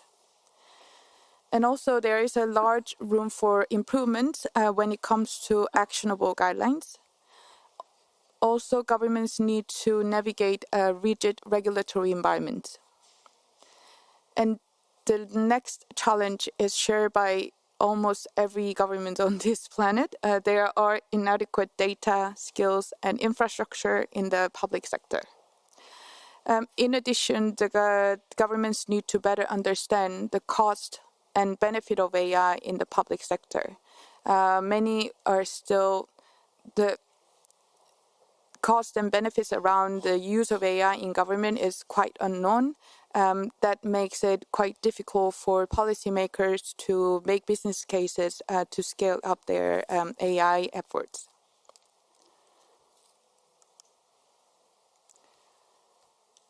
So, to support governments to mitigate this risk and then overcome these challenges, we have worked together with the OECD and then the partner countries on a framework to support governments' AI efforts. This is an evolving framework, and then we only seek to provide guidance for countries so that they can continue on through this AI journey. As you can see, the framework is organized around 3 sections. So first is a level of engagement. This includes the different stakeholders that needs to be engaged in building the foundations for a responsible use of AI in the public sector. Our previous speakers, they mentioned involving different stakeholders, not only from the public sector, but also from private academia, users, into devising AI strategies or developing AI solutions. So it's important to have different actors around the table. Then the second element is enablers. So enablers include areas where policy actions can be prioritized to establish a solid enabling environment and then unlock the full-scale adoption of AI in the public sector. So these areas include governance and capabilities, collaborations, and partnerships where policymakers currently indicate the existence of important constraints and shortcomings. The last element is on guardrails. So guardrails include options for policy levers that governments can consider developing for a responsible, trustworthy, and human-centered use of AI in the public sector. So this can range from soft laws and guidance as standard to legislation on AI, enforcement mechanisms, or oversight bodies. So this work is a part of a bigger OECD project called a Horizontal Project on Thriving with AI. Under this project, there are specific deliverables focusing on AI in government. So as I mentioned before, there will be a OECD report on governing with AI, which goes much deeper and then into details of what I just quickly presented with you. And then there will be a dedicated hub for AI in the public sector. It will be on OECD.ai. It will be sort of a repository for policymakers, practitioners, and then researchers. And we are planning to have a global data collection exercise on AI policies and then use cases, which will also be presented through OECD AI Policy Observatory. So thank you very much. That was my very quick presentation on just to give you an idea on where OECD research has been when it comes to AI in government. So now I would like to invite two panelists to hear from them on what it means for governments to harness AI in practice. So the first topic will be around the AI opportunities in the public sector. So I would like to invite Katarina first. So Katarina, Norway has been exploring AI to enhance the efficiency and then effectiveness of public sector services. Can you share with us some early impact that you see or early impact that you expect from Norway's AI use in government? Thank you, Seju, for your introduction. Artificial intelligence tends to be perceived by now as being ChatGPT or the likes, but actually artificial intelligence is much more than that. And it has been applied and used in Norway already in some years in many government services. Especially in the health sector, we have several applications that are really having a practical impact on people's lives. One case is our Vestre Viken hospital community, where they implemented the AI analyzing X-rays of fractures, and it really saved time for the patients by 79 days. Many patients, about 2,000, were able to go home immediately instead of waiting for results of their analysis and their diagnosis. And this is now being deployed to several other hospitals. So it gives really practical benefits on the ground. Then we have our Norwegian tax administration that has used AI, developed an AI model, which combined with the rule-based models, analyzed deposits of tax returns, looking for missing returns on lending out secondary homes. And that actually led to 85% detection rates across, opposite of 12% before. And it saved taxpayers for 110 million kroner. It was the additional revenue they were able to produce. In the cancer treatment, there are hospitals using AI to produce three-dimensional maps of internal organs to have more directed radiation treatment, and it already has been in use since 2023.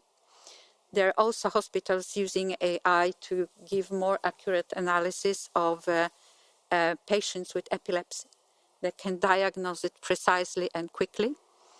Our state loans, student loan agency uses AI to control housing. They do housing verification checks just to be sure that no public funds are misappropriated by students saying we are living there while they are actually living some other place and collecting grants for that. Our police authorities use AI for transcriptions of interrogations when they do investigation on crime, which saves a lot of time because the AI just transcripts spoken language into written language immediately. So in general, we have a lot of this kind of use already, but still the potential is very great. We have done a state employer survey in 2025, which asked 200 state agencies about their use of AI. And 70% answered that they actually use AI in their daily work. I think this is mostly generative AI systems, which they use for things like designing job advertisements, case processing, analytical work, helping them in recruitment procedures and this kind of stuff. But this is state. We have about 400 or more municipalities, which are very small, and potential there is much greater. We still have a way to go there. And what we also need to work on is better tools to assess benefits from AI. We have cases, we have real benefits already produced, but to look across the board and have some tools that will really give us methodological background to assess benefits of introducing AI in various sectors and government levels, that we need to work more on. So I'll just maybe finish here. No, thank you. That is a really important point. I think many governments are still trying to find out the best way to measure what benefits and then impact use of AI actually brings in long run. But some of the cases that you shared, it clearly demonstrated that use of AI has supported the Norwegian governments to enhance efficiency, but then also enhancing people's lives, saving them time and money. Then I will go to Dr. Kim. So, Dr. Kim, you have conducted extensive research on Korea's use of digital technology, including AI, and for enhancing services and policies. Could you describe the key elements that governments should consider when using AI to ensure that it is used effectively, innovatively, and inclusively? Thank you. So Korea is ranked as a one of the leading countries in OECD Digital Government Index, which was published recently. And as Rachel states, there's some different stages of development or adoption of the AI technologies in public side. But I'm pretty sure that there is no graduation. That means it's a long journey, and it's a gradual change of the government services delivered to the public. So I'd like to explain and address some of the key enablers or pillars of the Korean history of AI adoptions or digitalization in public services. And the first one is innovation. Innovation is change in your life, change in what you work, and change in what you address your needs and deliver your services. So for the innovations, we have some three different aspects of the targets. One is data. So we need open data, but we need machine-readable data, and which is not available before. That means we need make some researches on development in data and accessing data and processing data and make aggregation and changing the data formats so that we can utilize it in AI adoption.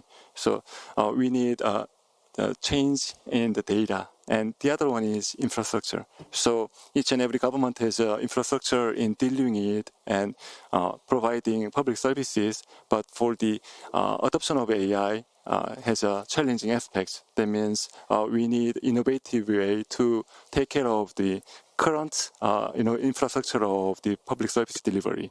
And the third one is public service delivery itself. That means we need brand new citizen-centric AI public services, which was not available before.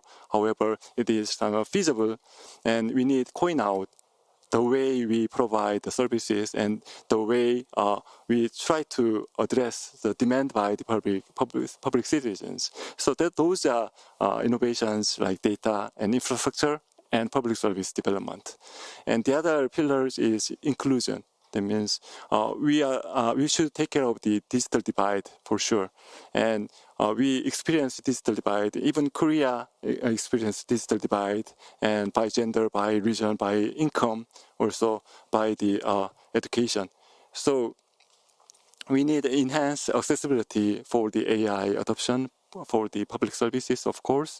That might be enhancing accessibility through AI-driven hyper-personalized services by the public sector, or focus on the effectiveness access of the vulnerable peoples or isolated groups, so that they can take care. They can access easily for the public services. The other one is capability. So we need to educate, we need to train the public officers as well as the citizens, because it's changing the life, the innovative way to take care of the issues. So we need inclusion, which can be separated into like accessibility enhancement, also education for the capacity building and capability increasement, also ability increase. So those are two pillars of the AI adoptions in public services.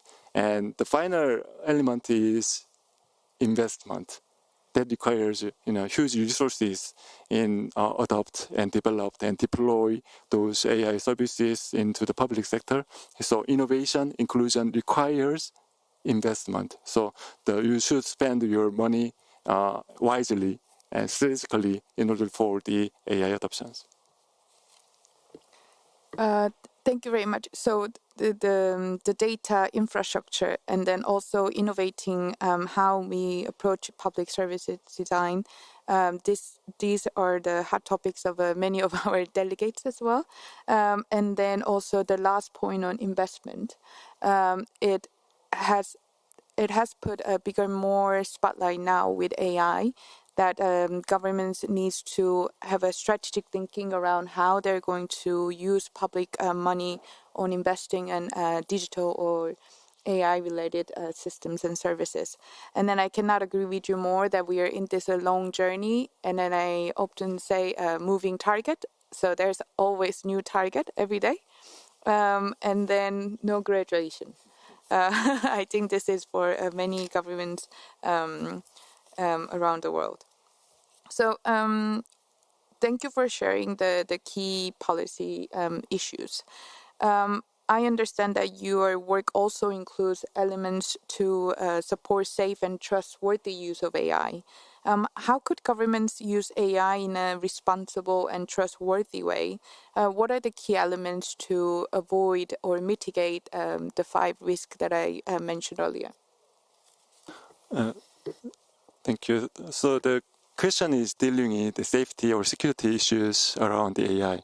And it's public administration or public bodies work in dealing with AI technology.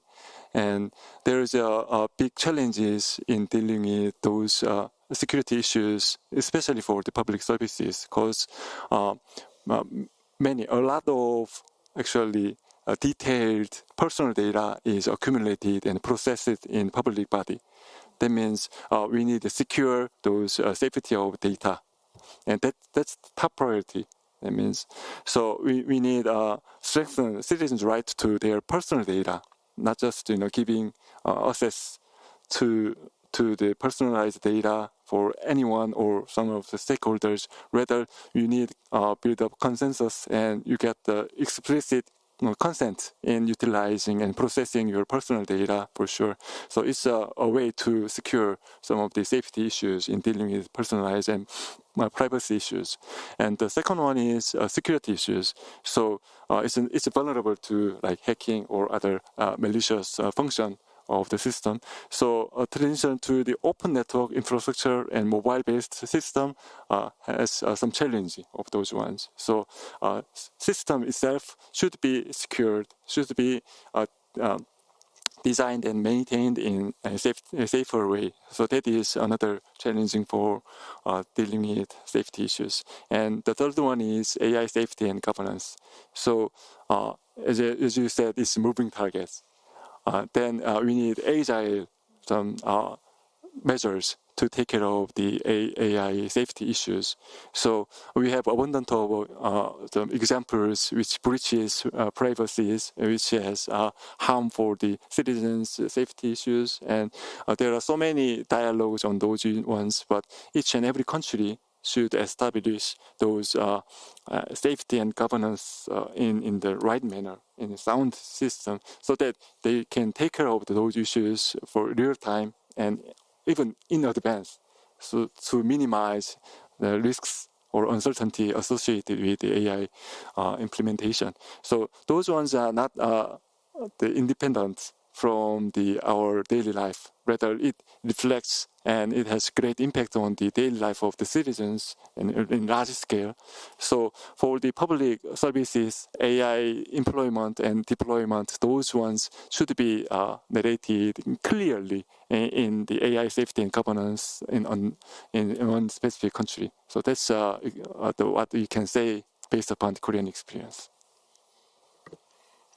Thank you very much. It's really important when it comes to data, but also sensitive data, because we found that some of the sectors, including social security sectors and then healthcare sector, justice sector, they hold a lot more sensitive and then personal information on the users, the citizens, and businesses. And I cannot agree with you more on the need for the agile governance. I think many governments have been talking about being more agile, but I think we haven't reached the point yet. But it will be important to have governance that would allow the proactive measures and also timely measures to prevent or mitigate this risk that we see. Katarina, I will come to you. What concrete initiatives in Norway is Norway implementing to ensure that AI in government are safe and trustworthy? Thank you. Let me start with a couple of reflections on the challenges when implementing AI. For us, one of the main challenges is leadership and competence level in government agencies. So actually that will underpin also trustworthy use of AI. If we have managers in public state agencies who understand both the opportunities and risks associated with using AI.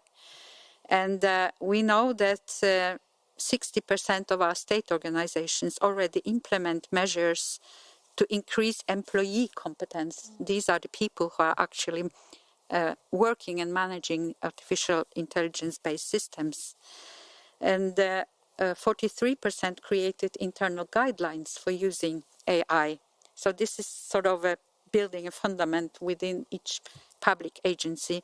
And another important issue is also a dialogue between the employer, the management, and employee representatives, so that also those people feel having a finger on the levers of how AI is being deployed and implemented in the agency. And then the second thing is the access to data. I agree with Professor Kim that this is a crucial issue. And we have a number of very good quality registers, and we have been working for several years on opening those data. But the opening must happen in a responsible way. And that's why in Norway, at least, to access personal data for a purpose of training and using in AI systems requires legal basis. So you cannot just say, okay, I have this data, I pick them, and then I train a system, and here we go. You have to have legal basis. So you have to procure this legal basis. That may take time with the legislative branch. When you have that, then you can proceed, but within all the also safety and security constraints. Another thing is, of course, to have a legal framework in general. So Norway is now working on implementing the EU AI Act, which will be our overarching framework for using AI in Norway. We aim at implementing it on par with EU countries to create level playing field. We have already in 2020 put forward a national strategy for AI, which put forward 7 principles for responsible and trustworthy AI. Those principles are further endorsed by our new digitalization strategy for Norway, published just recently in the fall of 24. And in that strategy, our government has very ambitious goals. They want public agencies to adopt AI at very quick rate. Already in 25, 80% of public agencies should use AI, and by 2030, 100%. So as you see, it's very ambitious, but we work quite diligently to make it possible, both within agencies, as I was describing, but also on national level by investing in infrastructure. So the government has invested, for example, 40 million kroner early in developing foundational models in our language, that is Norwegian and Sami languages, based on our societal values, so that we have systems that really reflect who we are, not the whole of internet, sorry. And then the other investment we are looking at is our high-performance computing infrastructure to enable actually develop and train AI at a scale that is needed. So that's also the investment. And this infrastructure may be used by both public and private entities. For example, we have one startup which is called DigiFarm that uses AI to help farmers predict what to sow, when and where, and so on. And this requires computing power, so this kind of infrastructure may provide it even to smaller startups and companies. And of course, in enforcing the AI Act, we will establish or are establishing a national enforcement structure. So we will have one authority, our National Communication Authority, that will look at the compliance with the AI Act. And we will also establish AI Norway, which will be an arena for sharing experience, guidance, and testing in a regulatory sandbox of systems in a very safe environment before deploying. So, we will also collaborate with our data protection authority on this regulatory sandbox. So also systems which are trained on personal data may be tested there. So this is sort of outline how do we work both at the micro level and macro level on enabling trustworthy and safe AI in Norway. Thank you. No, thank you very much for sharing Norway's experience and then what Norway has been doing. I remember about this one tool implemented by one of the countries I wouldn't name, and it was supposed to support the public sector officials with their job, but then the users of that tool wasn't really trained on how to use the tool. And at the end, what was supposed to be a supporting tool ended up making wrong decisions for the government. So I see how building employee capabilities and then the leadership around AI and digital is a key to ensuring trustworthy use of AI. So I will conclude our segment here. Thank you very much to you both, and then I give the floor back to you, Mr. Moderator. Okay, thank you very much for the wonderful discussion and to all the speakers in segment 2. And I apologize to all the speakers in segment 1 that I cannot come back to you for finalizing a comment. But now I will open the floor for audience for any questions or comments on both segments of this open forum.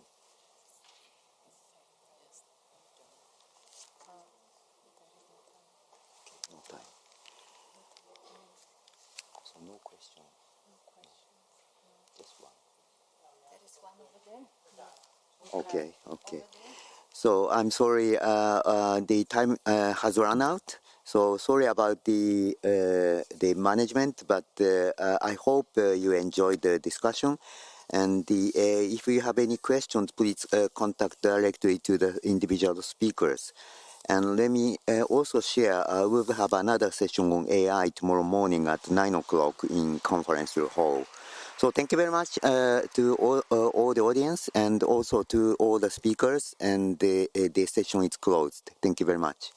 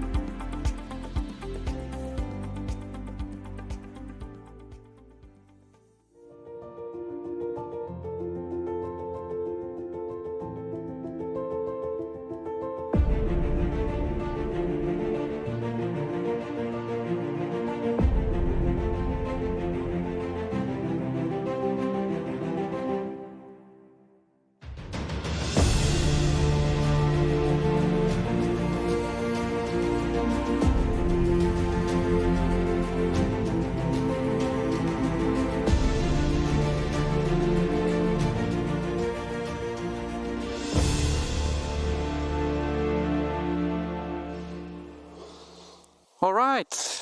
Hello, how are you? It is really an honor to welcome you to the workshop, Internet Resilience, Securing a Stronger Supply Chain. Just double check that you are in the right room and you are very welcome. We're on a tight schedule, so we will need to move quickly, but meaningfully. If you are sitting at the back, please don't be shy and come closer. This is a roundtable by design, so please don't spare any seat over there. Come and don't be shy, just take a seat, you are welcome. The closer that we sit, the more resilient our dialogue becomes, you know. I'm Pablo. I'm supporting the Marconi Society's Internet Resilience Institute. I'm very happy to be here, and I'll be your moderator for this session. Let's dive straight into the substance. I'd like to begin by turning to someone that truly needs no introduction, Vint Cerf. He will help us to set the scene. And Vint, are you there? I am here. Yes, I am. Fabulous. Can you hear me? Yes. Yes. Help us to set the scene, Vint, where the idea of this workshop comes from, and what would be your advice in terms of what would be the good outcome for this discussion? Put some stress on us. So in the short summary is that many of us have been asking ourselves very hard questions about internet and its resilience because we've become so dependent upon it. And with the arrival of new applications of artificial intelligence, that dependence is only going to increase. And the implication of dependence is that when it doesn't work, there are all kinds of consequences, serious problems. This is true of a lot of infrastructure. You don't think about it until it doesn't work, like when the power goes out. Now what doesn't work? Or when the roads are all blocked. So I'm sure you can, when your mobile doesn't work, that's become a very important infrastructure. And when it doesn't work, there are consequences. So the internet has become so woven into a significant part of our ecosystem that we're very concerned about its resilience and reliability. We talked about that in a number of different contexts, and the specific one for this meeting has to do with the supply chain. Since the internet is composed of many, many pieces coming from many, many different sources, a very significant part of the internet is software. After all, it's the protocols that make all these things work, running on, of course, physical equipment that we also depend upon. I'm going to suggest to you that the word provenance will turn out to have a very heightened importance in this conversation. Where did things come from? How do we know that they have integrity? Have they been altered sort of in flight? Do we know who was responsible for them? Do we know where to turn when things are not working properly? So if we ask ourselves, can we document the supply chain that leads to a particular product or service? Can we know that it has integrity? And this is particularly applicable to open source libraries, which have become a major component of the development of products and services in the internet space. Open source is wonderful because it's accessible, but it's also hazardous because sometimes it's not well maintained.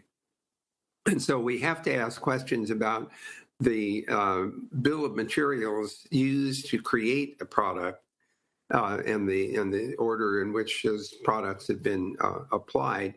Do we know whether the software is unaltered? Does it have integrity? Has it been digitally designed? Do I know the party who digitally signed it so that I can trust the integrity of that? And second, security is a huge issue as well, not only in open source software, but in all of the components of the internet. How can we be assured that security has been properly attended to, not only in the fabrication of creation of the software, but also its configuration and installation?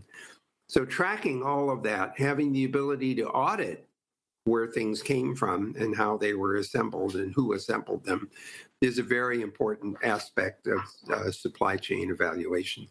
So as you know, I have to go off to another meeting soon, but I hope that you will all take copious notes and that there will be something concrete coming out of the discussion that the rest of us can share. So that would be my little opening homily for you, Pablo. Finn, thank you so much.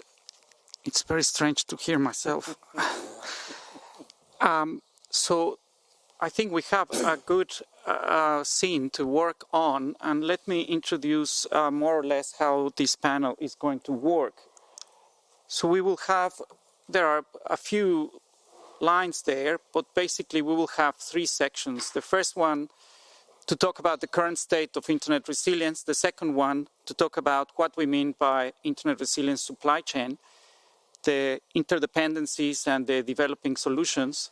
And the third part will be real-time experience and practical examples.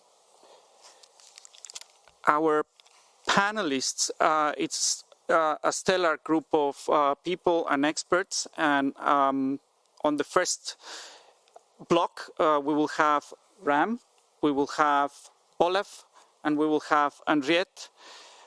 Ram from Digital Identity, Olaf from the Internet Society, and Henriette, former MAC chair and APC. Are you? Kind? Fiona, American University. John Crane, he's joining us remotely. He's the CTO of ICANN. Manal, I hope you are here. Welcome. She is from Egypt, from the regulator, former chair of the Governmental Advisory Committee of ICANN. And we have Mark from Cloudflare and ITF. So we will be having a conversation, and you are welcome to join that conversation. And we will get straight into it in terms of the current state of internet resilience. Ram, why don't you start to talk about what has happened recently in this work?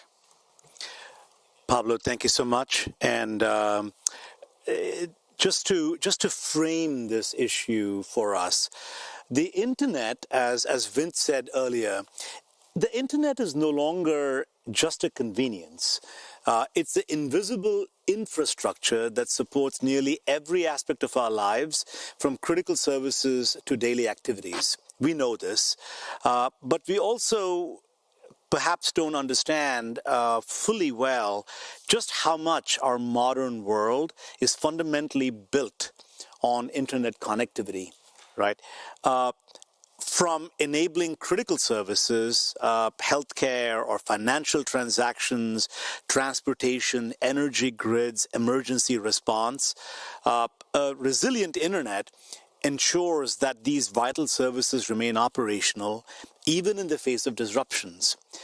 The other part of the criticality of what we are looking at is economic stability, because businesses of all sizes, from global corporations to local shops, they rely on the internet for every aspect of what they do. We also know in the last decade or little over the last decade that it's been significant for social communication and for social connectivity, and for all of us who endured the years of COVID. Without the internet would have been quite a different experience altogether. Certainly the internet is critical for national security and public safety, but it's also a key part of trust and confidence. When you don't have a resilient internet and you have frequent or prolonged internet outages, that erodes both public and business trust in digital systems. And conversely, a resilient internet, it fosters confidence, it encourages further digital innovation, investment and adoption, right? And finally, it's about mitigating disruptions, right? Because resilience is not about preventing outages, which are inevitable, but it's about the ability to withstand, adapt to, and rapidly recover from them. right?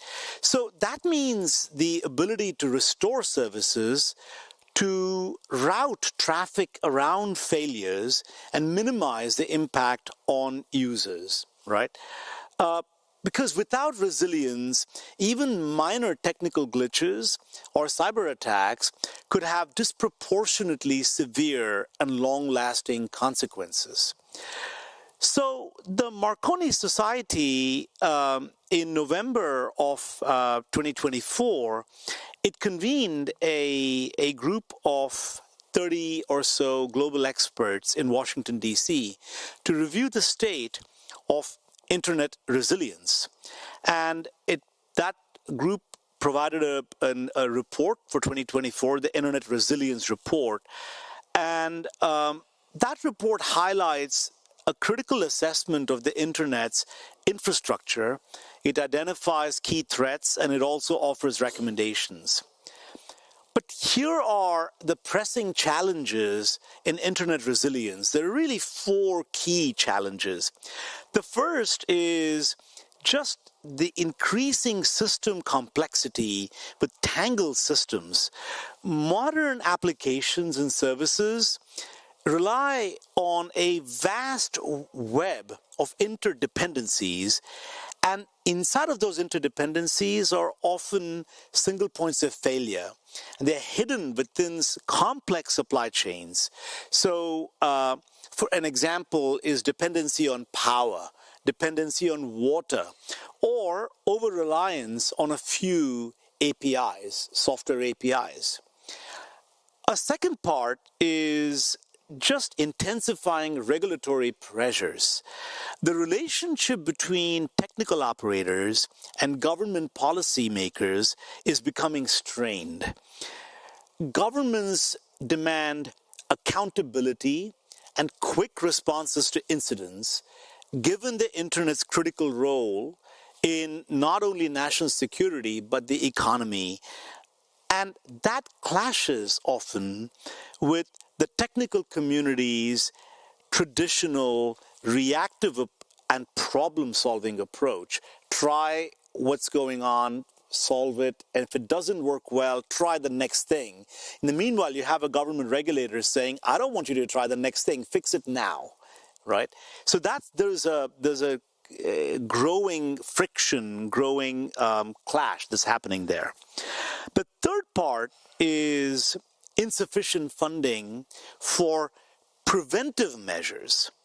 Because if you look at funding for resilience, there's almost none.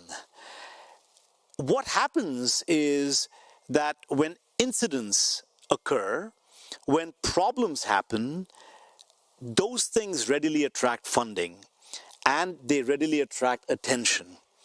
But the crucial work of prevention, which is about good operational practices, proper training, systematic thinking about infrastructure, those things often lack adequate investment.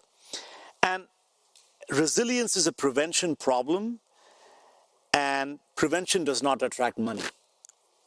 The last part is the supply chain vulnerabilities in software. The reliance on complex software supply chains, it introduces significant points of fragility and the potential for cascading failures if a single link is compromised.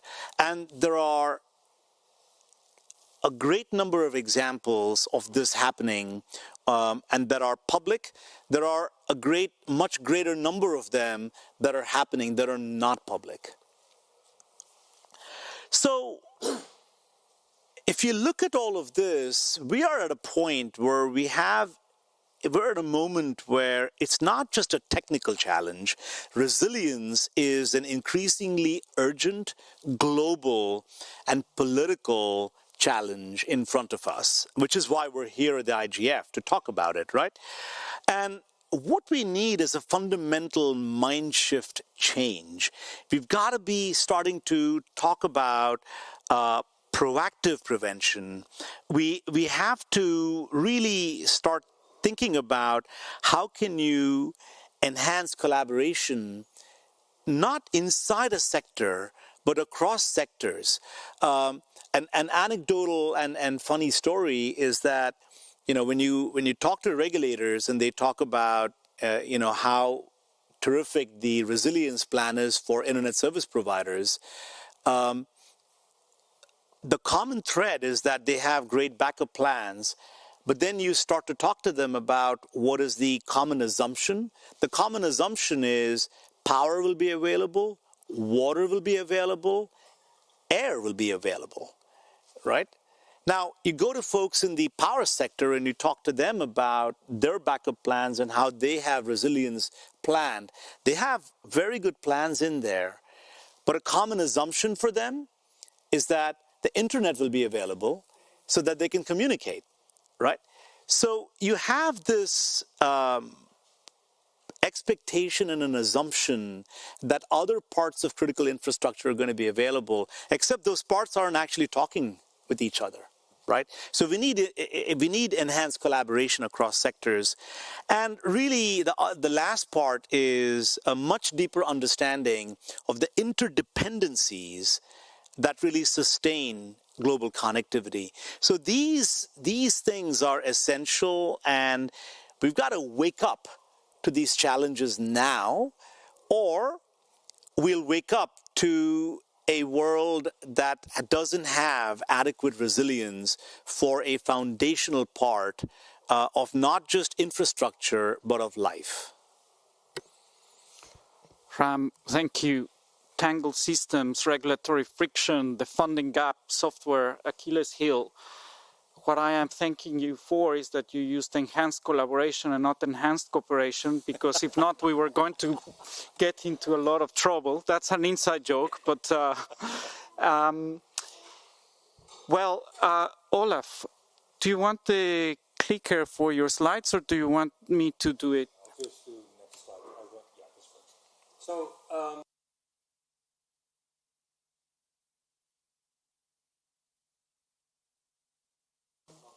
There it is. First, I want to apologize, Martin Borteman, who was initially scheduled to moderate the panel, but he had to leave because of family emergency. And that brings us to the matters of life. What you see here on the picture is a staple food for the global minority, bread. This is something that is delivered to our grocery stores, and this is a little bit of a global minority description of the issue. But this is being delivered to our shops with our groceries on almost a daily basis. And I'm telling this a little bit to make the story of resiliency a little bit more, give it a little bit more life. The way this works is that a grocery store will place an order. That order will go into a logistics system. And if you Google for logistics system software, specifically if you do an image search, you will see enormously complicated architectures with all kinds of building blocks of interconnected systems that go all over the place. But that was the interconnectedness that Ram was talking about. One of those blocks fail, and your grocery will not be delivered. And all these type of things depend on the internet connecting. Not only in the connecting in your locality, not connecting in your city, not connecting between the warehouse and the grocery store, but also connecting to distance APIs that might be hosted somewhere at the other end of the globe.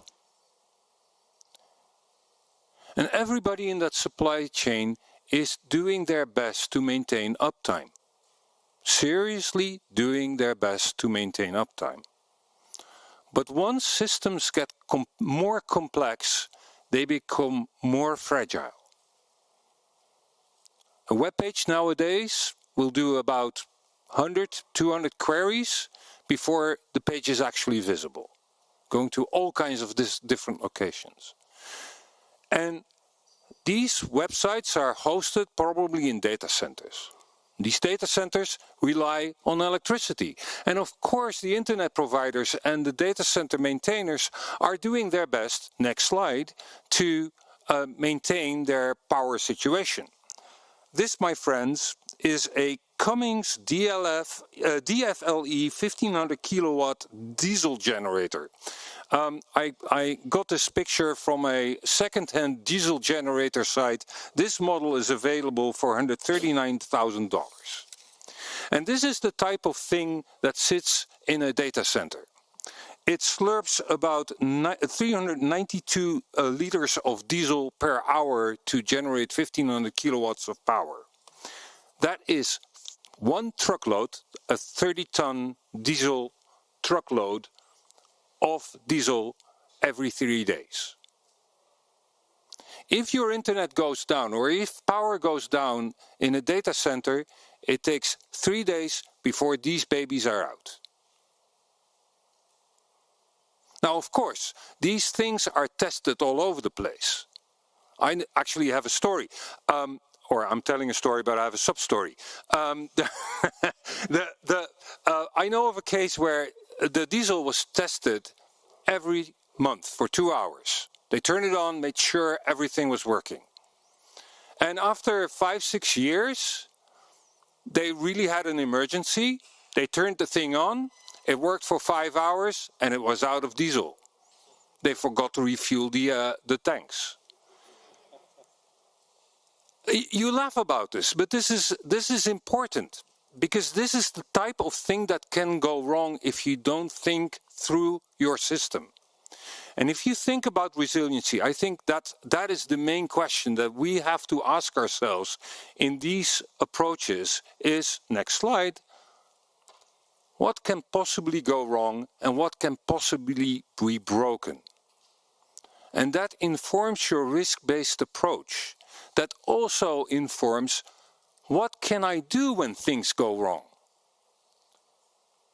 Do I have to have a satellite phone so that I can communicate to somebody, to my diesel provider, for instance, so that I can get diesel? Because if the logistics systems is down at the same time, there's no way I can refuel my generators to keep uptime, and things will really break down. So these are the things that we need to think about when we think about resiliency. What can possibly go wrong? What can possibly be broken? And take risk-based approaches on the evaluation and understand, for instance, what are risks that might be coupled to each other? What if an anchor goes over the seabed and breaks both the electricity cable as well as the fiber cable? Coupled risks. And with that, I hope I set the stage for the continued discussion. Olaf, thank you very much indeed. We're thinking about you, Martin, if you are following us. And Martin said to Olaf, could you moderate? And then they agreed that I would moderate, because if not, we would have missed this wonderful presentation that you just did. I think it was awesome. Henriette, I would like if you could thread this into the IGF. Why we're discussing this in the IGF?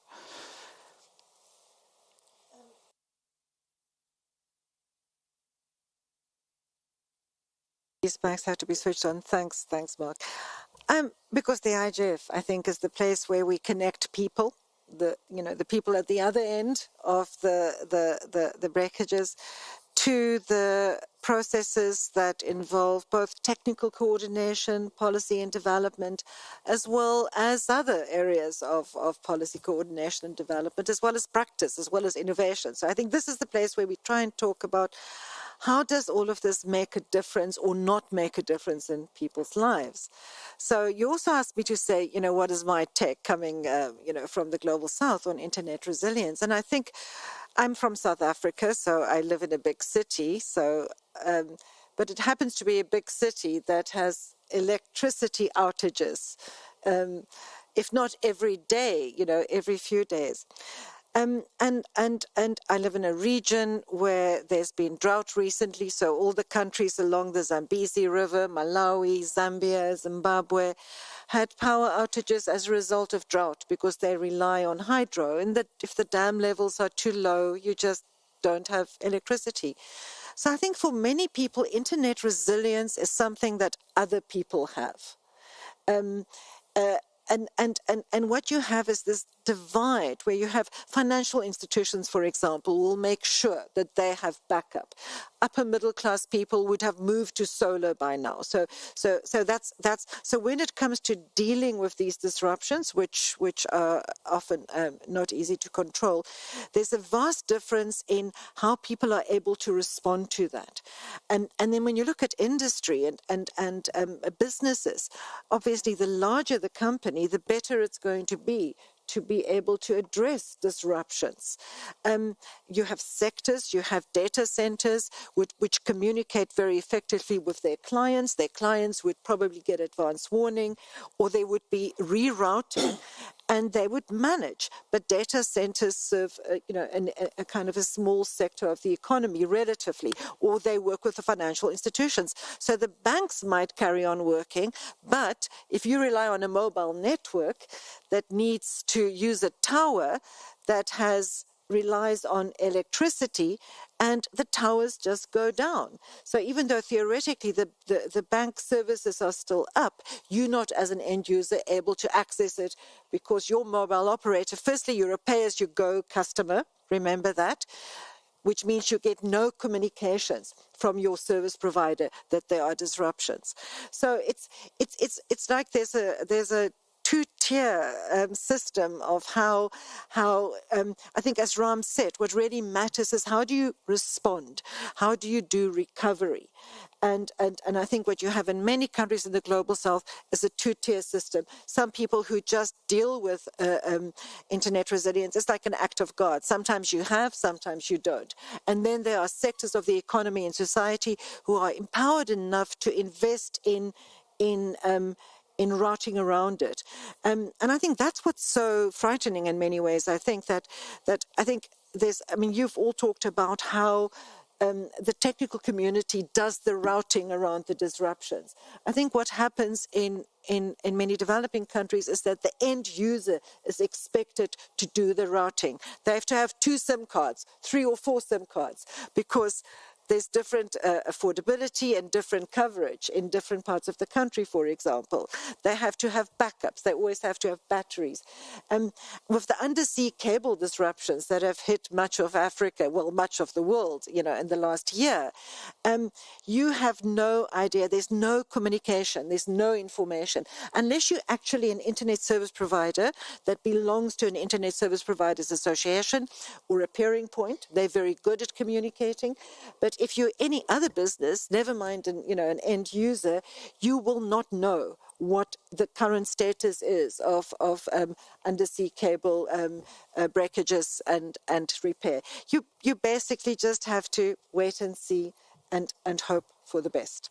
So I think just my last input here, I think, Ram talked about enhanced collaboration.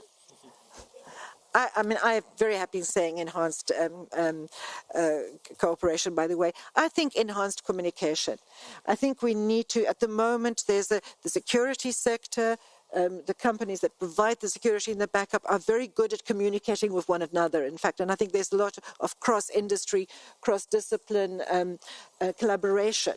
But there's no communication with end users or with, the rest of the world, who still, as Ram said, is so dependent and takes for granted that this is going to be available. And I think the result is exactly as Ram said, it breaks trust, and I think it disrupts innovation, and it disincentivizes people from beginning to embed the internet in daily life and daily services on a more routine basis.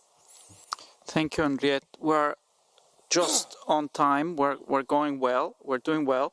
We have participation online. Nandifa Natsaluba, What a great topic on resilience. Do we have a business continuity strategy for unplanned disruption leading to a total global unavailability of the internet? They are very switched on. I would like to know where are you from, but welcome to this panel. I see as well some empty seats, so I welcome people to join us. Don't be shy if you would like to participate at a later time when we open for questions. Let's go into the second block about the supply chain, the interdependencies and developing solutions. And for that, I would like to ask Fiona if you could help us with some mapping and the work that you are doing in terms of identifying the gaps and the policy concerns. Sure. Hi to everyone, and thanks, Pablo. You're doing a great job stepping in to moderate. And thanks for the invitation to participate and speak, and to John and Aisha and others at Marconi Society for this really interesting project. Ram talked about the session that we had in Washington last year now. I don't know, time all flies for me. But from that, we've been having a couple of different conversations, and we have a working group that's specifically trying to put together an internet resiliency mapping exercise and actually putting together a map of what that supply chain looks like.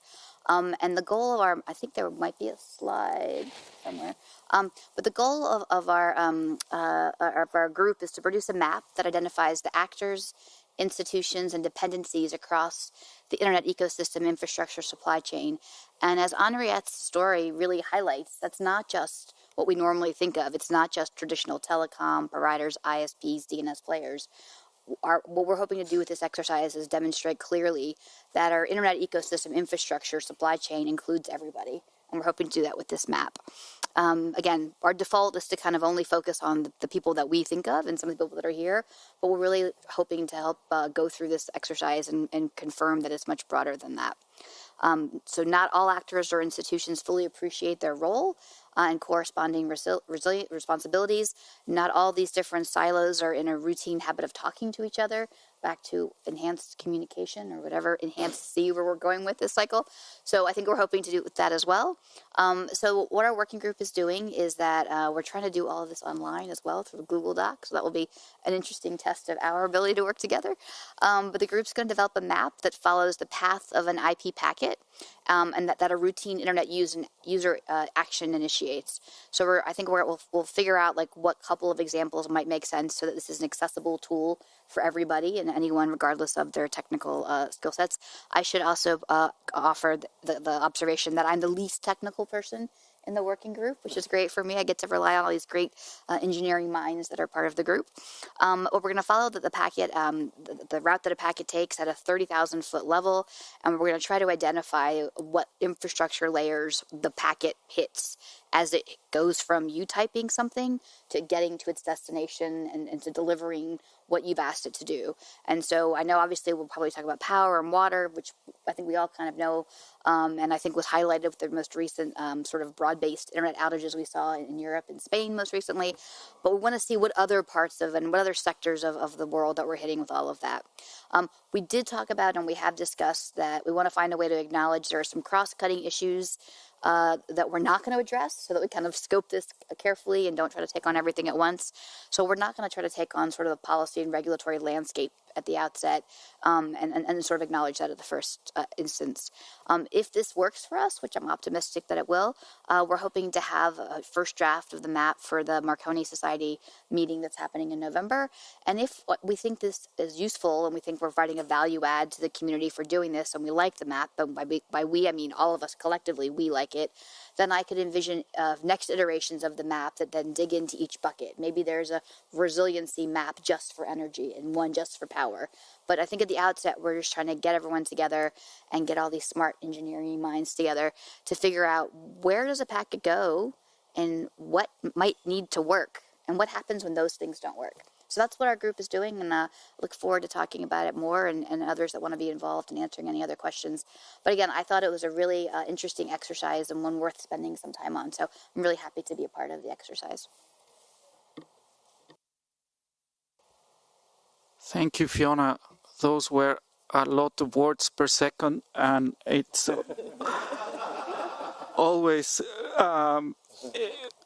I will be like you when I grow up, and will have that speed of thought translated into language. That's amazing. I'm not sure if you have John Crane. John is at a very odd hour, so I'm sure he will be much slower than you at this time. John is online. If you can... I am. Put him on. He's going to talk about, I guess, one part of that map, which is the unique identifiers. Good morning, John. Have you had coffee? Good morning. Can you hear me? We cannot hear you. Try again. Okay. I am unmuted, so... Yes. Can you hear me when you put your headphone on? Yes. Yes, we can hear you. Yes, good. Wear your headphones. So, good afternoon, everybody. It's early morning here in Southern California.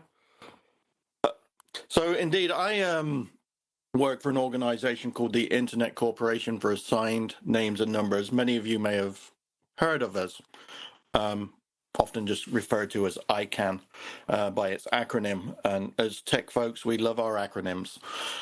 So resilience is interesting. Even if you look at the identifier systems and the role of ICANN. ICANN has existed for approximately 25 years, a little bit longer. And our bylaws talk a lot about security and stability. Those are the other two sides, in my mind, of resilience. You know, with resilience being the ability to bounce back once one of those two things don't happen. Now, identifiers is not just the domain name system, right? So most people think ICANN, they think DNS. But ICANN is also responsible for the Internet Assigned Numbers Authority, and they register literally thousands of different types of identifiers that are used on the Internet. And for the Internet to work, and for that packet that Fiona was talking about to get from one place to another, all of those need to have certain attributes. Often that is a uniqueness to the attribute, to the identifier, or it is some other special relevance to the protocols and how all the protocols work. Now, the interesting thing is, of course, that may not be obvious, most end users, the people who use the internet, are blissfully unaware of how the internet works and most of these things. So while we talk about resilience of the network or the internet, it's important to remember that the users aren't aware of a lot of what is happening, and also that it's not a internet. You know, you'll often hear people tell you that the internet is actually a network of networks. So that means that even in the identifier space, there are many, many people that have a role to play. It's not just ICANN. ICANN's role is really about administering the top registration databases, the initial information of many of those identifiers. Now, if we look at the DNS, the domain name system, and you look at the history, and you go back to the early days of ICANN or pre-ICANN, that was a system, and you know the root of the DNS is a very critical system for the internet to work. It's where the domain names start, where the resolution from that web browser to getting you somewhere starts. Back in the late 90s and you know into the early 2000s, you were talking about 13 systems around the globe. Now, what the industry was able to do was to notice that that was an issue, right? We said to ourselves, this is an issue that could affect the resiliency and the stability of the ecosystem. New ways of doing routing were developed, something called Anycast, and now you have 2,000 roughly locations around the globe where this infrastructure is. So you can build resilience, but it actually takes you thinking about it, and it takes time, right? And it takes what Ram talked about. It takes investment in resilience.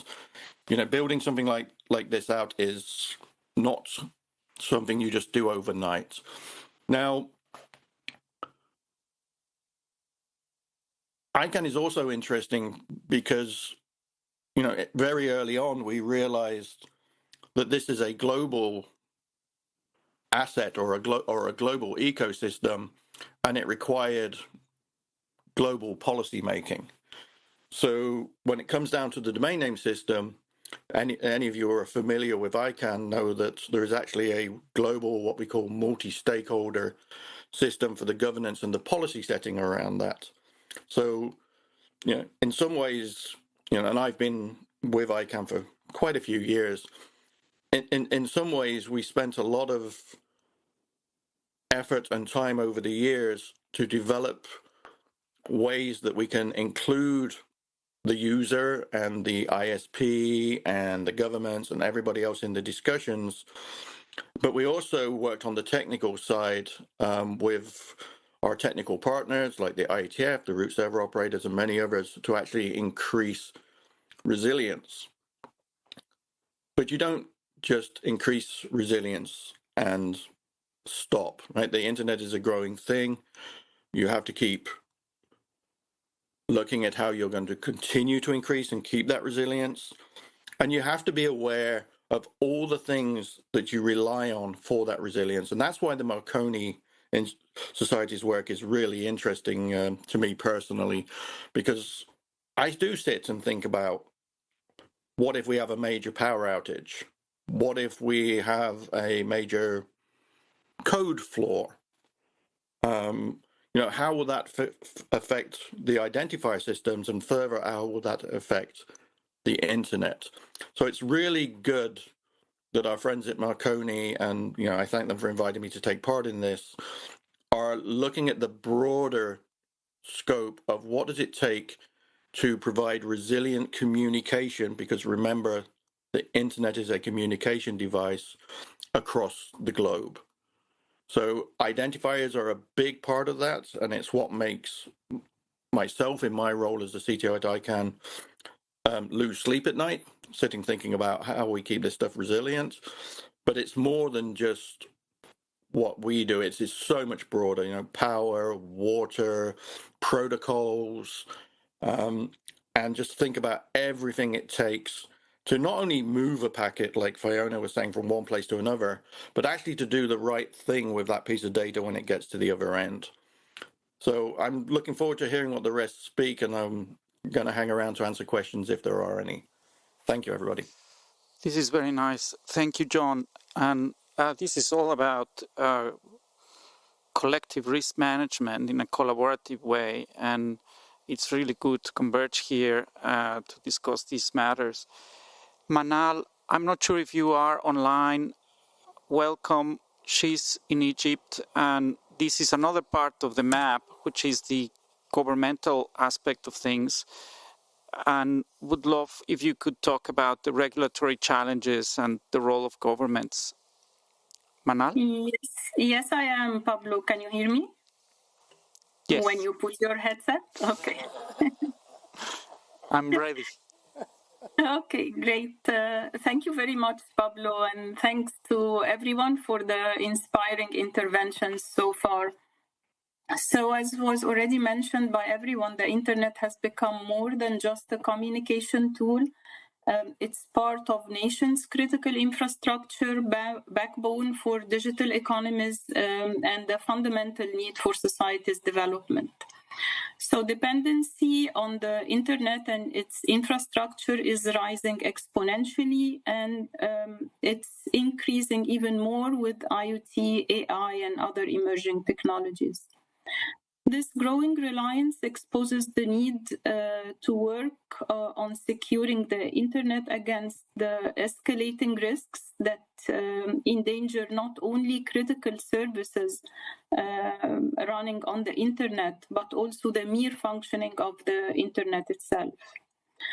Such risks include unintentional errors like infrastructure failure, power outages, misconfigurations, but also sometimes intentional disruptions such as internet shutdowns, geopolitical tensions resulting in cyber attacks, and disruptions caused by wars and weaponization of the internet and the cyberspace. All this, of course, in addition to the very well-known natural and climate disasters, as well as crises that may trigger unforeseen traffic spikes, like what we have all experienced with the COVID. In this context, the role of governments is both vital and evolving, as today's digital interconnected world poses unprecedented challenges on how nations operate. This role ranges from simple awareness and incentivized encouragement to mandated requirements and enforced regulations. Accordingly, governments, as stewards of national digital infrastructure, should promote conscious investment in resilient networks with built-in redundancy and also benefiting from technologies diversity like satellite versus land or undersea cables, properly secure and redundantly store digital registries, devise robust acts, laws, regulations, or frameworks that balances national interests with global interoperability.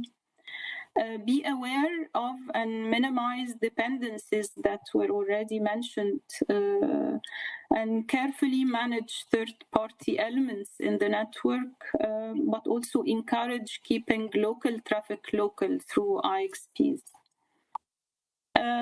As we've already heard, also cooperation and collaboration with other sectors is extremely important to align efforts towards having a national digital resilience strategy that is constantly being updated. And also not to overlook the human factor, not only in terms of capacity development, but also in terms of changing the culture that Ram already hinted at, of taking for granted the internet's underlying infrastructure and its ongoing responsiveness. Of course, governments cannot do all this without embracing the expertise and contributions of other stakeholders, depending on the issue and stage we're at.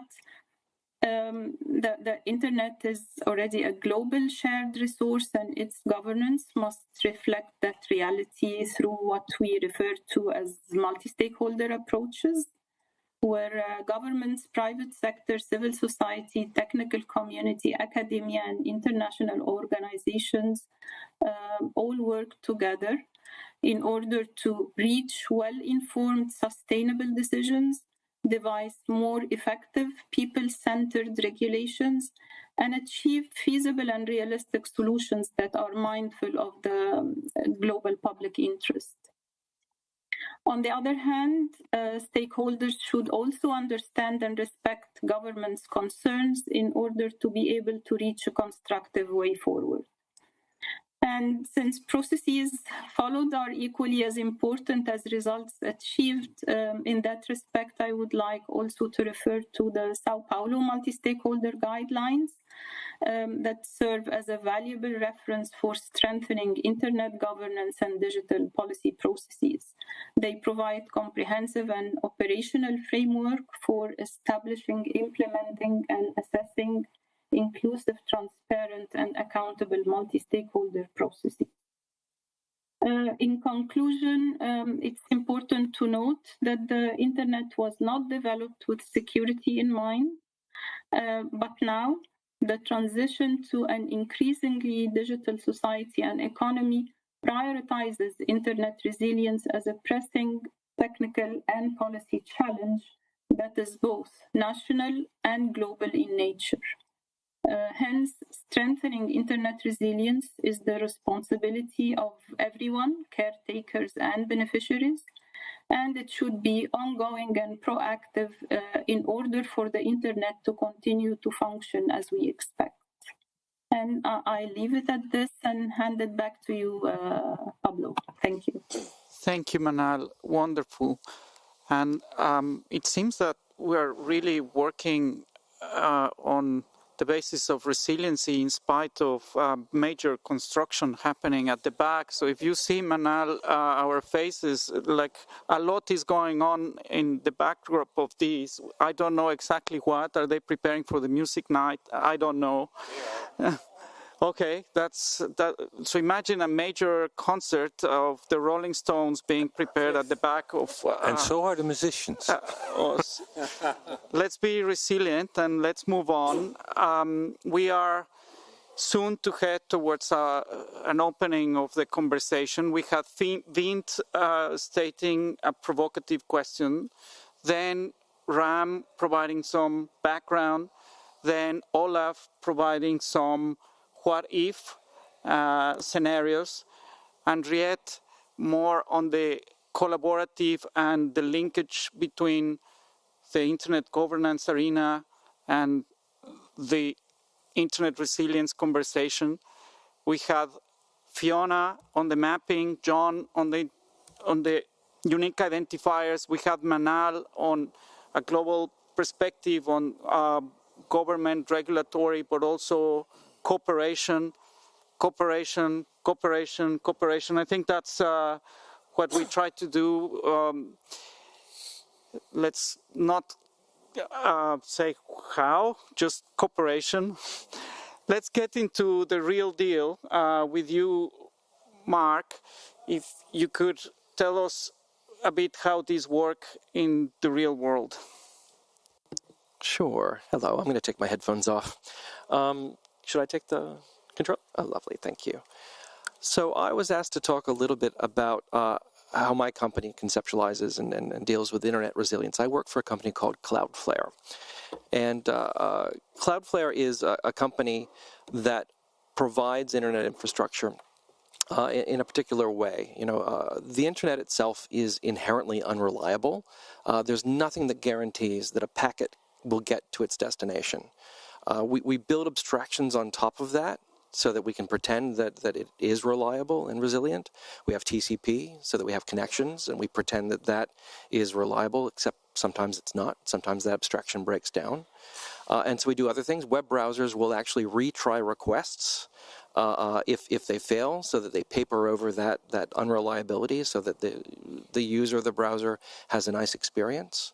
And websites and other services use companies like mine to further provide resilience. So what we are is a global network of servers everywhere providing services to users, whether it's in the global south, whether it's in the minority world.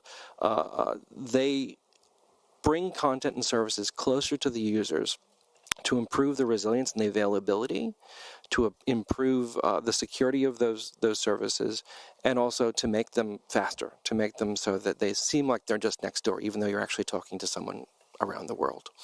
And what that does is make the internet more seamless for everyone. That means that resilience is really an existential threat for our business. We have to be available all the time, or our customers are very unhappy. And so we use several techniques to make sure that our systems are as available as possible. The core systems, the data plane, are decentralized so that every node, every one of those servers can operate on its own. It doesn't need connectivity to the rest of our systems, so that if there's a partial failure somewhere, they can continue serving data. There are some parts of our systems that need to be centralized, and so we use other techniques to make sure that they are fully available. And so usually that's redundancies and failovers and things like that. So despite all of those efforts, despite all that engineering and hiring some of the best engineers in the world to do this, we still have problems. As has been said a few times, you can never make something perfectly available. We had an incident last year, just as one example, we called Code Orange. It was an alarm bells kind of situation in the company, where one of the generators that Olaf was talking about earlier, thank you for that illustration, by the way, Olaf, was used by one of our power suppliers at a key data center, and it failed in a particular way, and then some other systems failed, and that caused a cascade of failures where that data center went offline completely. which shouldn't happen. Data center operators, we were renting that space from a data center operator, took extraordinary lengths to keep them highly available. So that was one thing that shouldn't have happened, or a series of events. Because it was that particular data center, those centralized systems that I talked about, the ones that needed to be in one place, also failed. And we had designed them to fail over to another data center when that happened. It turns out that didn't happen as well as we anticipated. And so it made those control systems unavailable for about a day and a half. 6 hours was the length of the real outage there, but it kind of trailed on for about a day and a half where there was partial availability. That's a horrific situation for a company like ours, and we resolved not to let that happen again. And so we went through this effort to re-engineer our systems, those key systems that were centralized, so that they were more resilient. And that took a couple of months, basically. We had another big incident at the same time that caused some distraction, which I won't go into. But there were a lot of lessons that we learned from that. Even though we had a lot of very talented eyeballs on these problems, making sure that these systems were redundant, you still have to continuously improve your resiliency and follow the best practices, define what those best practices are, interrogate how you're using these systems, provision for failure situations, and test the failure. Make sure that you intentionally fail your systems to understand how they behave. And consider what happens when there are these cascading failures. And finally, be transparent about your failures. We are very proud that every time we have one of these incidents, our CEO or our CTO writes a blog entry that explains what happened and why, so that we're transparent to our customers. We had indeed another incident just about a week ago where we did that. But unfortunately, this is not just an issue that happens within one company. That would be a much simpler problem to deal with. It's a systemic issue. It's a whole of internet issue for resilience. And then one example there is around routing security. The routing system is critical to internet resilience. We need to be able to route packets around the world. And it's one of those places where everyone has to agree on what the reality of routing is. And so Cloudflare has spent a tremendous amount of resource, and we're very committed to RPKI, the routing security issues. We're collecting routing data about this in our Radar platform, which is our kind of internet observatory for statistics about the internet that we are able to observe from that worldwide network of servers we have. And that helps us to identify and mitigate these systemic issues. But I think it's that cooperation that we've been talking about across different kinds of businesses and different parts of the ecosystem that's so key to make sure that as a whole we're able to have those abstractions so that people don't have to worry about this in most cases. Mark, thank you. We are moving from theory to practice, and I think this is a very good moment to start opening the conversation. I would love to open the floor if you have any questions, and if not, by all means, que gusto. Adelante. If I may, just to tie what Mark was saying to what Ram was saying, basically the previous failure is always prevented. Gracias, Pablo, and thank you, everybody, and for being here. I just want to ask a question to the panel about a topic that I think the first speaker mentioned about the economics and financial. I'm going to make a brief introduction to put it in context. Before the internet, the international communication was through the telephone network, and international communication was long-distance telephone calls.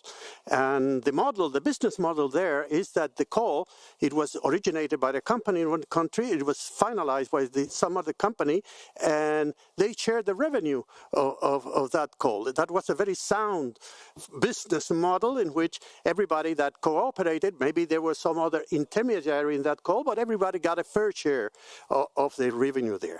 By historical reasons that when internet first moved out of the continental United States, there was set a rule that those who want to connect has to pay the whole share of the communication. In the last years of the past century, oh my God, has passed so many times. This was a big deal. It was called the International Internet communication cost. And it was even raised in the ITU, in study group 3. There's the recommendation from those days, the D50 recommendation. And that's a very big issue, even for some European countries and companies, even for Australia. They were very vocal about that. As the time passed, the companies from these developed countries solved the problem by putting their connection into what is called the core or the backbone in the internet. And eventually, this communication problem cost has been alleviated in some other places through IXPs and companies like the one who has just put, but alleviated because still the problem is that these revenues are not external to the country. I forgot to say that during the telephone long-distance model, those income, especially for developing countries, was the one who financed, that you mentioned, the infrastructure development there. It was billion every year. When the internet came, all those yearly billions that was going from outside to developing countries disappeared. Now that's not only happening, this uneven distribution of revenue, it's not only happening through of the communication infrastructure, also about the information. We see the information, data, even knowledge that is created in many countries, even if it's flowing two directions, the money is flowing in one direction, and that is no surprise that a few companies, only a fistful companies, has amassed so massive amount of money from resources that comes from everywhere. So my question to the panel is the following. Don't you think that that uneven flow of revenues could be a cause in the long run of unsustainability of the internet? Thank you. Those were the days, the international charging arrangements for internet services from 1988, the Australian and all those debates. It reflects some part of the economics of the infrastructure, and I wonder how this is linked to internet resilience. So that's a provocative question for sure. I'm not sure if any of the panelists would like to take it. Fiona, I knew it. For sure, I'm happy to talk about the telephone accounting rate regime and 2 decades of arguments that we had, Juan, about accounting rates and how that system and model could not be applicable to the internet, because if you tried to apply the traditional telephone circuit switch model of accounting and revenue to the internet, it would actually require breaking the internet infrastructure that we're trying to preserve. I would also dispute that all of those accounting rate revenue and that passing of money that went to other countries was not always used to build the infrastructure in those countries. So we could talk about that a lot too offline. But I will say that in terms of whether or not the sort of ICAEUS debate or the fair share debate, because it's back again, I can't believe, is relevant in the context of this, I'm not quite so sure. But I will say that one of the ways of dealing with sort of internet resiliency, and maybe Olaf and others want to talk about the development of IXPs, and Mark wants to talk about peering and other things like that. But the model of traffic exchange in the internet ecosystem is through peering and transit, and that's the way commercial parties privately resolve these revenue constructs that you're talking about. But there has been a lot of work. I think John Crane talked about the root server instances, and I know there's been lots and lots of works by ISOC and others to get IXP deployed, and that has really shifted and changed the traffic patterns. So we no longer see the unequal traffic patterns, the ones we're talking about from the 1990s, where, if you were somewhere in a different part of the world and you wanted something on the internet, it always had to come back to the United States or Western Europe. That's no longer the case anymore because of all the work people have done on internet resiliency. But in terms of the policy and regulatory stuff, we could talk about this for hours, as you know. But maybe the more technical people want to talk about how this relates to the internet resiliency construct. For hours or for decades, indeed. It has been decades. Please. Thank you for a good workshop that we understood a lot about the resilience of the internet infrastructure. My name is Qusay Al-Shati. I'm from Kuwait, and we are located in the Middle East. And as you know, the circumstances in our region. It's a question, can we consider the safety and the security of the internet infrastructure part of the resilience, or the part of the concept of the resilience of the internet infrastructure itself. When I talk about the safety or the security of the infrastructure, whether it's a ship anchor that cut off submarine cable, or whether an area of hostilities where sometimes the communication or the internet infrastructure get limited into operation, or get halted, or get targeted. So would we consider the safety and the security of the internet infrastructure part of the resilience approach, or this is a different angle? It's just a question to the panelists. Thank you. Thank you, Henriette. Then Ram. Because I have a view on this. It's not necessarily a broadly accepted view. I mean, I was a member of the commission, the Global Commission on the Stability of Cyberspace, and so was Olaf. So we debated this together, and I think we spent a long time talking about, is it the logical resources, or is it actually the physical transmission infrastructure? We decided it has to include the physical transmission infrastructure. And I haven't even touched on that, but I think it really, having, and I think there's I actually also want to react, but I think that we have different resilience is treated differently by different parts of the internet. I think the technical community understands resilience, and I think has good practices and procedures for ensuring resilience or striving towards greater resilience.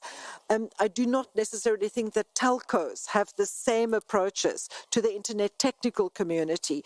I do not think that governments have the same approaches. There are also not even common definitions of what is critical internet infrastructure, what is critical information infrastructure.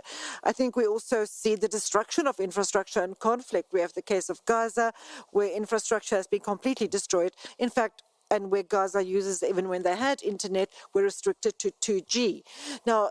So there's so many different factors, but I certainly think that the physical transmission infrastructure does have to be considered, because without that, and I think as Mark and others have said as well, or even electricity, which is an external factor, but it disables both the physical and the logical resources. So I personally do think that physical transmission infrastructure is part of it, but that's not a universal view.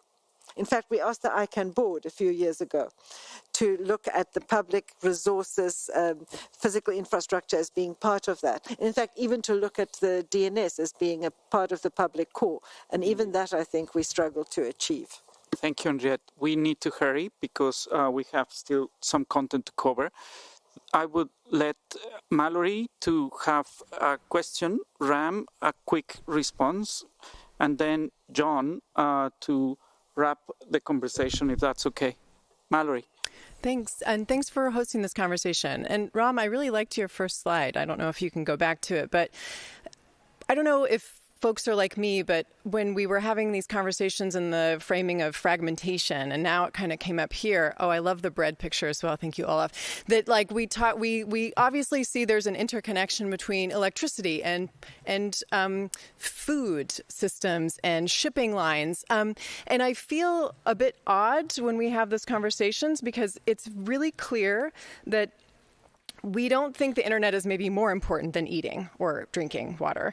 But we don't quite make the connection, in my view, that every single one of these vulnerabilities is actually a crisis of capitalism.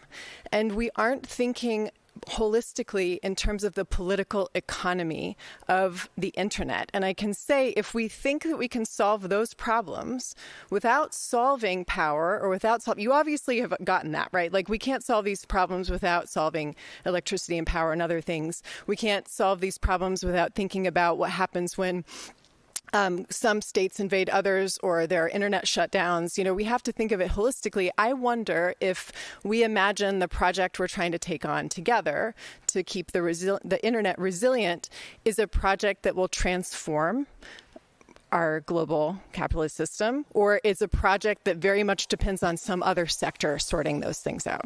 Thank you, Mallory. Ram? Thank you, Mallory. That's a great provocative question. I think it will transcend rather than transform. And I don't want to talk necessarily about, I think there's quite a bit to discuss about the system and whether the system itself is primarily at fault. I will point out that in these resilience problems happen in non-capitalist systems as well. So that's just one thing. One very brief response to the gentleman from Kuwait who had the question. He had talked about. He left. So he's on the at the table there. You'd spoken about security and safety. I want to say you should be thinking about security and stability, not safety, because safety is often what the user perceives. Stability is something that you can actually affect as a regulator or as a government. Thank you, Ram. I would love for John Janowak, the President and CEO of the Marconi Society, to help us wrap this up. Sure. Thank you, Pablo. And thank you to the panel and all of you for attending today. This is a near and dear subject to the Marconi Society. I was approached not too long ago by Vint to take this on as one of our core issues for the society. And since we did, we've just gotten a great amount of support from the industry. And so this is one of the first readouts that we're providing publicly. So thank you for attending today's session. Raising the awareness of this critical issue that's often unappreciated or is the topic of internet resilience. And it's going to take all of us to ensure that this matter gets the attention that's required. So again, we look forward to having you all involved. The responsibilities are cross sectors, cross geographies, and cross disciplines, as you heard today. One of the things that we were fortunate to do is we were able to bring together some of the top experts in the internet, and I think we have a photo up here of our activity together in Washington, D.C. last November, where we really sat down and looked at, what are some of where are some of the critical issues in resiliency of the network, reliability, stability, and resiliency. And the report that we ultimately came up with is right here, this yellow report that's on the internet on our website. Please, go ahead and download that report and take a look at it. And we welcome your organizations to get involved in this. The more people we get involved in looking at these issues and helping solve these issues, the more resilient the internet will become. So we're really looking forward to working with all of you on this issue.